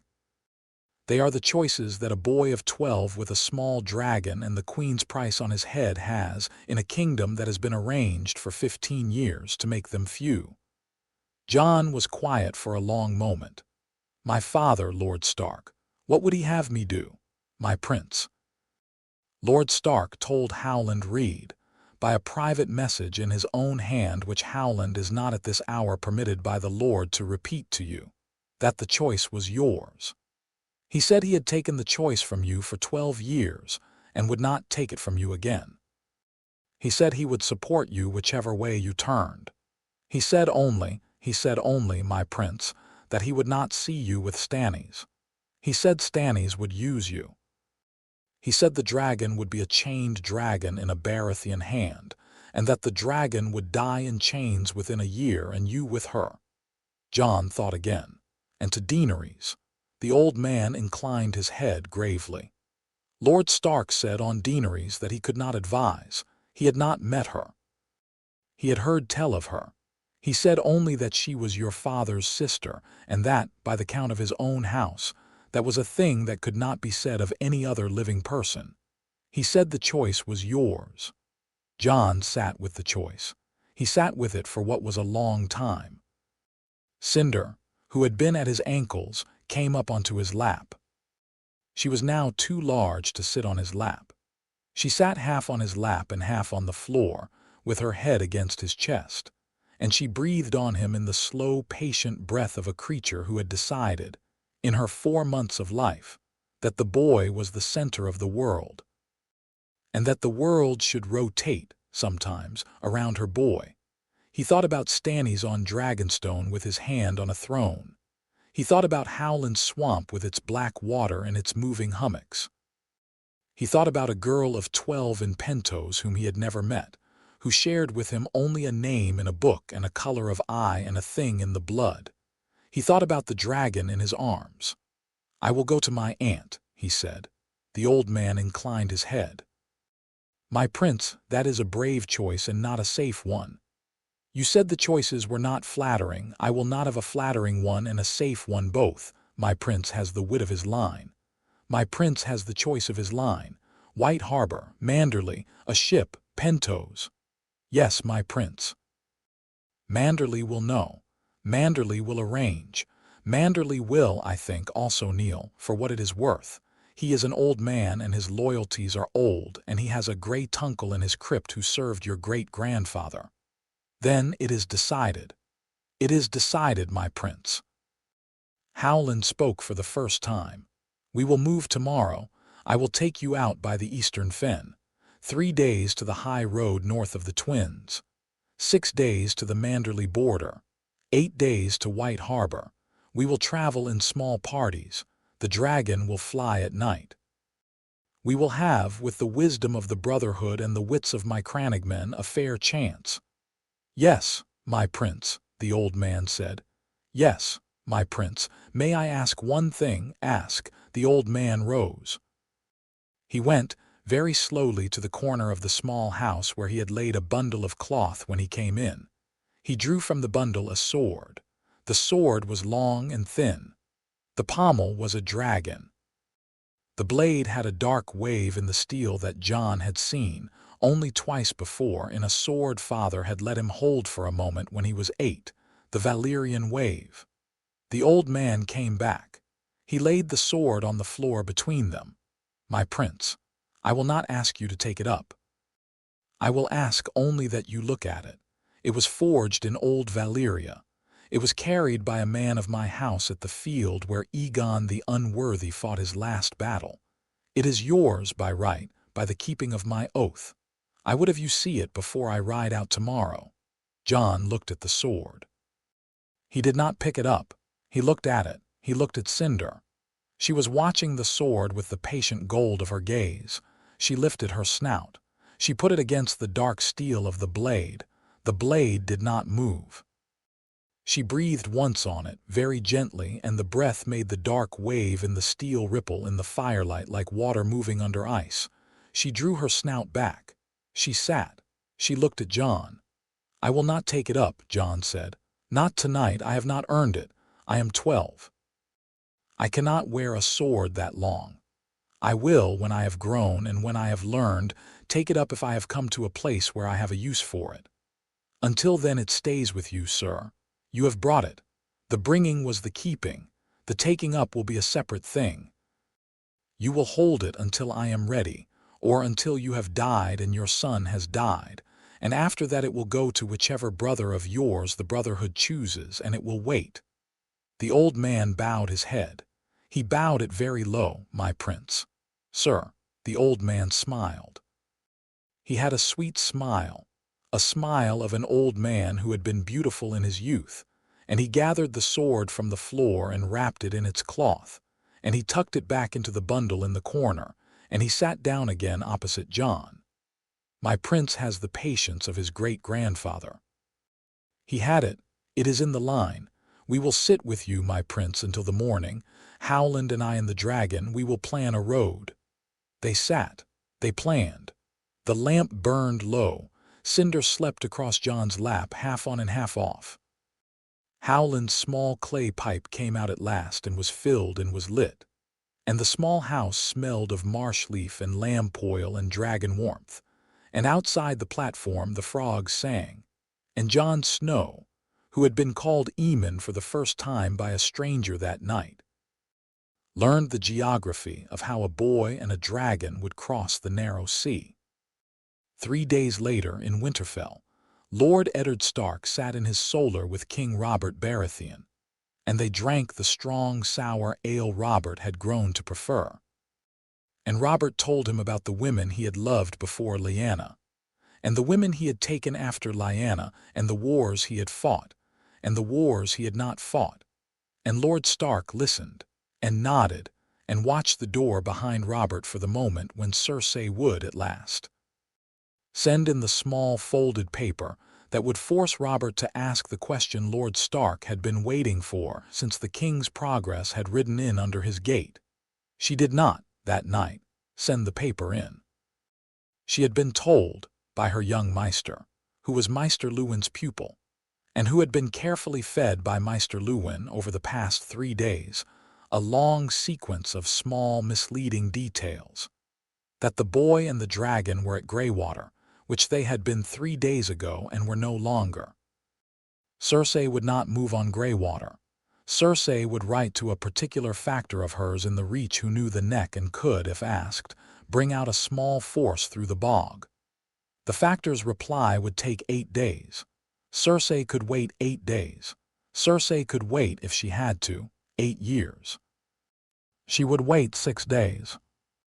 In a small house at the edge of a black lake, Jon Snow rose at the second bell, and he ate a bowl of cold porridge with his host, and he embraced the old knight whose name in the books he would never see, and he said his thanks. And he and Benjen and Howland and a small string of Crannogmen guides walked off the platform onto a narrow track of black peat that did not seem to be a track, and they vanished from the lake into the gray reeds, and Cinder went up into the morning sky over them, ash pale against the gray, and turned in a long, slow, lazy spiral and stayed at the height of the trees as their guide. The neck took them in. The road south began. Chapter 7 End.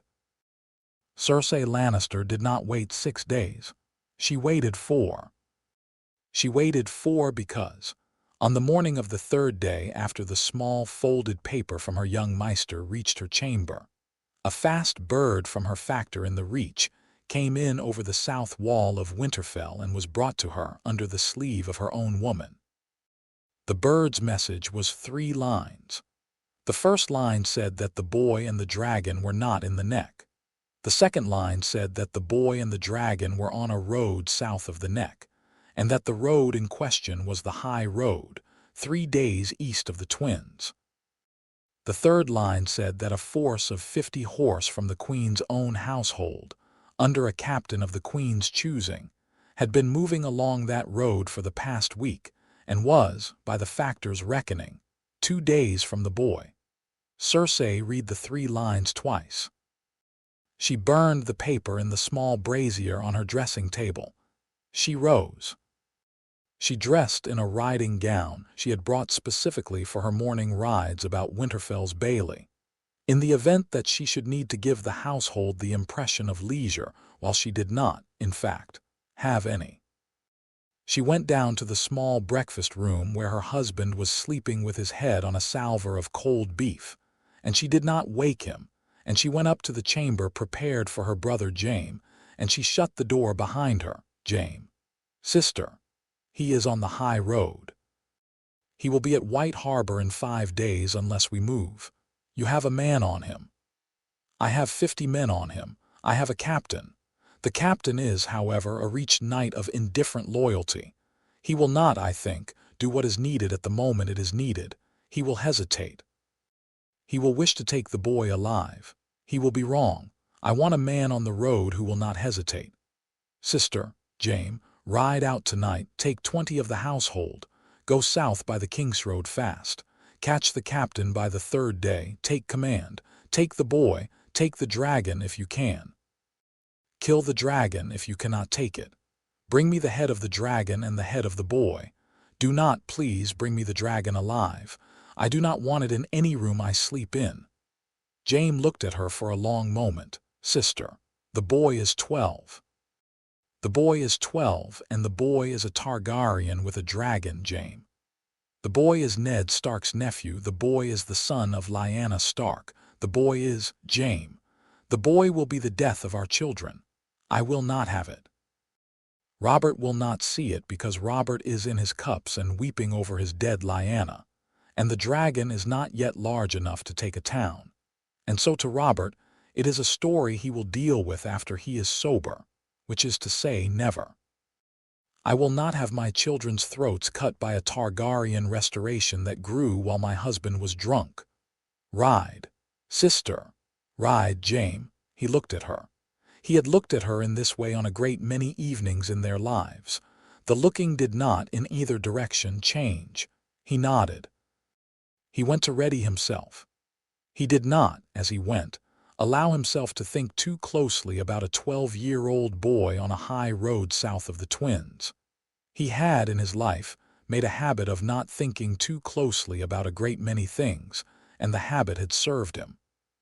He rode out at the 2nd hour of the night with 20 of the household guard.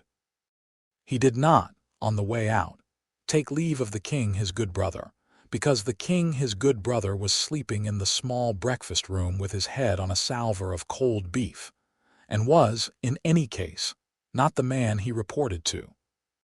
The dawn of the 4th day after their leaving Greywater found Jon Snow's small band on the high road south of the Twins, with the snow gone behind them, and the road turning to mud, and the trees on either side of the road thinning into the orchards of the riverlands. Howland had ridden home from the Twins. He had given Jon his blessing and a pouch of dried marsh roots and a small carved wooden frog that had belonged to his daughter, and had pressed it into Jon's hand and said, "She would have you have it. She is 6, and she insists." Jon had tucked the frog into the inside pocket of his cloak. It rode there now, against his ribs, near the medallion. Benjen rode at his side. Marcelin and Rolf rode behind with the pack horse. The leather case for Cinder rode strapped to the pack horse's saddle, but Cinder was not in it. She had, since the 2nd day out of the Neck, refused to enter it. She would ride on the saddle in front of Jon for a quarter hour, and then she would launch herself into the air and pace them at the height of the trees, and then she would come down again. The country had thinned and the air had warmed, and she was, more and more, a creature of the air. Jon had given up on hooding her.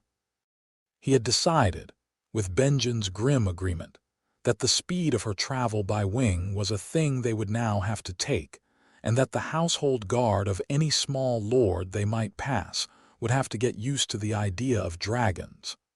The first scout came at the 2nd bell. He came on a black horse out of a stand of orchard trees 20 paces ahead of Benjen and across the road. He held up a hand, palm out, the universal sign of a man asking parley. He was alone. He was in the green and gold of a reach knight, but the green end gold had a small lion at the throat that would not have been there on any green end gold of a Reach knight true to the Reach. Benjen drew rein. So did Jon. So did Marcelin and Rolf. Travelers, the scout said. On the Queen's Road. The captain of the Queen's Road would have a word with you. Down off your horses, hands on your saddle bows. Slowly. Cinder, 200 feet up in the air, let out a sound she had not made in any field before. It was lower than the chest rumble. It was the sound the chest rumble had been growing toward for a fortnight. It was a sound that came from the deep barrel of a creature that was no longer a hatchling, and it ran through the trees of the orchard and made the horse the scout was sitting on shy 3 paces sideways. The scout looked up. Cinder came down out of the sky on him. She did it in the long, steep dive she had practiced over the wolf's wood. She had grown in the 4 months since the hatching. She was, now, the size of a large hound, and her wings stretched 7 feet from tip to tip, and the dive she came out of pulled at the air in the way a hawk's dive does, but with the extra weight of muscle and bone behind it that no hawk had. She struck the scout off his horse before the man had got his sword 3 inches out of its sheath. She did not bite him. She tore him from the saddle with both her hind feet and dragged him across the road and onto the grass at the road's edge, and then she lifted from him and circled, low, and went up to the height of the trees again, and waited. The scout, on the grass, was still alive. He was bleeding from the shoulder and the upper arm where her claws had taken him. He was conscious. He stared up at the sky. He did not, for a long while, do anything else. Benjen was off his horse with his sword drawn. Marcelin had his sword. Rolf had his bow. They moved fast. Jon, on his horse, had the small belt knife in his hand, and he was looking at the orchard. 10, Benjen said. I make 10. In the trees on both sides we have ridden into a screen. The captain will be coming up behind us by the road. Yes, uncle, take her up.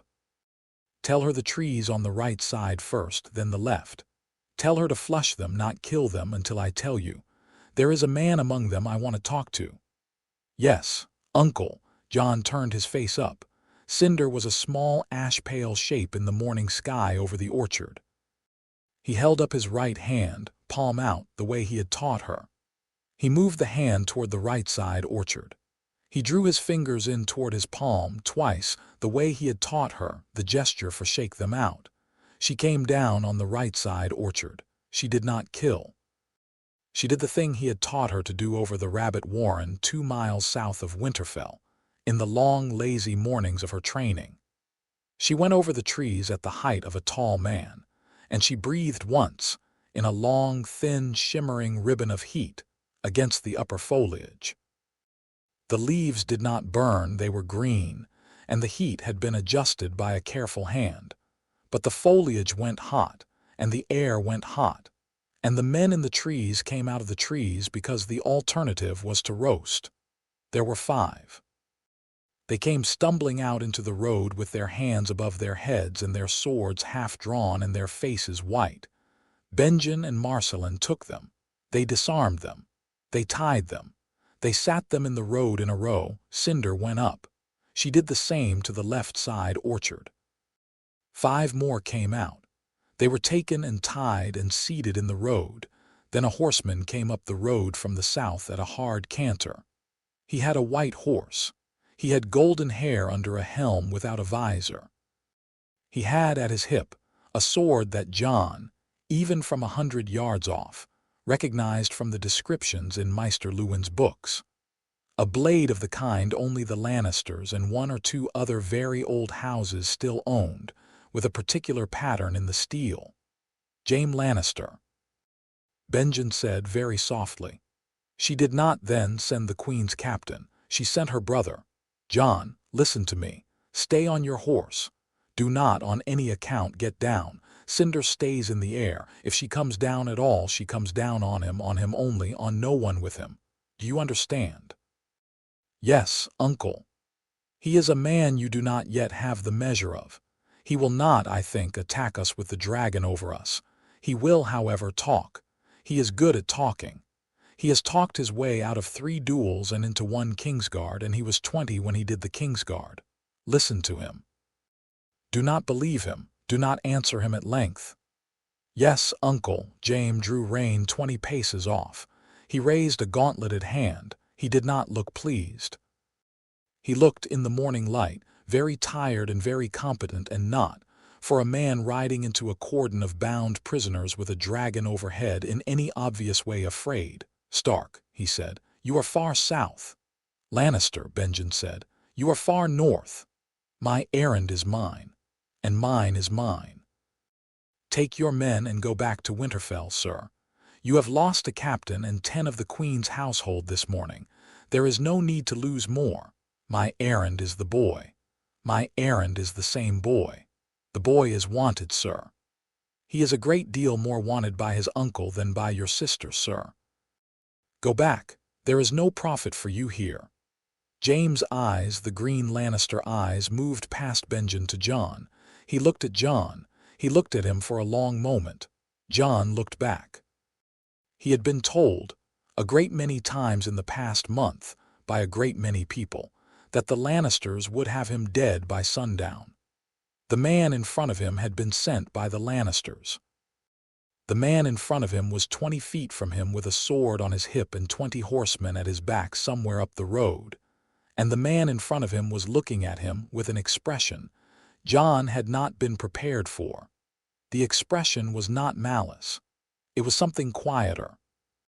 It was the expression of a man who had ridden a long way to do a thing he did not, in his bones, wish to do, and who was now looking at the thing and thinking about whether he could find a way not to do it.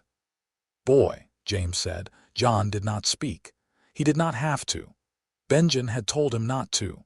Boy. You are Lyanna's son. Jon did not speak. I have known. I have known since your face came clear at 3. I had thought I was the only man in the realm who had known. I had thought wrong. I have known, boy, because I was in the Red Keep when Rhaegar Targaryen rode out for the Trident, and I had spoken with him at length on the morning of his ride, and he had told me, at length, of his lady wife in the south whom he had sworn to protect. And he had described her face to me in such detail that I would not, in any company, fail to recognize a child of hers. You have her face. You have her brother's eyes. Your father gave you the eyes for cover. They have served you well. They have not served well enough. Jon did not speak. Boy. My sister has sent me to take your head and the head of your dragon. I will tell you what I told my sister. I do not, in any wise, intend to do the first half of it. I would have a careful conversation with you on the second half. It is, on the second half, a matter of degree. Lannister. Benjen said quietly. Speak slower. He is 12. Stark. He is 12, and he is in possession of a creature that, in 3 years' time, will be able to take a city by herself. We are not, you and I, the men who deal with this. The men who deal with this are sober adults of the small council, and there are very few of those, and they are not on this road. We are. The boy will, in 5 days, be on a ship to the free cities. I can see it in his uncle's face. He will then be a problem the small council deals with through the Iron Bank, and the magisters of Pentos and a great many small assassins, and he will, with the dragon, be a problem of an order this realm has not had since Meager. Or, Benjen said. Or he can come back with me to King's Landing, under my safe conduct, not under chain. I will give my word. I will give my word in front of his uncle. He will be presented to the king as Lyanna Stark's son. The king will weep. The king will receive him. The king will, I think, drunk and grieving as he is, accept him into his household as a ward. The dragon will be killed. I will kill her on this road today with a long arrow at a moment of my choosing in the next quarter hour. The boy will live. The boy will live, Stark. Long. Under the Baratheon name, as Lyanna's son, with Lord Stark to rear him, with the queen given to understand that the head of any Targaryen pretender at court is, in fact, the head of the queen herself.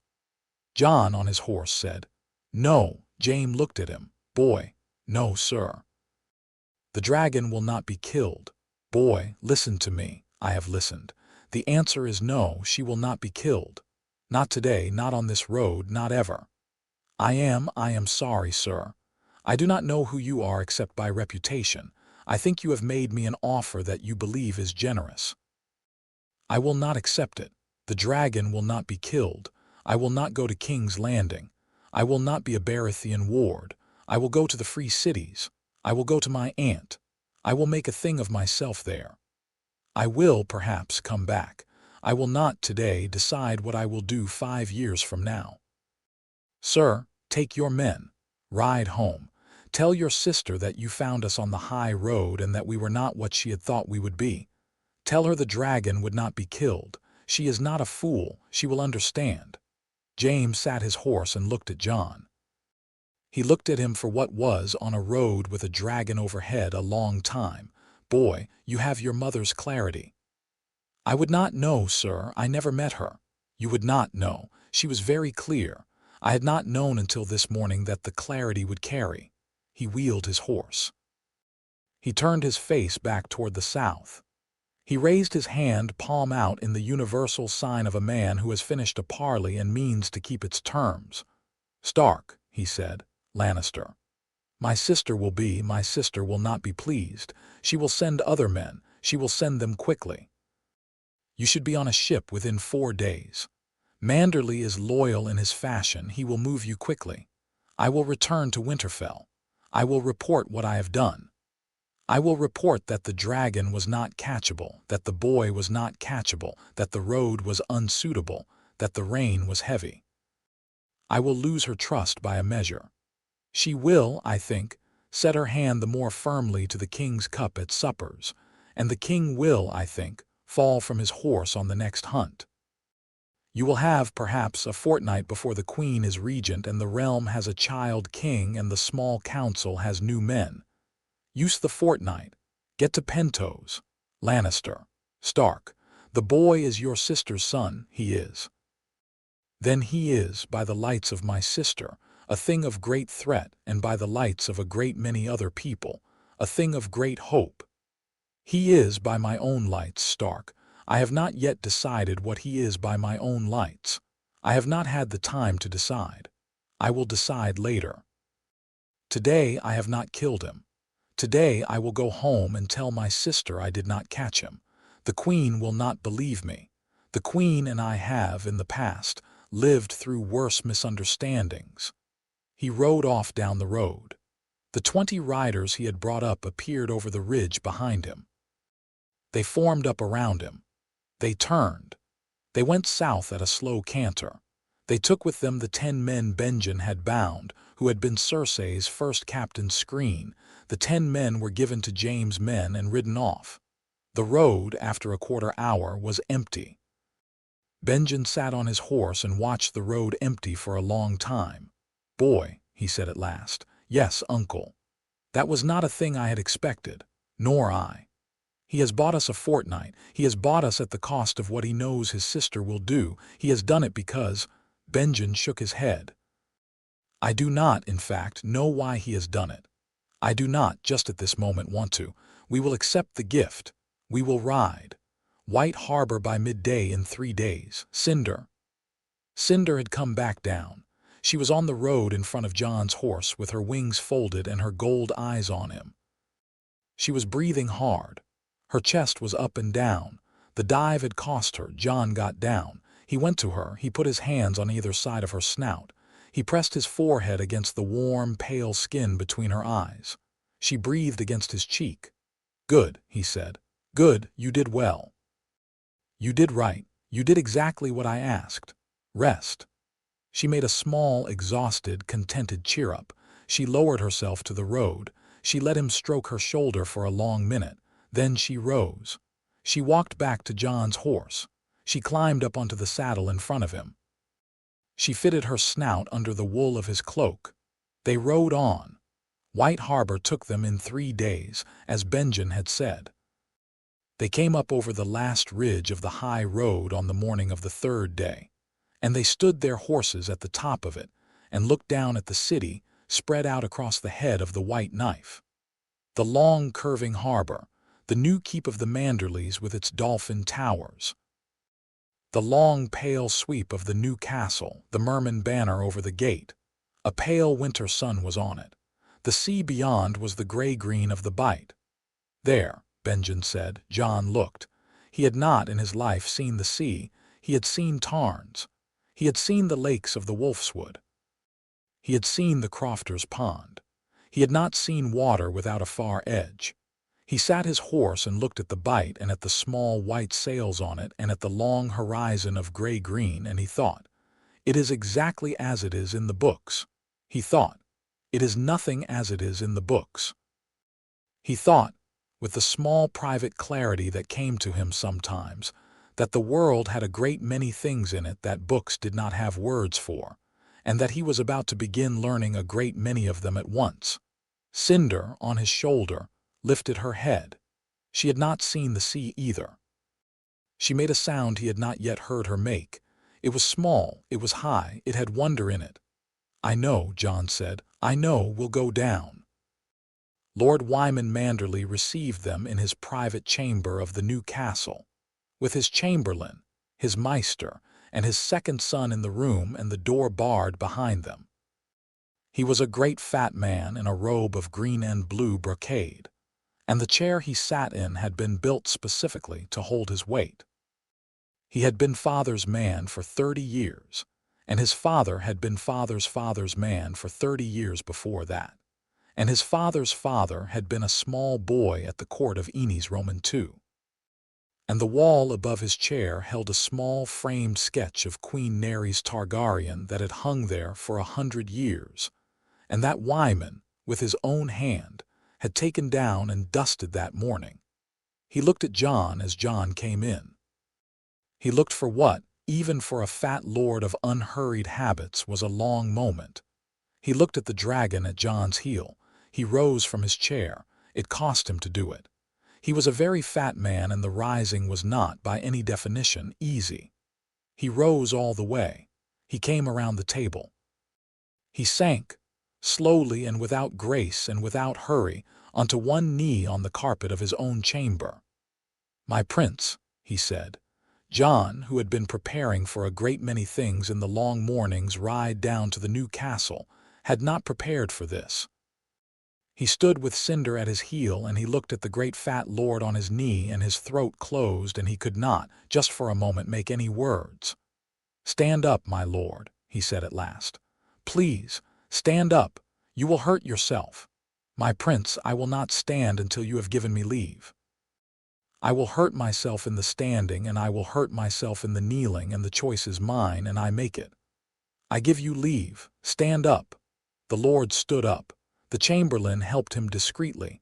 He took back his chair. He gestured Jon to the chair across from him. Jon sat. Cinder sat at his feet. The chamberlain, the maester, and the second son did not, in any conspicuous way, look at her. They had been told what they would be looking at by Maester Luwin's bird 3 days earlier. They had been preparing themselves. Lord Manderley drew a great breath. "My prince, you will sail in 3 days, on the Stormbird, which is a Braavosi galleass of the Iron Banks Commission, and which will be sailing, on its papers, to Pentos with a cargo of grey eels and salted cod. The captain is a Braavosi by the name of Captain Tycho's man. That is, he is the man of Tycho Nestoris of the Iron Bank, who is your friend in Braavos, although you will not have met him. You will meet him on the way through. The captain has been told that he is carrying on the deck a passenger of considerable particularity. He has not been told what particularity. He has been paid in advance. He will not ask. The cabin has been prepared. It has a high stern window. It has a hatch in the deck above for ventilation. The hatch is large enough for," the lord glanced at Cinder, "for a creature of her size, my prince. We have made certain measurements. She will be comfortable enough." "Thank you, my lord." "It is no thanks. It is a duty. You did not have to take it. You took it. I thank you." Manderley inclined his great head. "My prince, I have a thing further to tell you.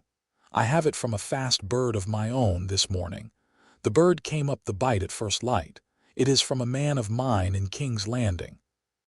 The news is that the king, 3 nights past, fell from his horse on a hunt and was struck against a tree and is at this morning dead. Jon was very still. Robert Baratheon. Robert Baratheon, my prince. The Lord of Storm's End and the King of the 7 Kingdoms and the husband of Cersei Lannister, and the man who would have, had he but heard of you, ridden the length of the realm with a sword in his hand to take your head. He is dead. He died, by the report of the king's own squire, of a wound from a boar, which the squire, a young Lannister cousin, a certain Lancel, had loaded with a particular wineskin earlier in the day. He was murdered. He was murdered. He was murdered by his queen by the hand of her cousin. There will, I think, in time, be men who write of this. The men will not be allowed to say so plainly. They will use words like hunting, accident, and unfortunate event.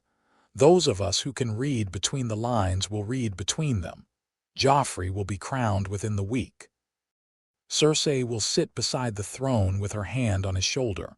The realm will, in the language of scholars, enter a period of regency.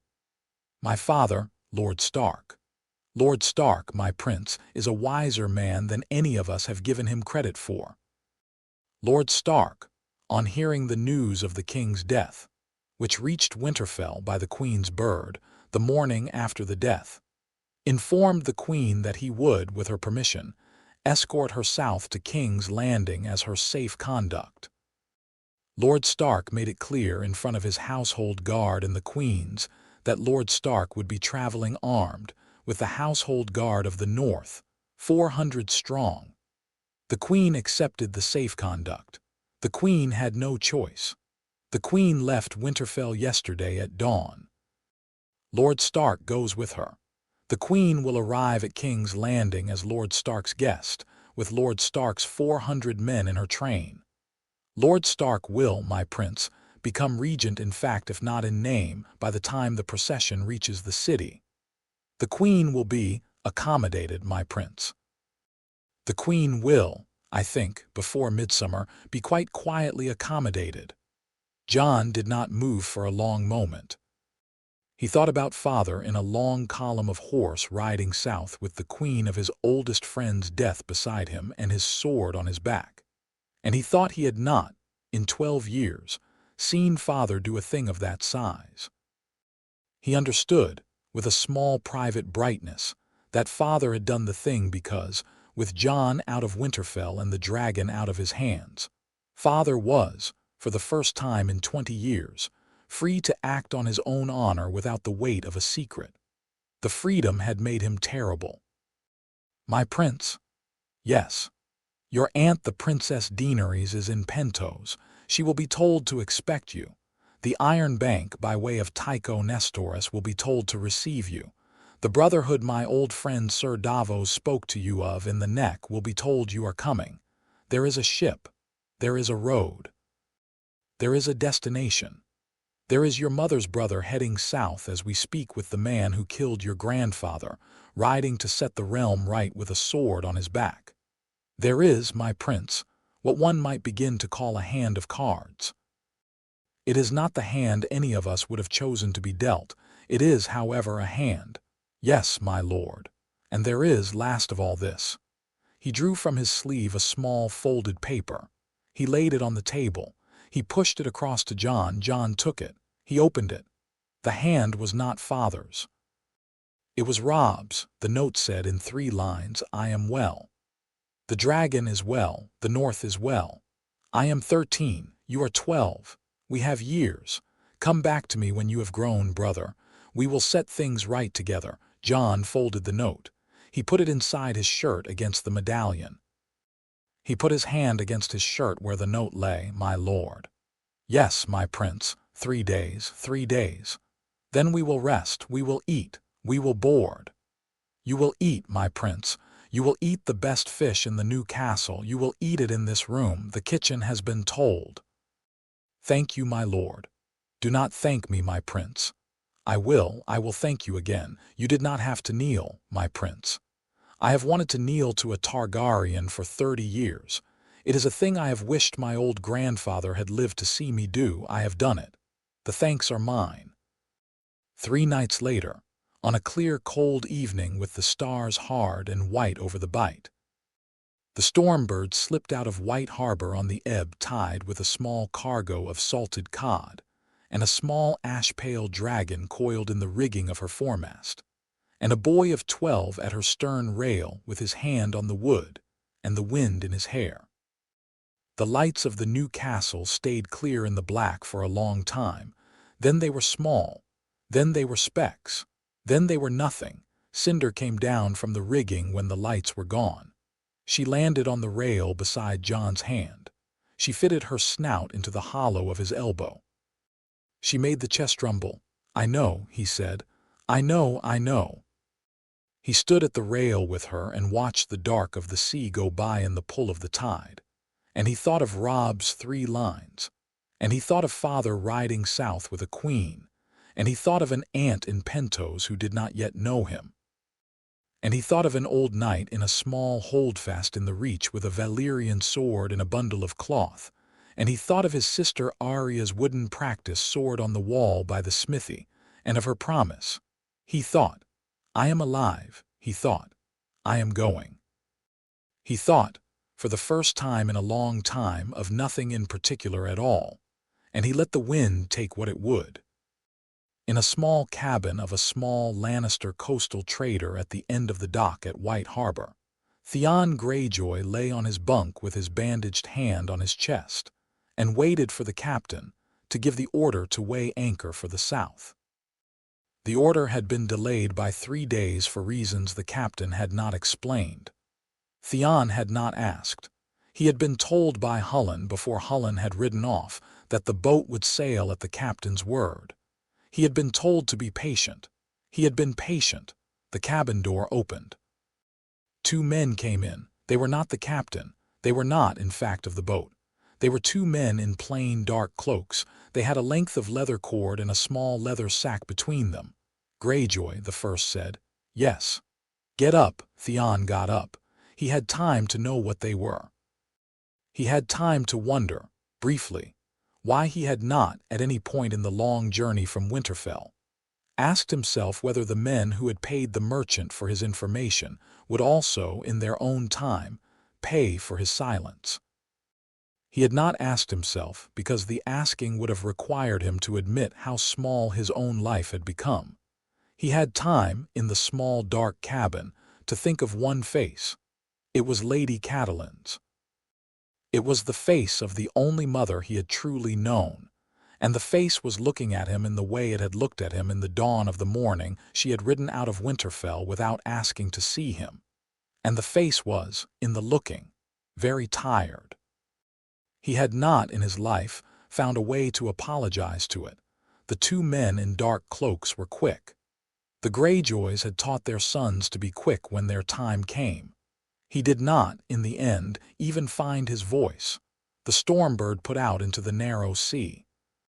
The Lannister coastal trader, 3 nights later, slipped its mooring quietly at White Harbor and sailed for the south with a small canvas-wrapped bundle in its hold which, in the captain's manifest, was listed as salt pork. The bundle would, in due time, be dropped, waded into the waters off the Fingers, where the carp Jon and Robb had once buried the Ironborn in the Wolfswood would not find it, but where other things would. Lady Catelyn Tully Stark, in Riverrun, would not learn the news of Theon Greyjoy's death for 2 more moons. She would learn it from a letter her husband wrote her on the road south to King's Landing. She would read the letter twice. She would put it in the fire. She would go down to the small sept her father had built for her mother, and she would light a candle, very quietly, for a foster son who had been small and had become smaller and had, in the end, paid a price for the smallness that no person in his foster mother's reckoning had needed to pay. She would not, in the candle lighting, have any words for him. She would only stand in the small sept with the small flame between her hands and the 7 small stone faces around her, And she would, after a long while, weep, a tully weeping in private, with no man near her to see, for a boy she had wished she had loved better.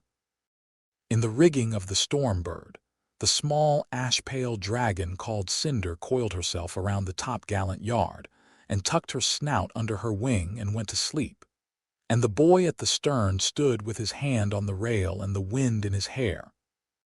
And the lights of Westeros went on shrinking behind them, and after a long while there was only sea and stars, and the slow ringing of the ship's bell, and the small high cry of a gull a mile off in the dark. Chapter 8 End. The Stormbird took 15 days to make Bravos. It was a slow crossing for a Bravosi galleas of her class, but it was not a leisurely one. The captain, a small dark man named Darrow who had 3 rings in each ear and a third in the center of his lower lip, had been told by the merchant in White Harbor, who had paid him in gold, that he was carrying a particular cargo that wished to be neither hurried nor inspected. He had taken the gold and the instruction with the impassive courtesy of a Bravosi captain who has been told a great many things in his career and has remembered a useful number of them. He had not, until the second night out of port, looked closely at the boy on his stern rail. He had taken him for a young lord's son, sent overseas for some quiet reason of which the polite world disapproved. On the second night Cinder came down out of the rigging. She came down because the wind had dropped and the air had warmed, and a small flying fish had lifted itself out of the swell at the stern of the ship. She caught it in her teeth on the rise and bore it back to the foretopgallant yard, and ate it there in 2 bites. The captain, who had been at the stern lantern with his pipe, watched her do this. He stood with his pipe in his hand for what was a long count of breaths. Then he set the pipe down. He came to the rail. He looked at the boy. "Sea Eagle," he said carefully, in the heavily accented common tongue of a Bravosi captain who was not, in any common sense, willing to use the word he had really meant. "A great sea eagle, perhaps. Perhaps, captain. Many such," the captain said, "are dropping out of skies these years. Perhaps, captain. Very ash, very pale. Sea eagles are mostly brown. This one is gray. This one is gray. Hum. The boy will not then mind if the captain does not mention this sea eagle in his manifest at the customs of Bravos. The boy would prefer it, captain. Hum. Then the captain will not. There is, however, a small thing further. The captain has carried a great many cargoes. The captain has carried a great many cargoes that the customs of Bravos would prefer not to know of. The captain has, in his career, not previously carried a sea eagle of this color. The captain would, on his own account, like to know a single thing about this sea eagle. The captain will then trouble the boy no further on the matter. Will the boy permit a single question? Ask, captain. Will the sea eagle be in the captain's rigging long? Until Pentos, captain, with a stop in Bravos for water and a meeting. The captain considered. That is 2 cargoes, he said carefully. The boy is a passenger. The sea eagle is a sea eagle. The captain has been paid for 1 cargo. The captain would not, on his own account, make a fuss.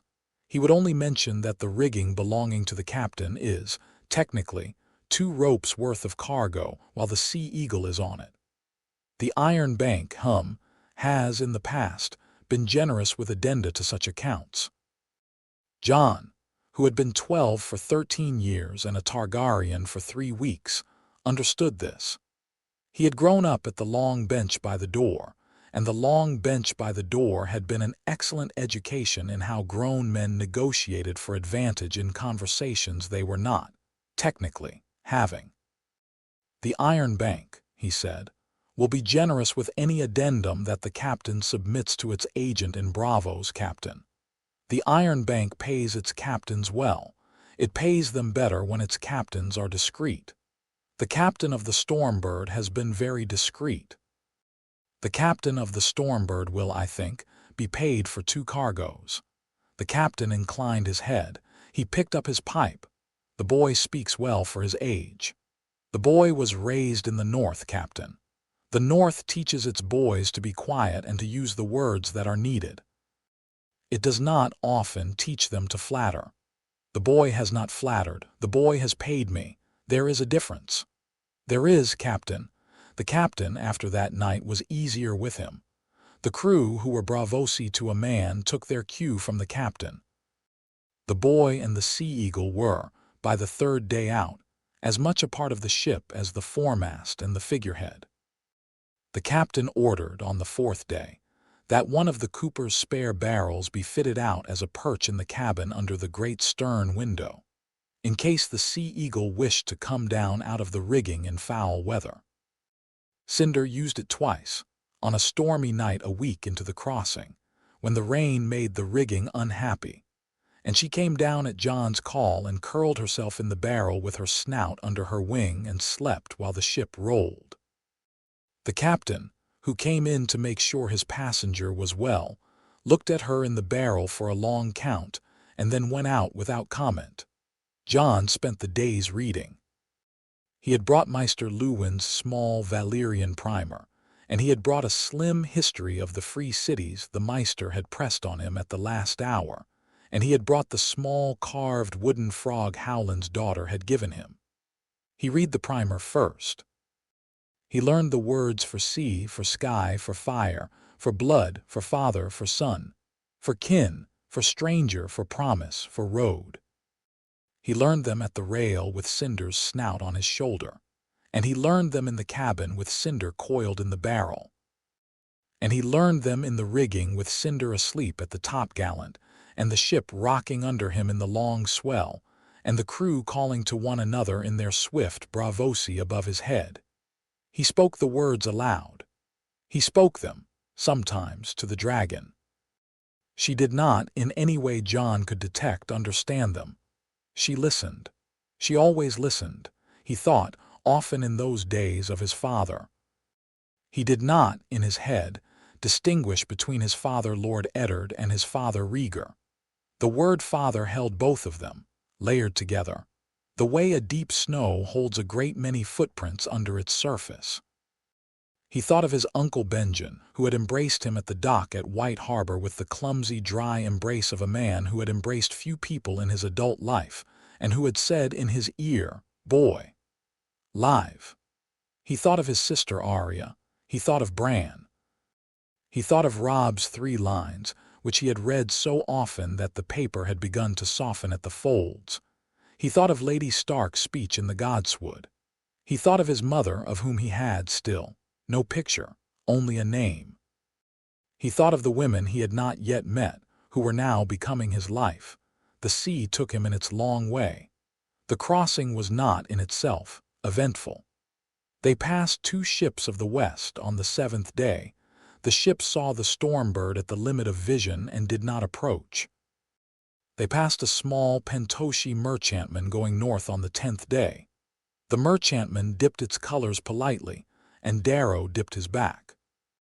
They passed a single great fish on the 12th that broke the surface 20 paces off the starboard bow and sounded again with a slap of its tail. Cinder, on the foretopgallant, lifted her head and watched the slow ripple long after the fish was gone. On the morning of the 15th day, Braavos rose out of the sea ahead of them. It rose first as a shape. There was a long arm of dark stone reaching up out of the green-gray of the water, and on the arm of dark stone stood a thing the size of a hill with 2 legs and a sword. It was the Titan. Jon had read of it. He had read of it in a book Meister Lewin had in his tower, with a small woodcut in it that had not done it justice. The woodcut had shown the Titan as a man-shape on a small island. The man-shape did not, in the woodcut, dwarf the small ship at its foot. In the dawn, on the 15th day, with the sun rising behind it, the Titan dwarfed the Stormbird as the Stormbird sailed in under its raised sword. Jon stood at the rail and looked up at it. The Titan was not a god. The Titan was not a god of any people he knew of. The Titan was a statue that had been built by men of an old age who had wanted to put a thing in their harbor that no one would forget. They had succeeded. Cinder, on his shoulder, looked up at the Titan. She made a noise. It was not a cheer-up. It was small and high and very respectful. "I know," he said. They came in past the Titan. The harbor opened in front of them, a long curving water with islands and bridges and palaces and small boats and gondolas, and the smell of salt and saffron and tar. Jon, who had not seen a city in his life, looked. He had read Maester Luwin's history of the free cities. The history had not, again, been adequate. The Stormbird took her berth at a long stone quay near the foot of the Iron Bank. A small dark man in a long brown robe was waiting on the quay. He had a smooth face, a black beard cut to a fine point, and a chain at his neck made not of order's links but of small gold coins of many issues. Jon learned later that each coin marked a great loan the man had personally underwritten. The chain was very long. The man had been in the bank's service for 30 years. He raised his hand as the gangplank came down. "Darrow, Tycho, you have brought me a thing. I have brought you a boy and a sea eagle. The papers say gray eels and salted cod." The papers will, with the Iron Bank's discretion, continue to say gray eels and salted cod. They will, boy. Jon came down the gangplank. He had Cinder at his shoulder.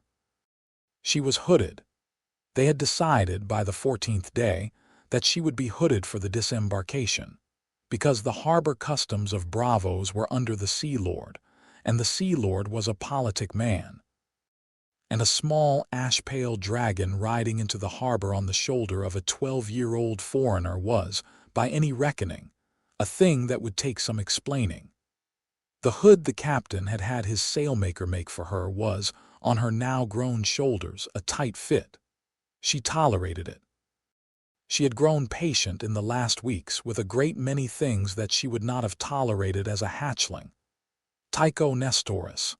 "Boy," Manderley's man, Manderley's friend, "the Iron Bank has been waiting for you. We have a chamber. Come." "Darrow, you will be paid your addendum at the bank by the 2nd hour after noon." "My thanks, Tycho." They went. Tycho led, Jon and Cinder followed. 2 of Tycho's servants brought up the rear with Jon's small leather satchel. They walked along the quay and onto a small stone bridge and across the bridge to a low, pale building with no signs and no guards. Tycho took Jon up a flight of stone stairs and along a long stone corridor and into a small chamber with a window that looked out over the harbor and a table with 2 chairs and a small fire in a brazier in the corner. He shut the door. He turned to Jon. He did not, like Wyman Manderley, kneel. The Iron Bank did not kneel, the Iron Bank loaned. He did, however, incline his head with what was, for a banker of his standing, a profound courtesy. "Eamon of the House Targaryen," he said. He used the name plainly. He used it in the high Valyrian pronunciation. "Welcome to Bravos. Take that hood off her. She is among friends here. The Iron Bank has, in its way, been your house's banker for 200 years. It has been a cold 100 years. We are pleased to begin warming." Jon took the hood off Cinder. She shook her head. She blinked her gold eyes at the small dark man. And Tycho, who had spent 15 years preparing himself for the moment a Targaryen with a dragon would walk into a chamber of his bank, let himself smile a small, very controlled smile, and inclined his head also to her. "My lady."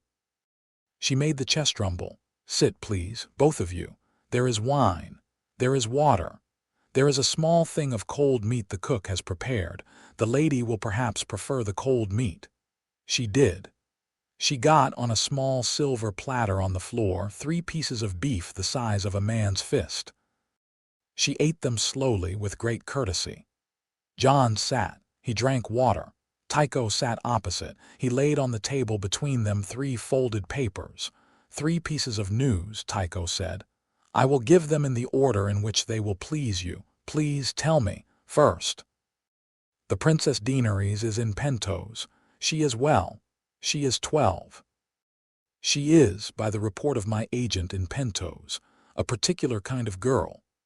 She is small and pale, with long silver hair and the violet eyes of your house, and she has, since her brother died of a poisoning by a Dothraki draft last autumn, lived under the protection of Magister Illyrio Mapates in his manse on the road to the southern gate. She has been kindly treated. She has been educated by the Magister's slaves. She has not wakened the dragon eggs the Magister gave her at her wedding to the late Khal Drogo, because the eggs were lost at sea in the storm that drove Khal Drogo's host out of the Bay of Tides. There are in Pentos no dragons but the one in this room. The princess will, on the receipt of the letter I will today write to Magister Mapates, expect you within 10 days. The Magister will, I judge, receive you with great pleasure. You may trust him a measure. You may not trust him a yard further than he has been paid. I will tell you at the appropriate time the exact length of the yard. Thank you. Second, Lord Stannis Baratheon, your father's brother, has, that is, your father Robert Baratheon's brother, landed on Dragonstone with 3,000 men and 4 warships. He has declared, by raven and by herald to every city of the realm, that the late king's children are not the late king's children, but his queen's brothers, and that the throne, by lawful succession, falls to him. He has, in the same proclamations, mentioned a true and lawful nephew of the late King Aerys who is, by the report of his agents, alive and traveling in the free cities. He has not named you. He will, I think, when he has decided whether you are an asset or a competitor. He has heard. He has heard, my prince. The realm has heard. The realm does not yet believe. The realm is confused.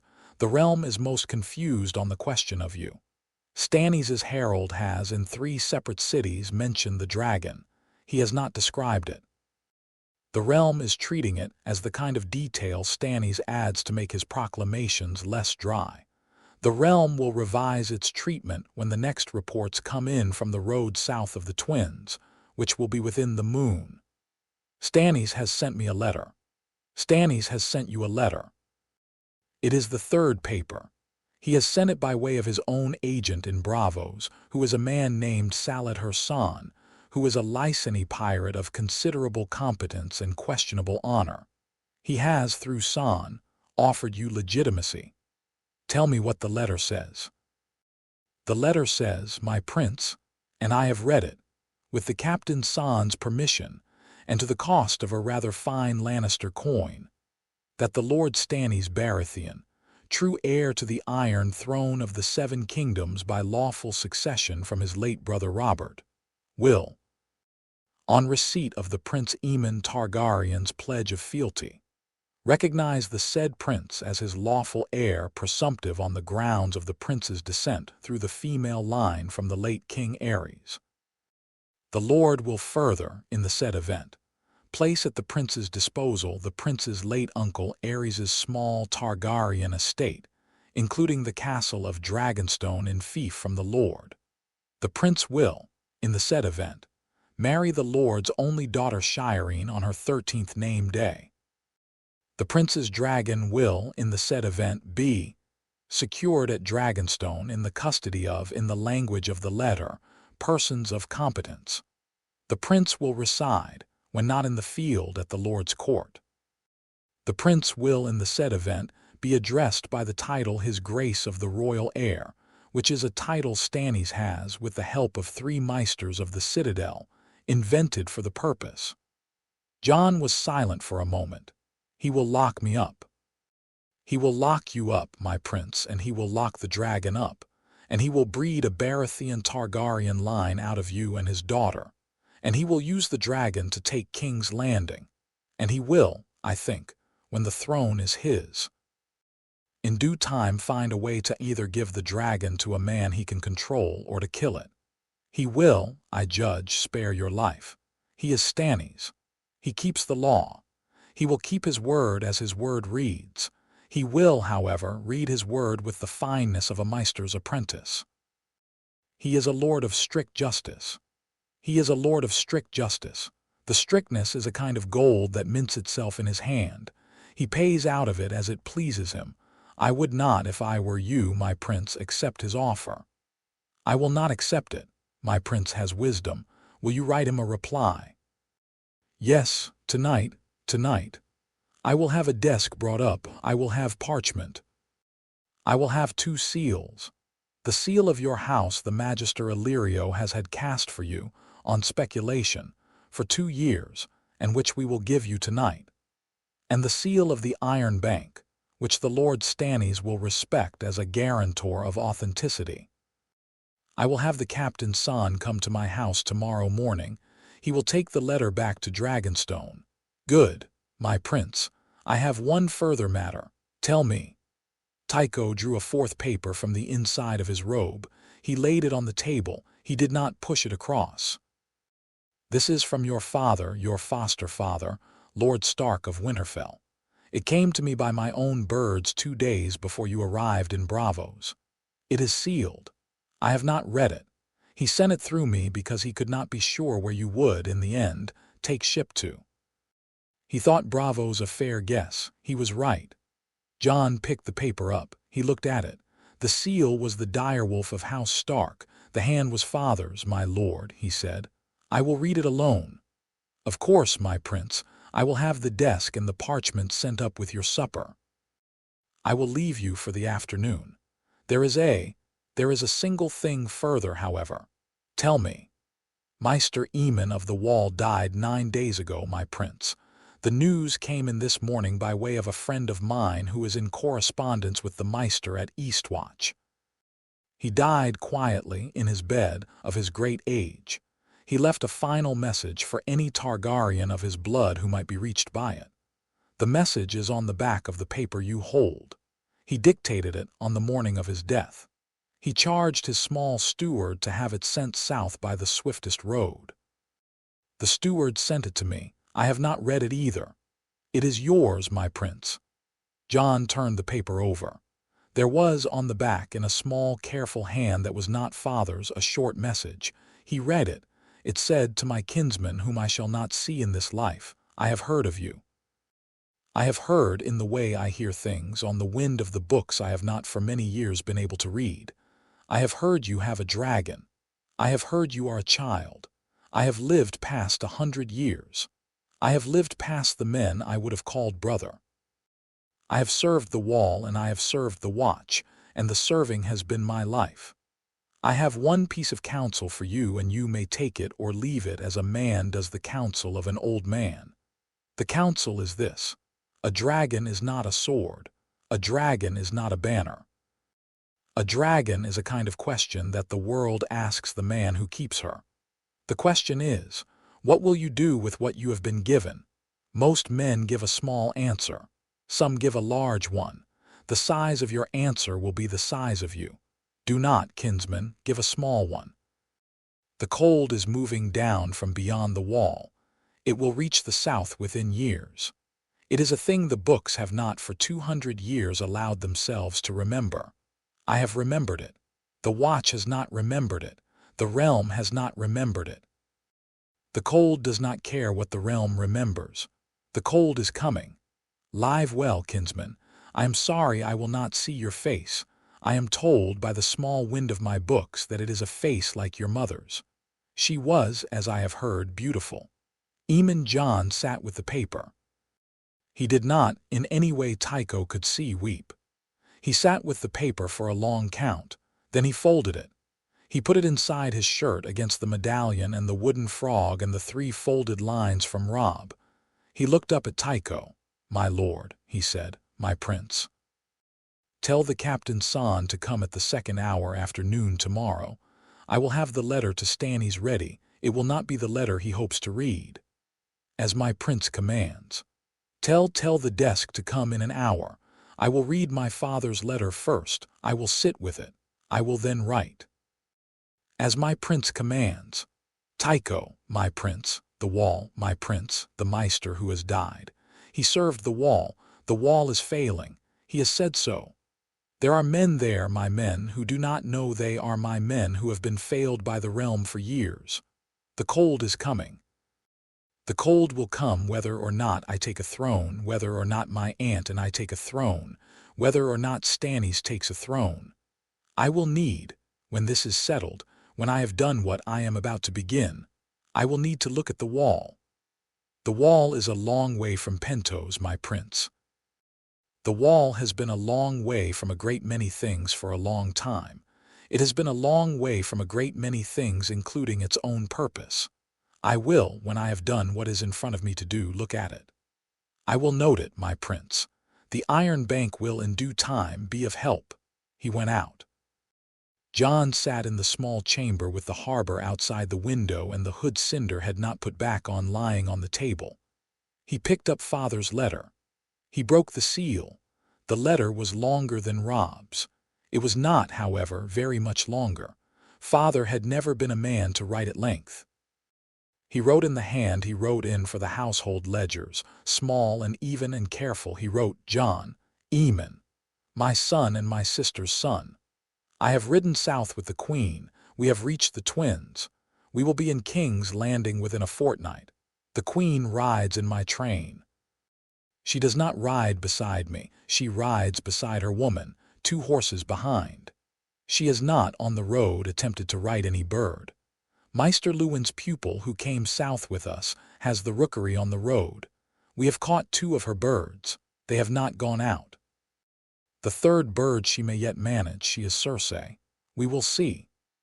The king died, as you will, by the time you read this, have heard. He died well or ill as one chooses to read it. I think he died as he wished. He died on a hunt in his cups with his blood up. If a man could ask anything of his dying, it is that. I am not, for what it is worth to you, sorry he is dead. I am sorry he was the man he had become. I am sorry I did not, in years, do more to keep him from becoming it. Joffrey will not be crowned. The Maesters of the small council have, on receipt of the herald Stannis sent, suspended the coronation pending a hearing. I expect to be in the hearing room when it begins. I expect, when I am, to give a particular kind of testimony. The testimony will not be flattering to the Queen. It will not be flattering to her brother, either, although her brother behaved on a road south of the Twins with what passes, in his house for honor, and I will note it.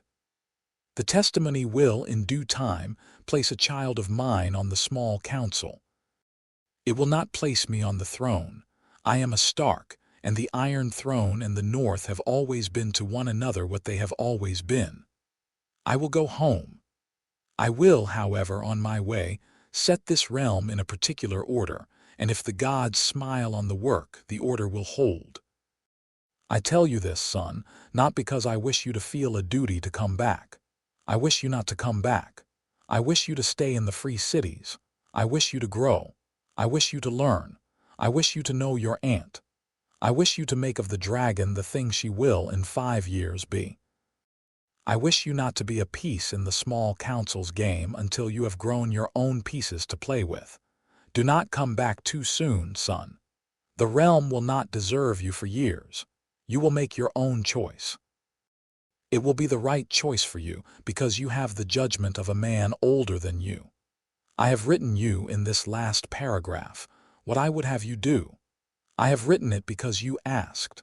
I will not, when you come to your own answer, hold a different one against you. Your sister Arya is with her grandfather in Riverrun. She is well. She has named her riding pony Cinder. She did this on the 3rd day in Riverrun without explanation, and we have all elected not to ask. She speaks of you a great deal. She speaks of you to her cousins. She tells them you are away on a long thing of your own. The cousins ask what. She says, you will find out. She is 9. Your brother Robb is with me. He rides beside me. He has, on the road, become son. I do not have the word. He has become a young lord. He is 13 and he has had to grow a thing in the last weeks that some men do not grow until 40. He has grown it. He is well. He sends with this letter a small thing of his own. It is in the inner pocket. Look for it. Bran is in Riverrun also. He climbs. He sends his love. Sansa is in Riverrun. She has begun in the last weeks to write me letters of her own. They are very fine letters. They are, son, the letters of a girl who has begun to grow up. Rickon is 3 and bites people. Your foster mother, she has written you a letter also. It is enclosed with mine. I will not here presume to read for her. I will say only that she sat with the letter for a week before she sent it, and that she is not, when she has sat with a letter for a week, a writer who has nothing to say. Maester Luwin is at Winterfell. He is well. He has begun, for his own reasons, to read the books on the watch beyond the wall that he has not read in years. He has written me a letter that I will not enclose, because it is not for you yet. It will be for you when you have grown. I will not, son, end this letter with words I cannot keep. I will end it only by saying that the day I rode into Winterfell with you in my arms in the spring of the year after the rebellion was the day I became, by my own measure, a father. I have been a father for 12 years. I have been your father. I am still your father. Do not, in any city you go to, in any pact you make, in any throne you sit on, forget it. Lord Eddard Stark of Winterfell, of the North. Father. Jon put the letter down on the table. He sat with both his hands on it. Cinder, on the floor, came up and put her snout against his thigh and made the chest rumble. He looked at her. He looked at the harbor out of the window. He looked at the small, unopened second letter that was still folded inside the first, the one in Lady Stark's hand. He did not, just then, open Lady Stark's letter. He set it aside. He would open it later in the dark with no one to see. He reached into the inner pocket of the satchel that had come up from the ship with him. He found there the small thing father had said Robb had sent. It was a lock of gray-brown wolf fur. It was tied with a thread of red wool. It was the size of a man's thumbnail. It was gray winds. There was a small note with it in Robb's hand, 3 words long. It said, "He says hello." Jon held the lock of fur in his hand for what was a very long time. Cinder's snout was against his thigh. Tycho's banker's clock ticked on the wall opposite. Outside the window, the gulls of Bravos made their small high cries over the harbor, and a Pentoshi merchantman came past the foot of the iron bank with a cargo of saffron. And a small ship of the Sea Lord's flotilla rowed out to greet a Tyroshi captain at the harbor's mouth. And the world went about its business, he thought. He thought about Stannis on Dragonstone with his hand on the law. He thought about father in a long column of horse riding south with a queen in his train. He thought about Maester Aemon, dead at the wall, with a final message in a careful hand on the back of a folded paper. He thought about a girl of 12 in Pentos with long silver hair and violet eyes, who did not yet know she was about to receive a letter saying her nephew was coming to her with the only living dragon in the world. He thought about Arya's pony, called Cinder, in a stable in Riverrun. He thought about Lady Stark's unopened letter on the table. He thought about Cinder. He looked at her. She looked at him. She lifted her snout. She put it against his closed hand, the one that held the lock of gray wind's fur. She breathed once, very gently, and the lock of fur warmed in his palm, and she pulled her snout back, and she sat. He decided, very quietly, in the way he had decided most of the great things of his short life, without speech, without a witness, without even in his own head a particular formal moment at which the deciding had been done, that he would go to his aunt. He would go to her. He would not pledge to Stannis. He would not go back to Westeros yet. He would grow. He would learn. He would teach Cinder and be taught by her. He would, when the time was right and the dragon was great and the aunt was known, ride the long road home. He would not, until then, accept any throne offered him by any man. He would write the letter to Stannis tonight in the words a Targaryen prince of 12 might use to refuse a Baratheon offer of legitimacy with courtesy. He would write the letter to father in the words a Stark son might use to thank his father for the freedom father had just given him in writing. He would write a letter also to his sister Arya, in the words an older brother might use to a sister of 9 who had named her pony for his dragon. He would write a 4th letter to his brother Bran. He would write a 5th to Robb. He would write a 6th to Maester Luwin. He would write none to Lady Stark. He would, instead, open her letter when he had finished his and reply to whatever she had written. He picked up the quill the desk had brought up while he was reading. He dipped it in the ink. He wrote, in the careful northern hand Maester Luwin had taught him, the salutation of his letter to Stannis. He wrote, "To the Lord Stannis Baratheon in his keep of Dragonstone." He paused. He thought about the words. He wrote, "My lord, I have read your offer. I thank you for it. The thanking is honest. The offer was generous by your lights. I will, however, decline." He wrote on. The light at the window moved. Cinder slept on his foot. The harbor outside went about its slow afternoon business. He wrote, in the long, quiet hours of the afternoon, the letters that would shape, in their small way, the next year of the realm of Westeros. He wrote until the dusk came in over the Titan, and the lamps along the great canal began to be lit one at a time by the boatmen, and the bells of the temples of the many-faced ones and the Lord of Light, and the small sept of Bravos, and the temple of the Moonsingers and the temple of the Weeping Lady, began to ring the evening hour each in its own voice, and Cinder lifted her head and listened to them, and then put her head back down, and the boy at the desk wrote on and on by the small light of one lamp until his hand was tired, and his ink was low, and his shoulders ached. And Tycho's servant came in and offered him supper, and he ate a little, and went on writing and finished. Sometime before the 2nd hour of the night, the last letter he would write in Bravos before he took ship for Pentos. He sealed the letters in the small dark wax of the seal Tycho had brought him, the seal of his house, the 3-headed dragon. He set them in a row on the table. He went to bed. He slept that night without dream. In the morning, on a small Lyseni pirate ship called the Smiling Fish, the captain Salad Hersan took the first letter, and a generous purse of Lannister coin from Tycho's hand, and grinned a Lyseni grin that had a great many gold teeth in it, and turned his ship east and sailed for Dragonstone, where he would in due time deliver the letter to a stern, hawk-faced lord of the narrow sea who would read it twice, fold it small, and put it on the fire with the shape of his mouth that of a man who had not, in his life, often been refused. The Lord would say nothing. The Lord would think a great many things. The Lord would, 3 days later, write a second letter to his brother in the south, less generous than the first, in which he would not, this time, mention the prince of his house's old enemy by name. The Lord would, in the months to come, pursue his claim by his own road with his own men, and would, when the war he meant to make ran into the wall of the Lannisters at the gates of King's Landing, find himself glancing east across the sea at a city he had never seen, and at a boy he had never met.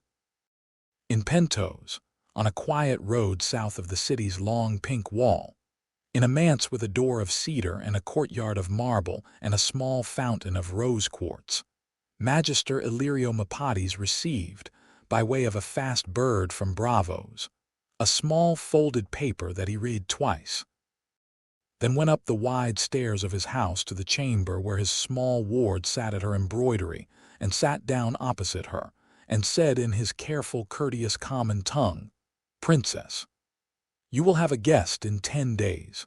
He will arrive by ship from Bravos. He will be by the lights of your house, your kinsman. He will be by the lights of his ship, a boy of 12. He will be by the lights of the Iron Throne, a prince. He will be by the lights of the wider world, princess. He will be a thing the world has not seen in 100 years. You will perhaps wish to ready yourself." The princess put down her embroidery. She looked at the magister. She had violet eyes, and she had hair the color of new silver, and she was 12, and she had, all her life, been told that she was the last of her name in the world. "My kinsman."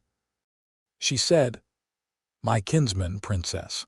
He has a particular company. The company is a princess. The company is one which your house has not had since the death of the cannibal at Dragonstone, 200 years ago. The company is one your eggs, may they rest in the Bay of Tides, never had the chance to become. She was very still for a moment. Then she stood up. She crossed to the window.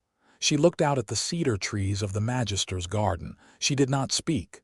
"Princess, he is real," she said very softly, to the cedars, to the Magister, to herself. "Princess, he is real. I have," she said, "for some years now dreamt of fire under stone. I have not told you because I did not wish you to think me a child. Princess, he has waked it. He has, princess. The dragon is, by report, ash pale. She is the size of a wolf. She is a female. Her name is Cinder." The princess put her hand flat against the window glass. She did not weep. The Targaryens did not weep at small news they had been raised to. She did not weep. She turned around. Her face had a thing in it the Magister had not seen on it before in his 3 years of knowing her, and which he afterward decided he would, at his own life's risk, never give her cause to take off. "Then send me," she said, "his ship's name, his ship's day, and his ship's hour. I will be at the dock when he steps ashore, princess, my Magister. I will." He went out. Daenerys Targaryen, princess of the house of Targaryen, sat in her chair by the window and looked at her embroidery without seeing it for a long time. Then she rose and went to the small mirror in her chamber and looked at her face in it. She looked at it the way one looks at a face one has not yet finished growing into. Then she said aloud, in a voice that was very small and very steady, "Eamon, Eamon, Eamon." The name, to her ear, sounded like a thing she had been waiting to say. Chapter 9 end. She was at the dock when he stepped off the ship, exactly as she had said. The dock was the long stone one that ran out from the southern wall of Pentos into the warm green of the bay, and the morning sun was coming over the cedars behind the city, and the gulls were quarreling over the day's first catch of fish. Magister Illyrio had arrived in a litter of yellow silk borne by 4 slaves and was standing under a parasol. He had brought with him a small entourage of household guards and 3 slave girls in pale Pentoshi robes. The princess had not stayed under the parasol. The princess had walked out from the Magister's group and was standing at the very head of the dock, alone, with her hands folded at her waist. Jon saw her before he came down the gangplank. She was very small. She had hair the color of new silver under a thin wreath of cedar leaves, and a long pale gown that the wind off the bay was moving against her ankles, and her eyes, even at 30 paces, were unmistakable. They were the violet of Maester Luwin's books. They were the violet of the old knight's eyes in the small house on Greywater. They were the violet that had sat behind his own eyes, all his life, beneath the gray of his uncle's cover. They were her brother's eyes, and her father's, and her great-grandfather's, and his. He came down the gangplank. Cinder came down on his shoulder. She had grown again in the 10 days at sea. She was now larger than Ghost. Her wings, folded, came up past Jon's elbow, and the warm, pale length of her was a real weight that Jon, 12 years old, was beginning to balance against the development of his own shoulders. He had set the hood aside in Pentos's harbor. The Captain Darrow had said with great gravity that there was in Pentos a Magister, and the Magister had explained by bird that there would be no need for a hood. Jon had taken the captain's word. He stepped onto the stone of the dock. He stood opposite his aunt. For a moment, neither of them spoke.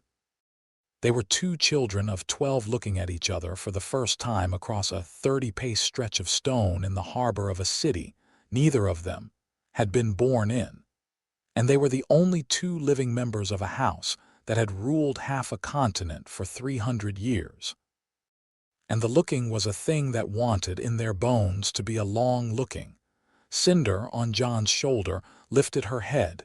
Daenerys Targaryen looked at the dragon. She did not move. She did not speak. She did not, at that moment, do anything but look. Her face, small, pointed, very pale, went through a whole sequence of expressions in a few breaths, and Jon, who had been raised at the long bench by the door and who had got an education in the small movements of faces that other boys had been spared, watched the sequence and did not interrupt it. She walked forward. Jon did not, just then, know whether he should bow. He did not, just then, know whether he should kneel. They had not, in his life, taught him the etiquette for the meeting of an ant in a foreign city under the eye of a foreign magister with a small dragon on his shoulder. He stood. He waited. She came up to him. She stopped a foot from him. She looked up. She was an inch shorter than he was, and she looked at his face and she looked at his eyes, and her own eyes did a thing that was very small and very brief, and after she had done it, she said, in a voice that was the voice of a girl of 12 trying to use the words of a woman of 20 and almost succeeding, "Nephew, aunt, you are real, I am real. I have, since I was 4 years old, prayed for a kinsman of mine of the male line. I prayed at the temple of the Lord of Light when I was in Lies. I prayed at the temple of the Moonsingers when I was in Bravos. I prayed at the small sept the Magister has in his house, when I was first brought to him. I prayed in the year before my brother died at Drogo's stone fire pit on the night of his death feast. I have not prayed in the year since. I had thought the prayers were not heard. I see today that they were heard. They were only slow. They have been slow for me also. I had not known I was praying. That is the way of prayers. We pray the things we do not know we are praying. The gods sort the prayers. She put out her hand. Jon, who had not in his life been touched by another Targaryen, took her hand. It was the hand of a girl of 12, small and warm and a little dry from the wind off the bay, and her fingers fitted into his with the particular ease of a fit that had been waiting to be made. She lifted his hand. She brought it close to her face. She looked at the back of it. She looked at the small wrist of him where the cut from the night of the hatching had healed to a small white line. "This is where she drank from you," she said. It was not a question. "Yes." She turned the hand. She looked at the palm. "You have a Targaryen palm," she said. "It runs longer than a man of the Wests. The lines are deeper. My brother had this palm. My father had it, my magister tells me. I have it. Look." She turned her own palm up beside his. She set them together. They were the same hand in two sizes of two children who had been born in the same year on two opposite sides of a sea. Cinder, on Jon's shoulder, lowered her snout. She lowered it slowly. She did not, in any way Jon was aware of, do it on a signal from him. She did it on her own. She put her snout, very gently, against the back of Daenerys's small bowed head, in the place at the crown where the hair parted. Daenerys did not move. Cinder breathed once, against the silver hair, the slow, soft exhalation of a creature who was not, just then, breathing fire but was breathing the warm dragon breath of a creature who had decided, on the dock at Pentos, to add a second name to the small list of names she had already given herself. She took her snout away. Daenerys lifted her face. Her violet eyes were wet but had not, by the discipline of her line, allowed any of the wet to come down. She was looking at Cinder. Cinder was looking back. "My lady," Daenerys said. She used the word the Magister and the bankers had been using to address Cinder in their letters. She used it without irony, because she was 12 and she did not have, in her reckoning, any other word for a creature of that line. "My lady, I had eggs. I lost them. I did not, in the losing of them, know how to mourn. I know now. I am sorry." Cinder made the chest rumble. It was the rumble Jon had taught her at the Godswood gate of Winterfell, the rumble of acknowledgment of a small old grief. The Magister at the head of the dock applauded once, very softly. He had been, for 30 years, a man of long, patient hospitalities, and he had judged a great many meetings in his life by the small movements of their first 60 seconds. and he had judged, in those 60 seconds, that the meeting of his ward and the boy from Westeros had gone, by every measure his profession recognized, in the direction it had been intended to go. He came forward. He was a great fat man in saffron silk. He was, Jon understood with a small flicker of recognition, a man cut in some measure from the same cloth as Wyman Manderley. The two of them had known their parts before any of the other actors in the play. "My prince, my princess, welcome both of you to my house. We will go up. There is a meal. There are rooms. There is, princess, a courtyard with cedars, where the lady will perhaps wish to be allowed to fly for the first hour after the long sea. The cedars are old. They will, I think, hold, my magister, Magister Illyrio. Magister Illyrio. They went up. They lived in his house for a year. It was a long year. It was not in any way an idle one. Magister Illyrio gave them tutors. He gave them 4. There was a sword master who had been a Westerosi knight in his youth, before a falling out with his lord had taken him east.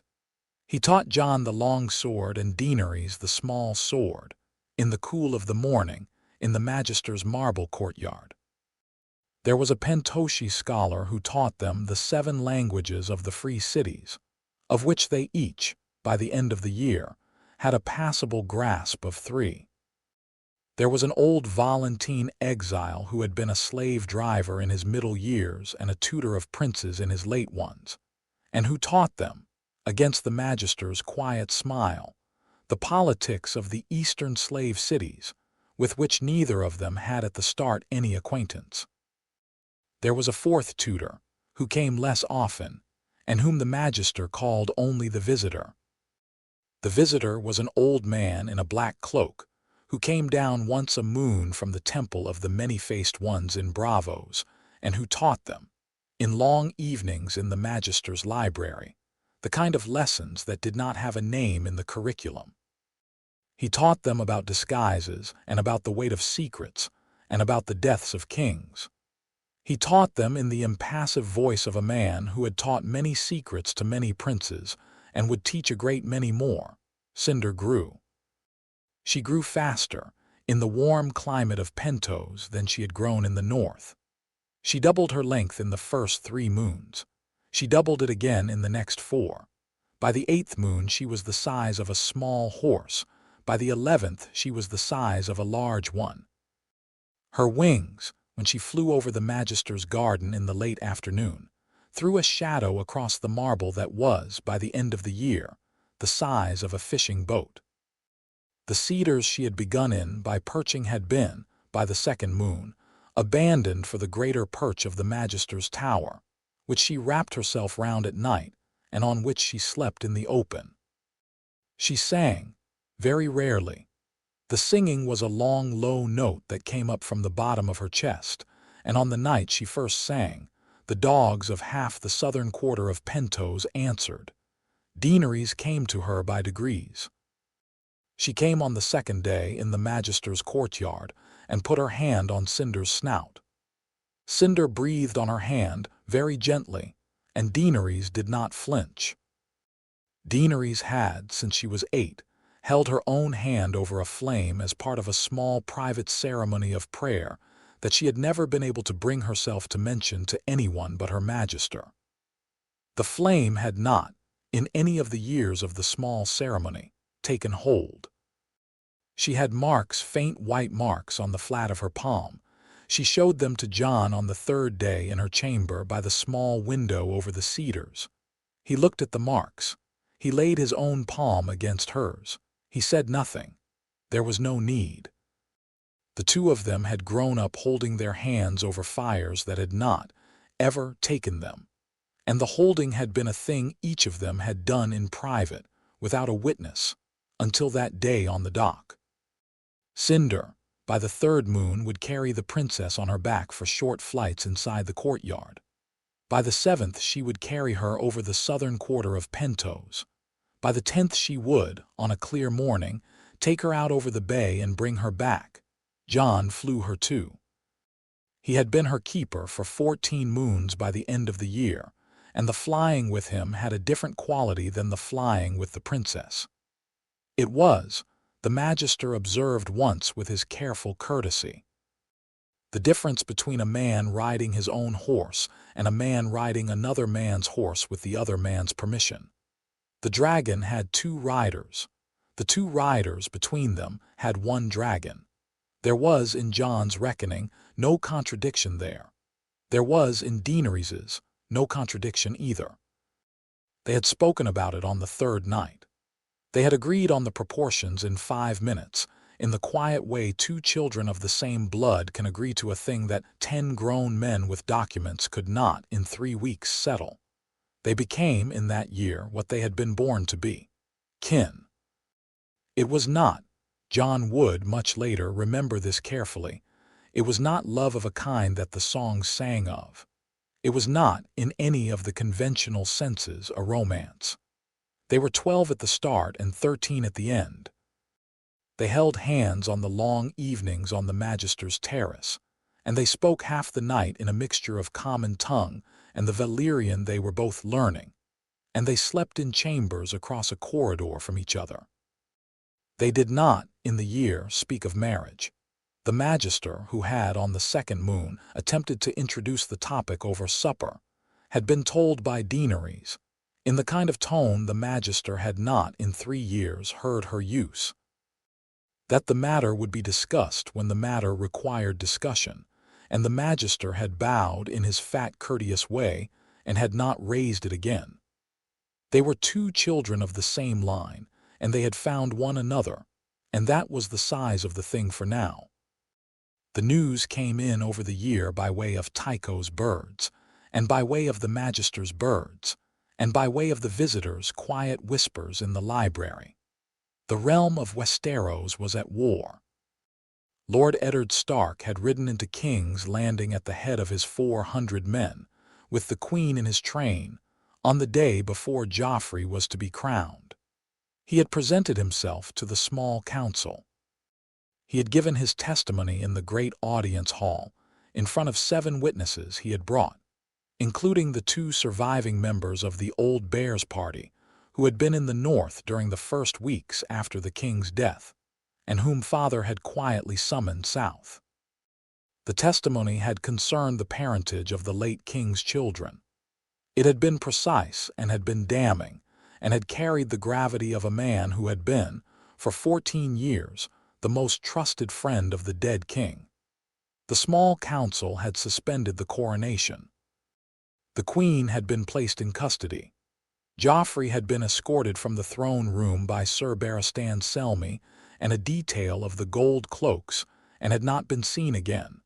The Lannisters had not, in any sense, accepted this. Tywin had marched on the Riverlands. Stannis had taken his stand on Dragonstone. Renly Baratheon, to everyone's surprise but Renly's, had crowned himself in Highgarden with the support of the Tyrells. The Greyjoys had begun raiding the west. The Boltons had. Father had written, in one of the long letters that came in over the year, with a small private bitterness. The Boltons had begun, in their fashion, to consider their own positions. Father had become, by the 3rd moon in fact, if not in name, the regent of Westeros. He had not taken any title for it. He had refused all titles. He had refused 3 times the offer of the small council to be named Lord Protector of the realm. He had served as hand of the king in the absence of a king. For there was, after the 1st moon, no king at all in King's Landing. The throne was empty, and father, with the council, had elected to leave it empty pending the resolution of the war, and he had administered the realm with the patient, plain northern hand of a lord who had, by his own reckoning, been forced into it by the death of a friend and would, when the matter was settled, ride home. He had, on the question of his sister's son, been silent. He had said, when asked by Stannis's herald in front of the council, that he had no sister's son living. He had said, when asked by Renly's herald, that the matter Renly raised was not a matter for the council. He had said when asked by Tywin's herald, "Nothing at all." He had let the rumor of a Targaryen prince in Pentos float around the realm, neither confirming nor denying, the way a wise man lets a useful rumor float. The rumor had grown. The rumor had taken on, by the 8th moon, the dimensions of a thing in a song. It had been helped in the growing by news that came in by sea from Pentos. News of a great pale dragon that had been seen, more than once, flying over the cedars of the Magister's garden in the dusk. News of a young, silver-haired girl on its back at certain hours. The news had, in the way of news, accumulated detail. By the 10th moon there were drovers in the barley markets of Lannisport telling tales of the young Targaryen prince and his princess, and the dragon they shared, and the great host they were gathering in the east. The host did not, at that point, exist. The princess and the prince had 3 tutors, a Pentoshi magister, a fat household, and a small ash-pale dragon. The drovers did not know that. The drovers' tales spread. Tywin Lannister, in his keep at Casterly Rock, listened to the tales. Tywin was a man who paid careful attention to tales. He had, at the 11th moon of Jon's stay in Pentos, written privately to Magister Illyrio, by way of a Lannister bank in Mar, an offer that began with the words, "I would have you understand, Magister, that I am a man of negotiation, and that the prince in your house is a young man whose interests I am prepared in due time to consider." The letter had taken 3 different routes to the Magister's house. The Magister had read it. He had laid it aside. He had not that evening mentioned it to either of his guests. He would mention it later when its time had come. The catalyst, when it came from the north. It came in the 11th moon by way of a fast bird from Manderley, with a second short note in father's hand, attached. The bird was, when it came in, a small gray one that had been flown without rest from White Harbor to Bravos, and from Bravos to Pentos, by way of the Iron Banks relay. It came in over the Magister's garden at the end of a clear evening, when Jon and Daenerys were sitting on the small terrace with cups of cold barley water in their hands and cinder at the rail. Jon took the cylinder off the bird's leg. He read the message under the small lantern. His face did the thing his father's face did when he was looking at a thing he could not change. "Aunt, nephew, it is time. Read it to me." He read it. The message said, "Lannister has marched on Riverrun. Stark forces holding. Bolton's in field with him. Roose has declared. Father has been called from King's Landing to lead the northern relief. Robb commands at the Twins. Stannis has been driven back to Dragonstone after a failed assault on Storm's End by Renly. Renly has died of a wound in his sleep, by report, that no man has yet been able to explain. Tyrells have not yet decided which Baratheon to back, but are leaning to a third option. The third option, Prince, is you. Lord Tarly has been heard to say in his cups that he will kneel to a Targaryen with a dragon over his hall sooner than to any boy with a stag on his banner. Your father will be needed in the north within a fortnight. He will not be able to hold the south at the same time. The realm, Prince, is splitting. If you and the princess are coming home, Prince, the time for it is now. If you are coming, come within a fortnight. Your father has not asked. Your father would not. Your foster mother has asked. Your foster mother says, come, Lord Wyman Manderley. A second small note in a familiar northern hand, 3 lines, said, Eamon, the choice is yours. I will not in this letter ask. I will only say that the realm is dividing along a line that I am too small to mend alone. If you mean to mend it with us, come. Father, Jon read the message twice. He folded it. He looked at Daenerys. She was looking at the cedars. She did not, for a long count, speak. Then she said, in her clear small voice that he had grown to know better than he knew his own, we are going. Aunt, nephew, we are going. We have spoken of it. We have spoken of the year we would wait. We have spoken of the 2 years. I do not, just now, Care that the year has been 10 moons short. The realm is asking. A boy of 12 and a girl of 12 and a dragon the size of a small horse will not be a host. A boy of 12 and a girl of 12 and a dragon the size of a small horse over a northern field with a stark host on the ground beneath them will, however, be the size of a thing the Lannisters have not been prepared for. We will be there inside a fortnight. We will be there inside a week. We will fly. We will fly, Magister. The Magister, who had been at the door of the terrace for the last quarter hour and had not, with the courtesy of his profession, interrupted, came forward. My princess, we will fly. Tomorrow we will fly home. You will give us the small saddle the harness maker made for 2 riders. You will give us the riding cloaks. You will give us provisions for 3 days. You will write, by your fastest birds, to White Harbor and to Riverrun, and to King's Landing that the prince and the princess are coming. You will write also to Tycho. You will write also to Lord Tyrell. You will write also to Lord Tarley. You will write to the Iron Bank that the Targaryen line is, by the count of 2, returning to Westeros. You will tell them that the dragon of Cinder will fly over Winterfell within the moon. You will write to Stannis Baratheon that the prince has not changed his mind on the offer of last year, but will, with the princess, be in attendance at any small council called to decide the future of the realm. You will write to Tywin Lannister, Magister, that the prince has, in due time, considered his offer, and that the prince's answer is the answer the dragon will deliver in person. My princess, Magister, he inclined his great head. It will be done, princess. He went. They flew the next morning at dawn. The flight took 8 days.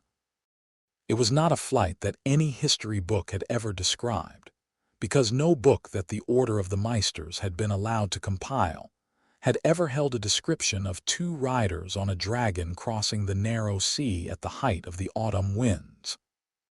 They went up out of the Magister's garden at the first hour of the dawn, with the eastern sky still pale and the cedars below them green-black in the half-light, and Cinder lifted them, both of them. In the small 2-seat saddle the Magister's harness master had been making in secret for the past 3 moons, with a slow, steady labor of her wings that, at first, made Jon doubt. Then she rose and rose and rose, and the Magister's tower fell away beneath them. And the city of Pentos fell away beneath them, and the long pale wall of the city was a thin curve at the edge of their sight, and the bay was a green ribbon, and the cedars were small dark tufts on a brown plate. Cinder stretched her wings out as far as they would go, and she banked west, and she found the great river of wind that ran at the height of clouds across the narrow sea in autumn, and she rode it. Jon held his aunt in front of him. He had his arm around her ribs. She had her hands on the saddle horn and her face into the wind, and her silver hair came back along his neck, and he set his cheek against the warm, pale scale of Cinder's shoulder, and he watched the world go by underneath him. He had not, in his life, looked at Westeros from the sky. He had looked at it from horseback. He had looked at it from castle walls. He had looked at it on Maester Luwin's small parchment maps, marked in the Maester's careful hand. He had not, until the 3rd day of the flight, looked at it from a height where the rivers were threads, and the towns were gray freckles, and the great forests were patches of green moss. He looked at it now.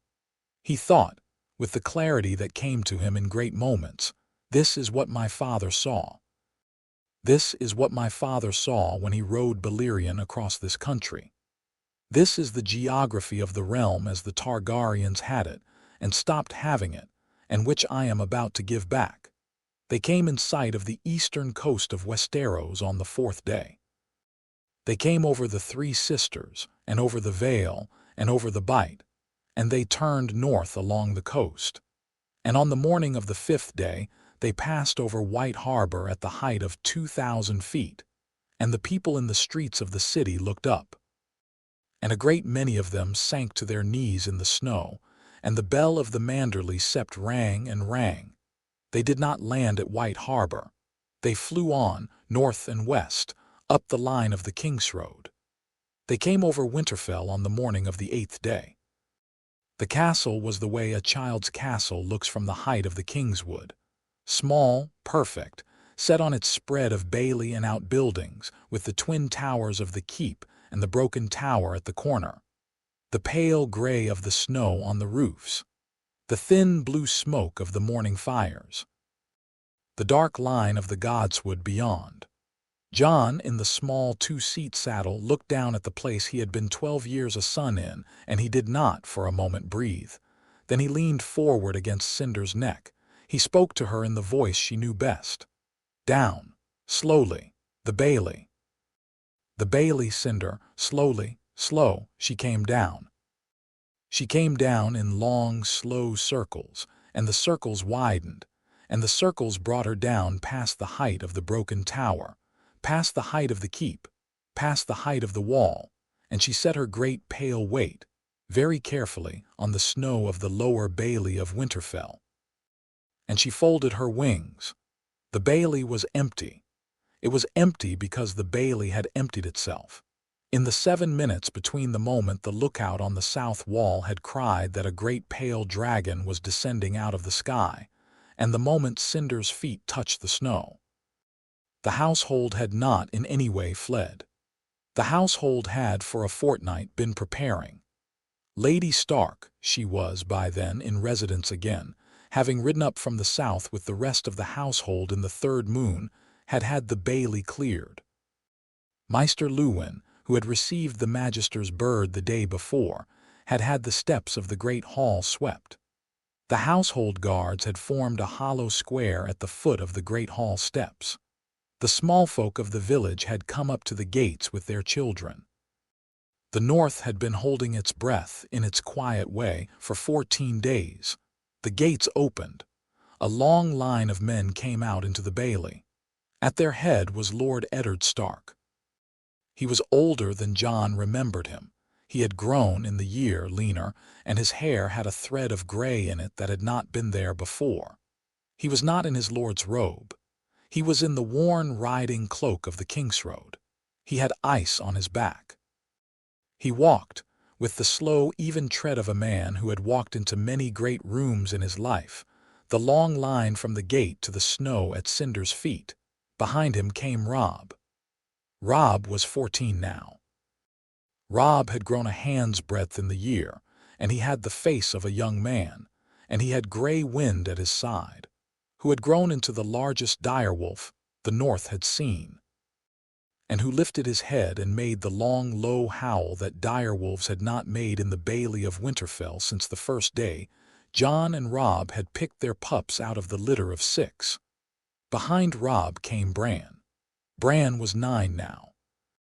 Bran was riding on the shoulders of a tall guardsman, because Bran had, in a fall from a tower in the south in the 7th moon of the year, lost the use of his legs, and Bran had written with a small private grief, never once complained. Behind Bran came Sansa, 12 now, taller, with the grave dignity of a Tully woman in training. Behind Sansa came Arya. Arya was 10. Arya had her wooden practice sword in her hand. She had not, since the bell at the south wall had cried, allowed anyone to take it from her. She came across the bailey at a dead run halfway through the procession, and she did not stop until she was at Jon's stirrup. And she put both her hands on his boot and she looked up at him. And she said, in a voice that was small and fierce and not, for once, embarrassed, "You came back." "I came back, you promised. I promised. On father's sword, on father's sword, on Bran. On Bran, you came back. I came back, Arya." He got down. He set his hand on her hair. She put her arms round his middle. She did not, this time, weep. She had decided. She told him later that night that she had had 11 moons to weep, and she had wept enough. Cinder, behind him, lowered her great snout to the snow. She tilted her head. Her gold eyes followed Lord Eddard Stark up the bailey to where Jon stood. She made the chest rumble. Father stopped 2 paces away. He looked at Jon. He looked at the dragon. He looked at the silver-haired girl who was, just then, climbing down from the dragon's back and standing with her hand on Cinder's flank. Her face very pale, her violet eyes on the lord of the castle she had heard of all her life and had now for the first time seen. "Ned Stark," she said. "Princess, you are the man who carried him out of Dorne." "I am. My father, my brother Rhaegar, would have been honored to meet you. He had heard of you." "He had not, Princess, met me. He had heard. He admired. He told me so once in a dream." "The dreams, my Magister tells me, are not in our line to be dismissed lightly. He admired you, Lord Stark. He thanked you." "Princess, he could not have known to thank me for what I was about to do. He knew. He had a way."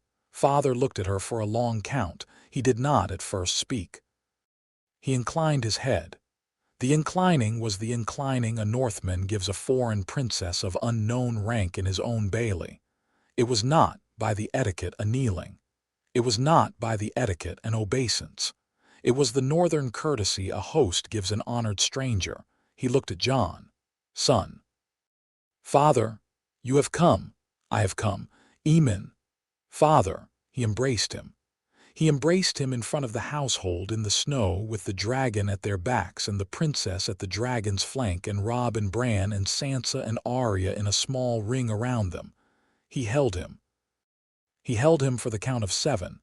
He let him go. He stepped back. He turned very deliberately to the men of the household.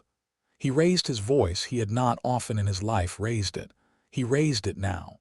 "This," he said, "is my sister's son. He is Aemon of the House Targaryen. He has, for 12 years, been Jon Snow of my house.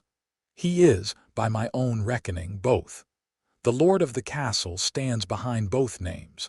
The Lord of the North stands behind both names. The dragon at his back is the dragon called Cinder, who is his and is the Princess Daenerys Targaryen's, who stands beside him. The princess is his aunt by blood. They have flown to us across the narrow sea on the dragon's wing in 8 days. They have come to set the realm in order. I will be at their hand. The North will be at their hand. Any man who has a different opinion will please make it known to me at supper." There was a silence. There was a silence in the Bailey of Winterfell of the kind that comes when a great many men are deciding, very quickly and very privately, on which side of a long argument they had, all along, been standing. There was a silence of perhaps a count of 3. Then there was a sound. The sound was the sound of 300 men of the northern household, in the snow, going down on one knee at the same time. The sound was of mail and of leather and of swords striking the snow, and the sound was a thing Jon Snow, who was Aemon Targaryen, had not in his life heard before, and would in the long years to come hear many more times. The men of the North knelt. The Maester knelt. Lady Stark on the steps of the great hall did not kneel. She was the Lady of Winterfell, and the Lady of Winterfell did not kneel in her own bailey to her own people. She inclined her head, very low, with the formal Tully grace she had been raised to give to a great moment, and she stood. Robb did not kneel either. Robb stood beside Father. He met Jon's eye. He smiled. He smiled with the particular smile a brother gives a brother who has, after a long time gone, walked back through a door. Cinder, behind them all, lifted her head and made the long, low note that the dogs of half the southern quarter of Pentos had, on a night a year before, answered. The note did not, in Winterfell, have any answer it could expect. The wolves of the Wolfswood were too far off. It had, however, an audience. The household stayed on its knees through the long sound of it. Then she folded her wings and lay her chin on the snow, and the household rose, and the day's work began. That night, very late, after the household had been fed and the great hall had been cleared, and the small private supper Father had set in his solar had been eaten, and Daenerys had been shown to her chambers, and Bran had been carried up to his rooms, and Arya had been told for the 3rd time that she had to go to bed. Jon climbed up to the wall. He climbed to the eastern wall above the gate, where the air was clearest and the sky was widest, and where the small banner of House Stark moved against the wind. He did not climb alone. Cinder, who had been allowed by father to settle for the night on the broken tower's roof. The roof had been examined that afternoon by the master of works and pronounced, with the dry humor of a craftsman who has been asked to verify an absurd thing, sufficient, came down from the tower and walked across the bailey behind him and climbed the wall stair after him, and folded her great pale weight along the ledge of the battlement at his side. Her gold eyes were on the night. The stars were out. The snow had begun, again, to fall small, even, indifferent flakes, the way it had fallen on the night of the hatching, 14 moons ago. Jon stood at the battlement with his hand on the warm, pale ridge of her shoulder. He thought, in the small private way that had always been his, about a great many things at once. He thought of the long bench by the door. He thought of old Nan's hand on his shoulder. He thought of the candle on his sill, going out and lighting itself. He thought of the slab in the wall by Lyanna's tomb. He thought of a small ash pail snout in the hollow of his throat at dawn. He thought of father in the doorway of his chamber with ice on his back. He thought of the night in the godswood, with the medallion warm in his hand. He thought of Theon's burnt hand. He thought of cinder over the wolf's wood. He thought of the eastern postern in the snow. He thought of Howland's small house at Greywater. He thought of a Valyrian sword in a bundle of cloth. He thought of Jaime Lannister on a white horse in an orchard. He thought of Wyman Manderley on his knees on a carpet. He thought of Captain Darrow with 3 rings in each ear. He thought of Tycho's chamber with the small fire in the brazier. He thought of Stannis' letter on the table. He thought of his father's letter folded against his chest. He thought of his aunt's hand on the dock at Pentos. He thought of the year on the Magister's terrace. He thought of the great wind over the narrow sea. He thought of the wall. He looked north. The wall was, from Winterfell, the long gray line at the edge of the night sky. It was 120 leagues away. It was the line that Maester Aemon had told him, in his last letter, was failing. It was the line beyond which the cold was moving. It was the line that the realm of Westeros had, for 200 years, been allowing itself to forget. He would not, he thought, allow it to forget. He would, when the matter of the throne was settled by the Targaryens with the Starks, with whatever lords would join them, with Cinder grown to her full size in the months and years to come, he would ride to the wall. He would sit with the men there. He would understand what Maester Aemon had felt waking in the south. He would prepare. He would not, when the cold came, be the kind of king who pretended to be surprised. He thought, with the small private clarity of the kind that came to him now, that this would, perhaps, be the work of his life. Not the throne. The wall, Cinder beside him, turned her great pale head. She looked at him. The gold of her eyes in the lantern light caught and held. She made the chest rumble. He set his hand against the snow-cool warmth of her snout. "I know," he said. "I know we'll go when the time comes. We'll go." She blinked slowly, in the way Ghost had blinked at him in the broken tower a year and a moon ago. She lowered her snout. She fitted it, very gently, against the medallion at his collar, the small dark red gold of his house, and she breathed once on it, and the metal warmed under his shirt against his collarbone. He closed his hand on hers. The snow came down. Behind him, in the great hall of Winterfell, the household had begun to eat the second supper of the night. Daenerys was there, in the chair by Lord Eddard. Robb was there, in the chair by Lady Catelyn. Arya was there, with her wooden sword across her knees. Bran was there, in the high chair the carpenter had built him in the 7th moon. Sansa was there, in the chair by her mother. Maester Luwin was there. Hullen was there. Old Nan was there, in the small carved chair the household had set by the hearth for her in the years when she could no longer walk far. The bell of the Maester's tower rang the second hour of the night. Jon stood on the wall with his dragon and looked north toward the wall, and let the snow come down on the shoulders of his cloak, and listened to the bell, and to the wind, and to the slow, even breath of the creature beside him. He had, at last, come home. He had, at last, taken up his name. He had, at last, learned the shape of the question the world had been asking him for 14 moons. He would, he thought, give a large answer. The wind moved. The snow came down. The great pale dragon on the battlement of Winterfell turned her gold eyes north, and her boy beside her turned his eyes north too. And the long winter that the realm had been pretending was not coming had begun its first slow, patient walk down out of the dark beyond the wall. It would meet, when it came, a Targaryen with a dragon and a Stark in his blood, and a realm that he and his kin had set in their slow, patient way in order to stand against it.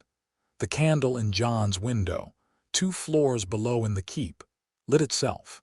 He did not, this time, turn to see it.